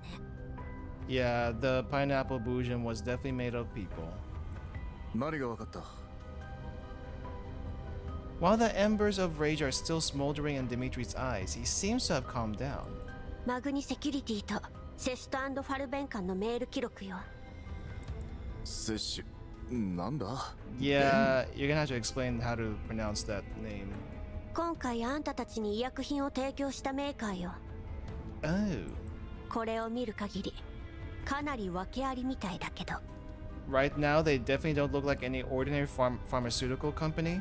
You mean kind of like Rhode Island? That pharmaceutical company? 何が言いたいんだ？もったいぶるな。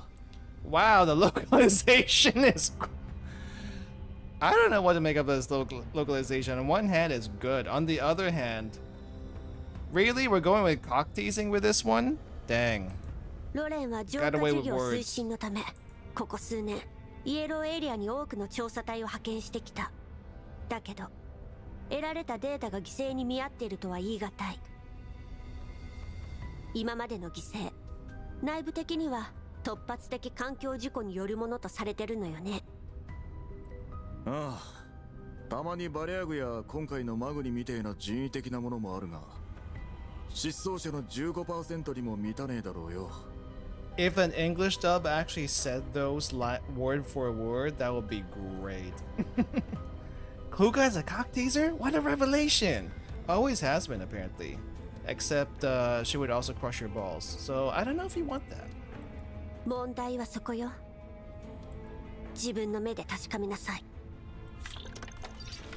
Klukai asks Andorus to project the email logs.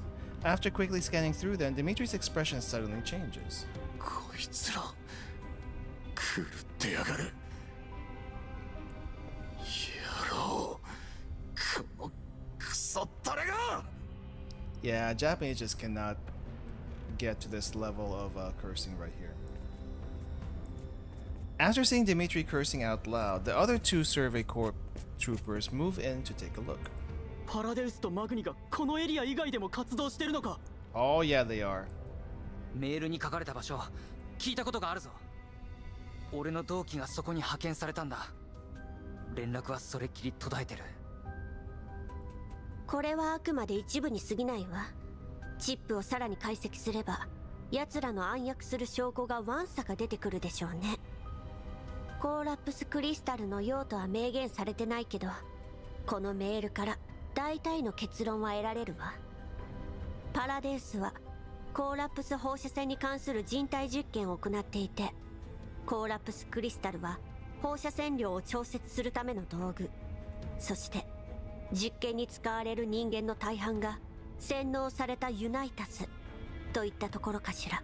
Man, Show Tucker would love to see this technology.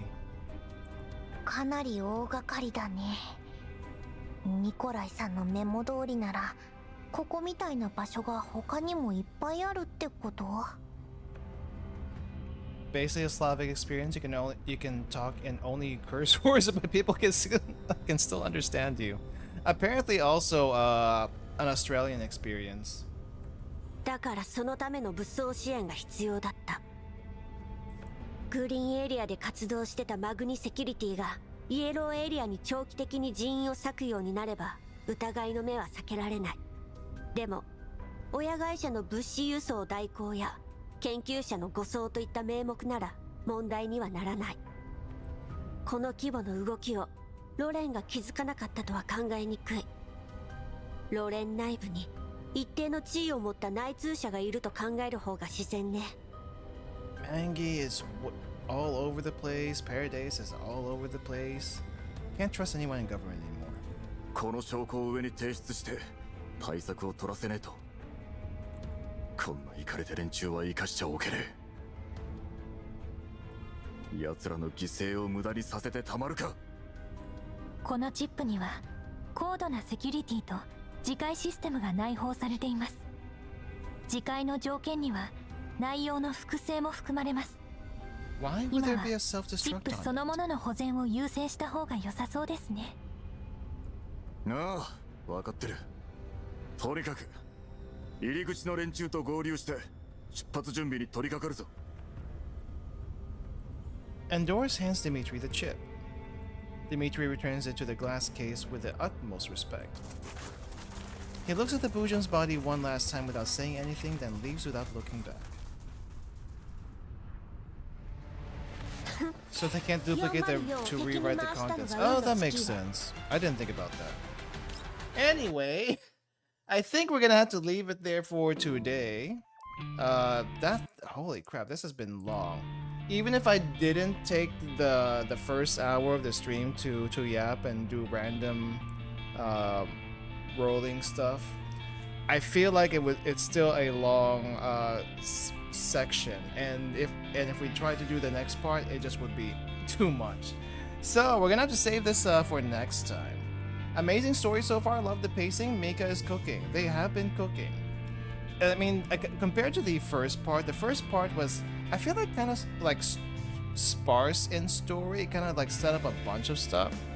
But this one, conspiracy abound, and we're finally getting other random people into the Paradeus thing. It's not just a commander problem. It's not just a ex-Griffin problem.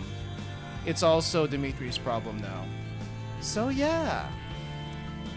Nice to know that the second part of this event isn't just like a, oh hey, here's like a 404 mini story like it was in the Grasslands event, where it was Suomi basically on the Elmo, got lost, and then she got on the Elmo, and that whole spiel. I mean, I guess they kind of like put her character story in there a little to like make it, to pad it out a little bit. But this thing is like a proper Girls Frontline 2 event, I feel like. Except in Girls Frontline events normally are not in 2 parts, but it is for Girls Frontline 2 because we're doing the whole MiHoYo event scheduling and stuff like that. So it is what it is. But they're doing well with it, so no complaints about that. One of the classified briefings from this event is focused on Nikolai before he died too. There's so much stuff in the briefings and the notes. I still haven't gotten around to reading the other stuff. But anyway, I'm gonna leave it here for today, guys. And thank you for hanging out. Thank you for listening in and participating in the chat. We will do this same time next week. We'll pick up next week, do the rest of this. I think for next week the schedule for next Saturday should be the same, but for anyone who's in for like the middle part of the week, again, my schedule is going to be a little bit different because of stuff I have to do at work. So just be aware, we might be starting an hour later, especially for Blue Archive stuff. And I'm planning to do another small stream in between Blue Archive and Girls Frontline too. So just keep that in mind. But we're gonna end here for today. Thank you for coming, thank you for watching, thank you for listening. If you're a VOD watcher, also thank you for being here. But yeah, see you guys next time. Have a good rest of your day, and good luck on, if you haven't rolled yet, good luck on your rolls. Later everyone, bye bye.